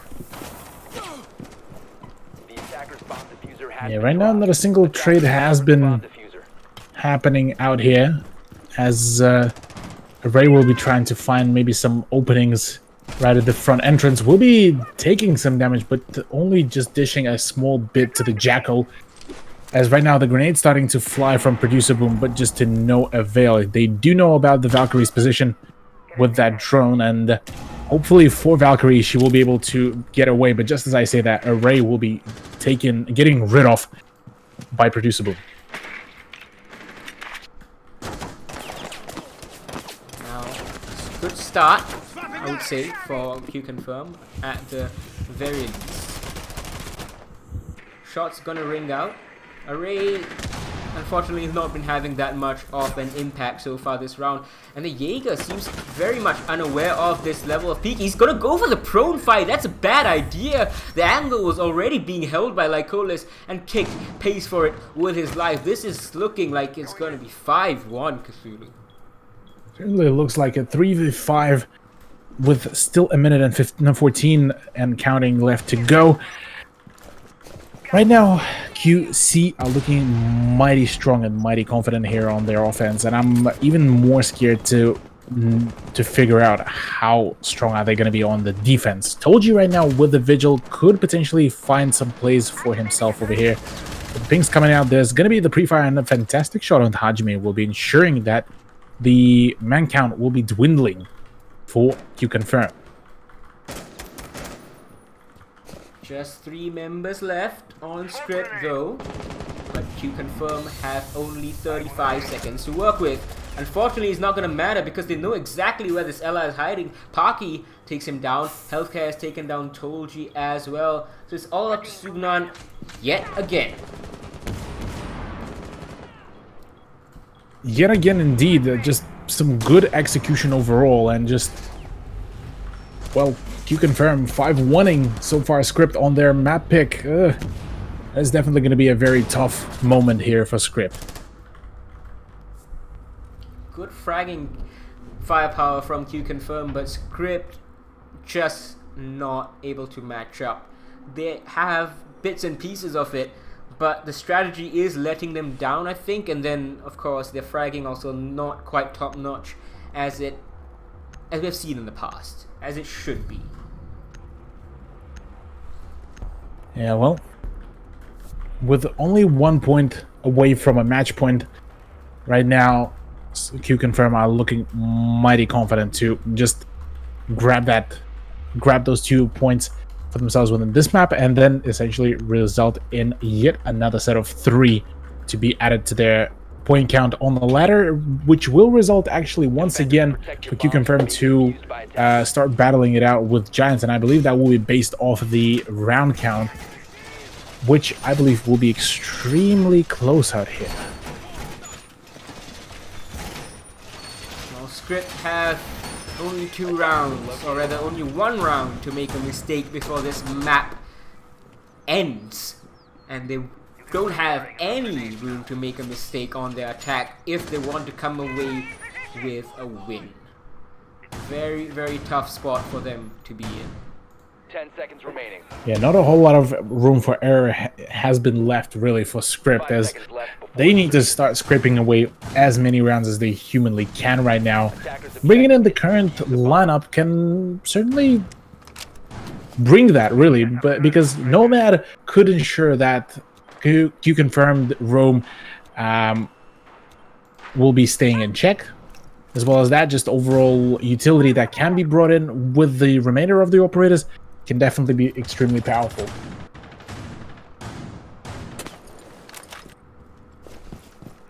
Peaks coming out from Q Confirm right now. They are playing this quite aggressive. This is the Q Confirm that we all know and love, that we kind of weren't seeing in the 6th Invitational Qualifier and at the start of the Pro League. So now they seem to have found their mojo yet again. Now, just so you guys know, Q Confirm is an organization in itself, owned by a YouTuber as well. So they're gonna be very happy with the signing of this roster. While Xavier Esports, on the other hand, located by now attackers. probably not making it to the APAC Finals if Q Confirm keeps on playing like this. Well, if that will keep up like that, Q Confirm will definitely, as a company and as an org, will definitely be happy for the acquisition of the roster. What they've done as so far, they keep on showing that, hey, they deserve the top spots within the ladder, and they could very much here conquer even the top 2 of the ladder. So for now, though, Script will be attempting to make some movements here, and Kick has already managed to take a chunk of damage for himself, albeit very minimal. Not in the best of spots right now. He is getting pressured from 2 sides. There is one on the roof as well. Quavo trying to make headway into A over from the Aqua side. It's a strong push that is shaping up from Script, but they haven't got any picks yet. They haven't even done any damage, and they are running out of time. Yeah, running out of time indeed, and right now QC is able to find themselves the trades. Like all is to get rid of Cuervo, as well as Tolji will be going down to the drop down at the aquarium. Aqua hatch will be resulting in a 3v2 actually, as Script is now down to 2 people. Sledge is extremely tagged, that is being a Ray. Right now through the drone hole, he just might be able to find some toes. He knows that there's somebody right around the corner. That is Packy, as well as like always with a good pre-fire, could be finding the shot, but Array instantly traded out, and just like that, Hajime is the one that will be finding that final kill in round number 7. This is Not looking good for Script at all. They're already facing 5 match points, and like Colis, he's gotten 11 kills, I think, or is that Healthcare? One of them is 11, one of them is 9. That is some staggering fragging firepower on their team. And I think a third might have 8 or 6. I kind of missed that one. It's incredible. Script It is. are just It is. sinking without a trace. Yeah, Script, unfortunately for themselves, just unable to bite back really at Q-Confirm, and that is hurting them quite substantially, considering that we were going into this matchup thinking that, hey, Script might be able to show us some good prowess. They did get initially some very powerful opponents, but maybe this would have been their big day for redemption, but it certainly seems that that is not the case, as so far it seems that they will be running away with no points whatsoever to end the first half.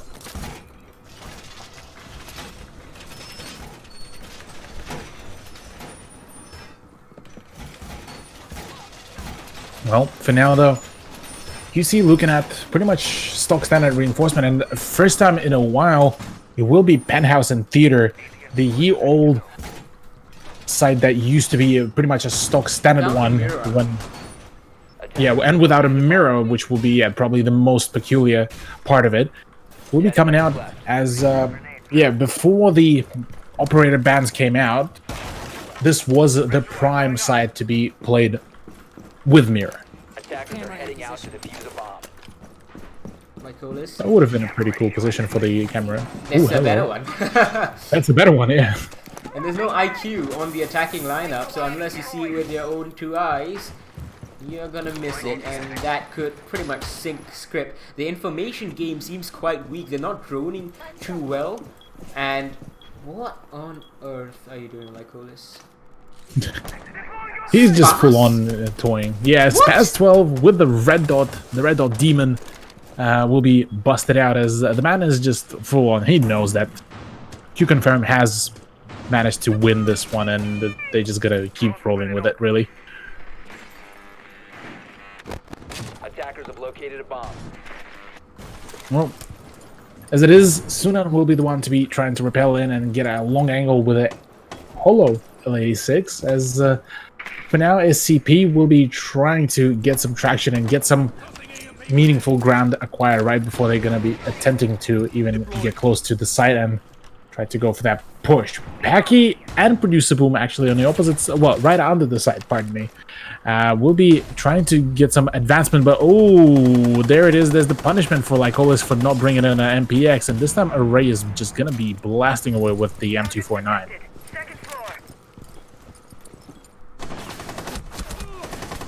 Oh, Hajime just being completely shredded out here with that machine gun, as his health is pretty much down to a minimal, and right now both the Clash and the Jaeger need to come back to the side. They need to start contesting those angles. They need to go for that flank on the double.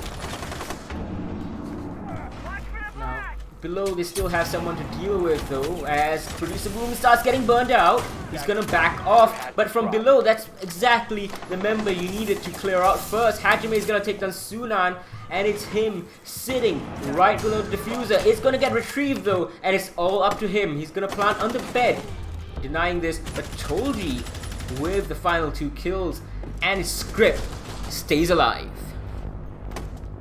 Stays alive indeed. Fantastic performance by Team Script, finally finding that closure for themselves, finally finding those rounds. But main question here is, can they make that comeback? Because right now they're in the precipice of losing things out, and that is far from what you want right now as the team that is down essentially 4 rounds still.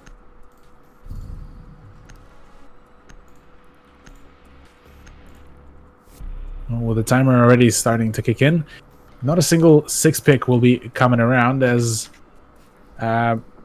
really Penthouse and Theater will be a retry from Q-Confirm.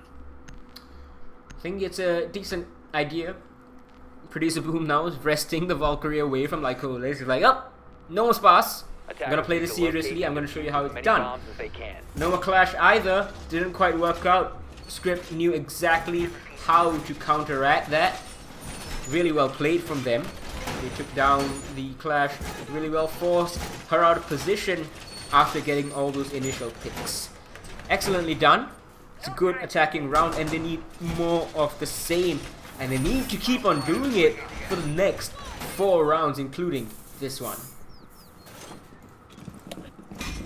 Let's see if they will be able to bring this back, as so far the take of the VIP and the Memorial hallway could very much be the play here right now for Script, if considering that Qconfirm did end up bringing in the choice of the Penthouse and Theater. Run out by Lycolis could potentially net him something, but Avail will be not getting anything apart from the kill onto the drone, and that is just about it. But denying the drone game is definitely still a substantial effort for a fair few players.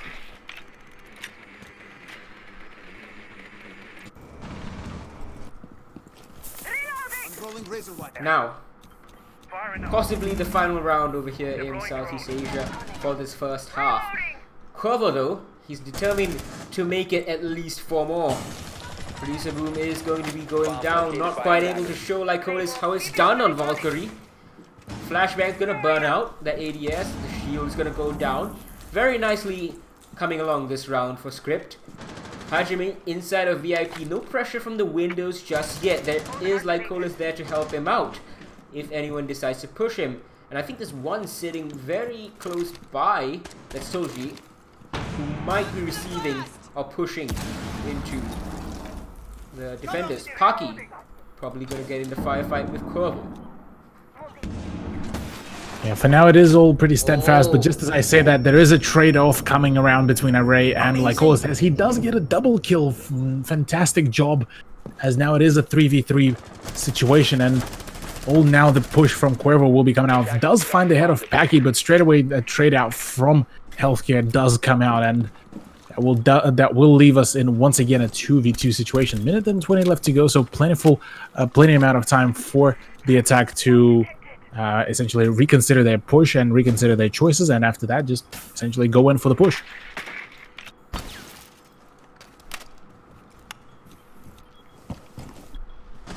Now, Cuervo gonna take down that yokai drone, is he? Yeah, he is. He's finally gonna deal with that. The IQ is there as well. So it's a 2v2. It's not great for them because they have 50 seconds to work with, and Diffuser is in a terrible spot. So they might just have to go for the frags. They can't do the drop in because that will probably spell death for them. But oh, that's an interesting angle to take from Toji. And unfortunately, he can't land the shots. Finally, he does. Lycolis goes down. A bad idea from both parties. But it's going to be the IQ to wreak havoc. I think that might be a 3k for him in the round at the very least, if not 4. I mean, props to Toji actually, just pushing his team even further on. They're not ready to get out of this just yet. It is, though, a 6-3 scoreline. Just getting a little bit closer to that comfort zone of Qconfirm. And Hookah Lounge and Billiards Room will be finally the choice of QC as they finally decide to prompt out of the Penthouse and Theater, which seems to be essentially the downfall of that team. Now, Array gonna be swapping out from that Capital over to the Buck. Producer Boom thinking about a 6th pick as well. He's gonna go from the Echo to the Mute. We saw this earlier on, actually, from Script side, I think. 6th pick from Echo to Mute. I don't think it's a bad idea for sure. I don't think it's definitely a great change idea, up. Yeah, it's a switch of the. It's a side grade. Yeah, it's a side grade, and kind of it's a change of your role as well, because with Echo you can pretty much just try to fall back to as much of a safe position as you can and just play with your with the 2 yokai drones. But on the side of Mute, you just try to deny that initial info gathering, and then you have the C4 to deny the plant should you stay alive, though. Right. I mean, well, 5 seconds left. Script certainly making good on their promise to give Qconfirm one heck of a fight here. It's 6-3. It was 6-1. 2 more rounds, and they'll be pushing this game to max distance. Lycolis again going for the spawn peak, this time with the Vector. Can't control the recall, and he needs to fall back. Yeah, Paki meanwhile has a very nice angle in the Sunrise, as he will be attempting to try to contest the angle, but I don't think anyone is peeking that position just yet. But soon enough, he might be able to find the play and find the frag, as the ADS will be eating up one of the 2 grenades, as I believe that is Array that will be attempting to contest the angle.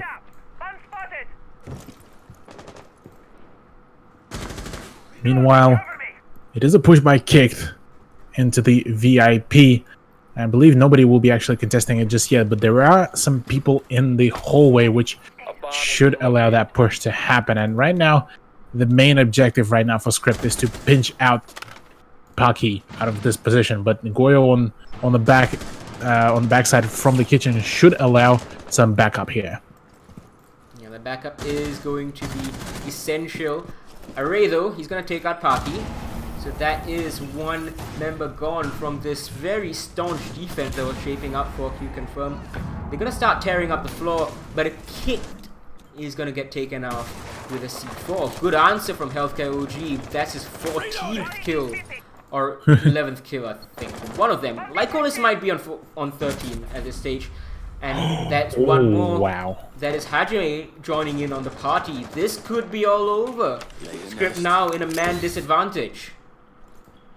Certainly are, and with the sheer amount of just vertical play that Q Confirm utilizing to play back at SCP, things might be turned around there in a little bit, but Toji does find the shot onto Hajime, so that is the mute off board, and I believe, wait, sorry, that was the smoke off board, so no more of that plant denial, and like always to respond back onto Array will be ensuring that the man count will be staying in favor of Q Confirm now.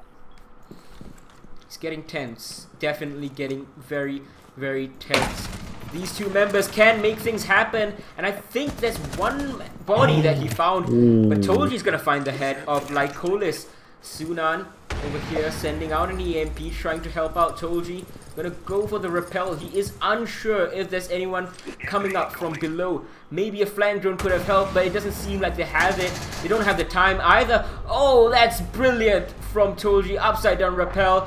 And he gets a 4K in this round, or a 3K again. I don't know, I can't keep track. I really should start noting down every time Toji gets a kill, because he is on fire. Claymore kill, and then an upside down rappel kill made the final 3 kills happen, all pretty much on his own.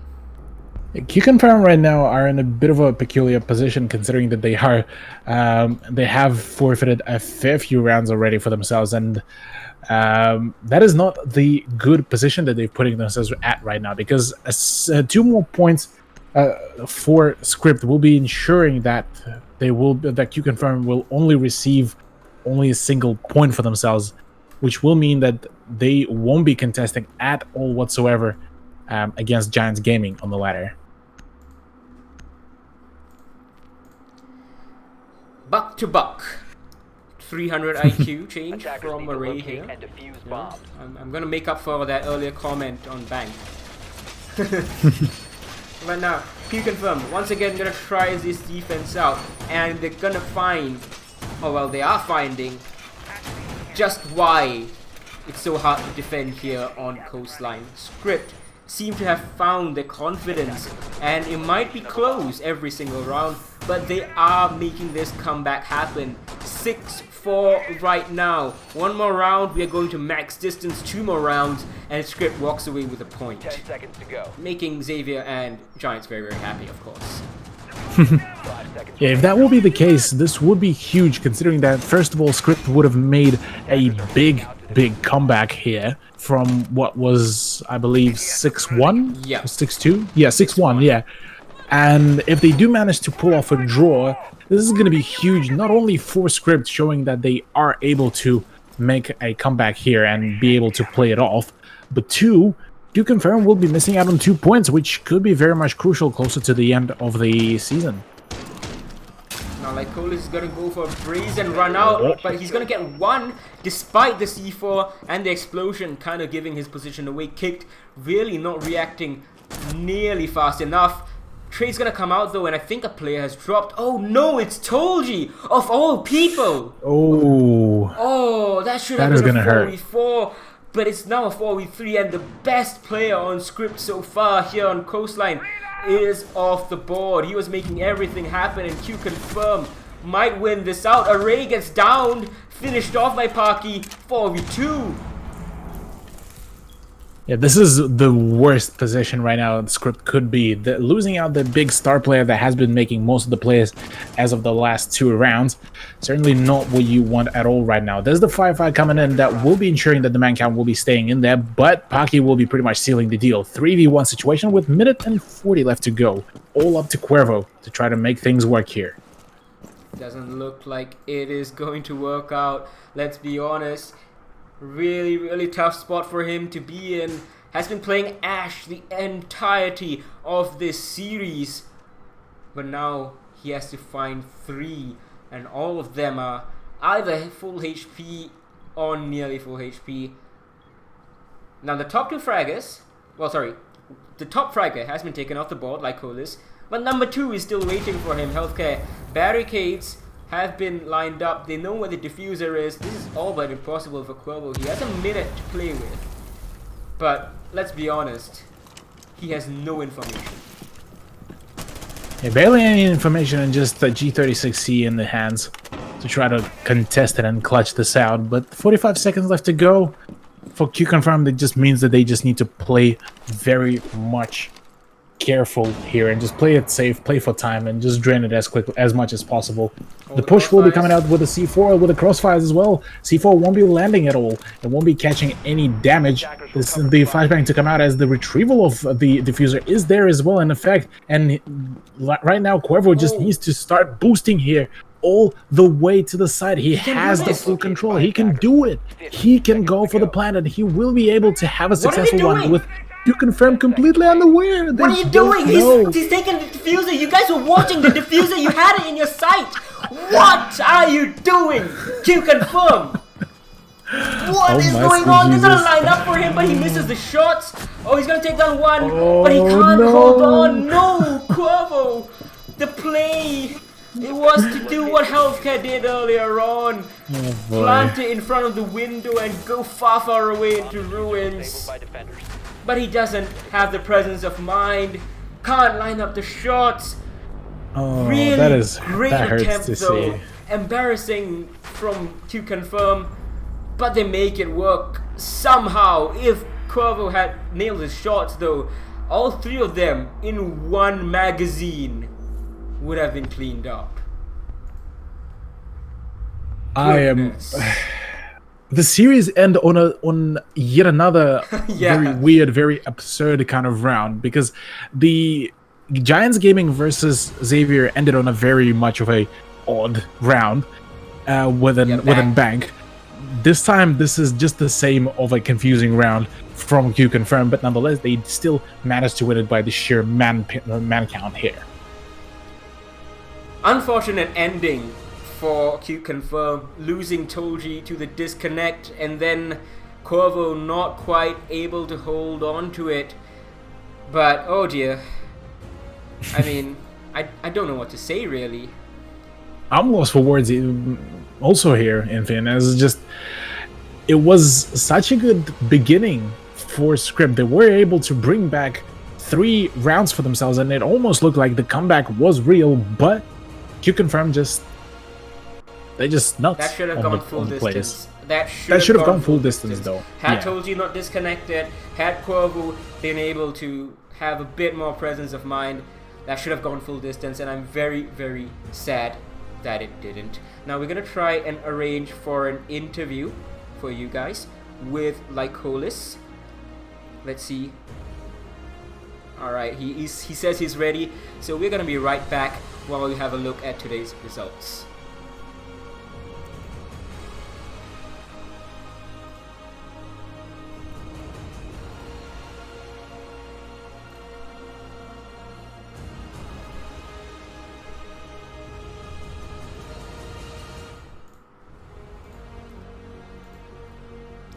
Hello, Lycolis! Wow, I see that. I see that on top of your head. You guys are really gunning for that spot for Giants, aren't you guys? Can't hear you, Lycolis. Sorry. Are you muted? Hello? Well, you seem to be saying words, but I can't hear you. Can you hear us? Can you hear me? I think it seems like you hear me. I'm so glad that we are, even though we can't hear you right now, I'm so glad we can see that Giants thing, but are you muted, or maybe your mic's not working? Did I mute you? I don't think, no. Yeah, you're muted. You're unmuted now. Try saying something. Well, no, I can't hear you. Unfortunate. If you want to type out the answers, I do have a few questions to ask you guys. I can see you are going for the Giants. So I think, are you guys number 1? I'm not too sure. You guys are either number 1 or number 2, but it seems that you guys started off the season a bit slowly, but kind of shaky with the 6th Invitational, not able to qualify. So what kind of happened there? Because now you guys are like back up there, back like number 1 in Southeast Asia almost. So just waiting for Lycolis to type out. So Lycolis says 2 new players, a lack of experience with them, so it just took time for them to gel, I guess. So that's very nice to see. Yeah, lack of time to prepare for the 6th Invitational qualifiers as well. So you guys did look a bit shaky over there. But, well, not to worry in that regard. You guys still are looking very good in the Pro League. Flawless so far. Unfortunately, we can't really... Yeah, you guys lost Baby Pig earlier on to Xavier Esports. Unfortunately, you guys couldn't stay with him. But you guys seem to be recovering well. Now, if we could... I would continue this interview if we had audio. But I think we're just going to end it off here. Hopefully, we can fix these issues. But... you can say hi to Giants. Maybe say hi to them at the APAC finals, eh? Looks like you guys are going to make it. And we're going to go back to that call with Cthulhu.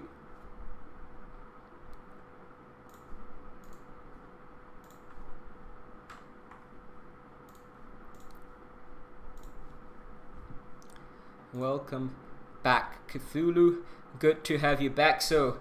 I know they are playing the highlights right now, but let's just talk about what we saw from Lycolis. Do you see that he had the Giants sign taped to his head? He's coming for them. It's a good game, wasn't it, overall, from Q-Confirm? Yeah, it was definitely a good showcase by Q-Confirm, showing that they are able to bring this back. They will be defending their pretty much flawless streak here with the wins, and I mean, I'm very much excited to see where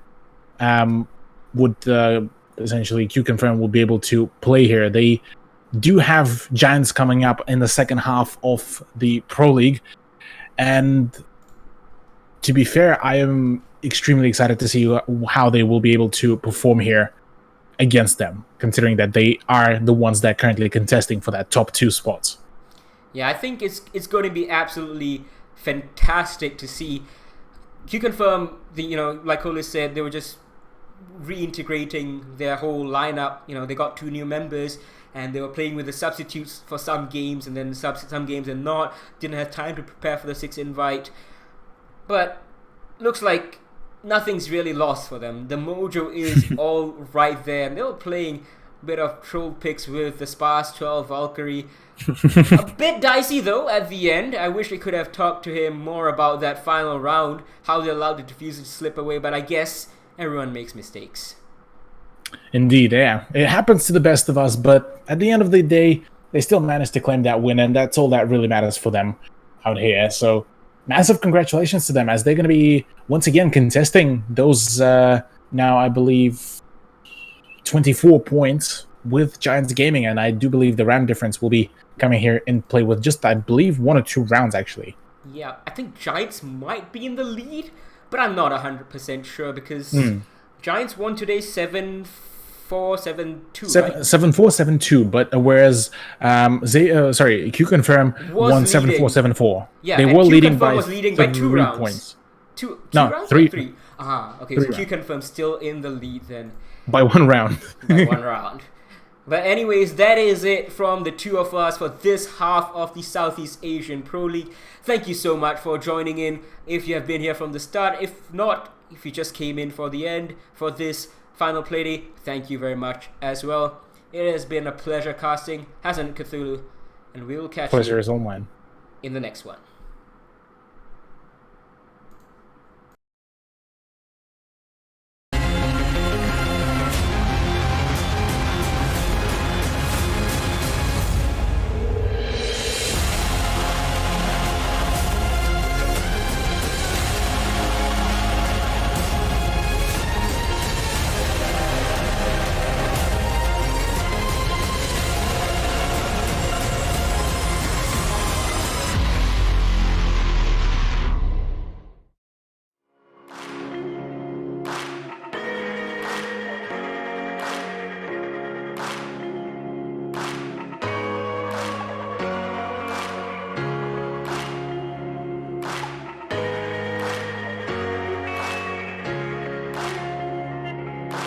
Down, down, down. Down, down, down. Down, down, down. Down, down, down. You're never gonna keep me down. You're never gonna keep me down. No, no, no. You're never gonna keep me down. You're never gonna keep me down. No, no, no. Be lucky if I stick around. Maybe foolish, but I ain't a clown. No, no, no. You're never gonna keep me down. You're never gonna keep me down. No, no, no, no. It's you and me against the world, world. Gonna leave this life behind us and just go, go. 'Cause we're running, running, running away. Together we'll go and find a better place, place. This strong we'll go 1,000 miles away. Where the skies are blue, nothing is the same. Running, running, we'll be running, running, running, we'll be running.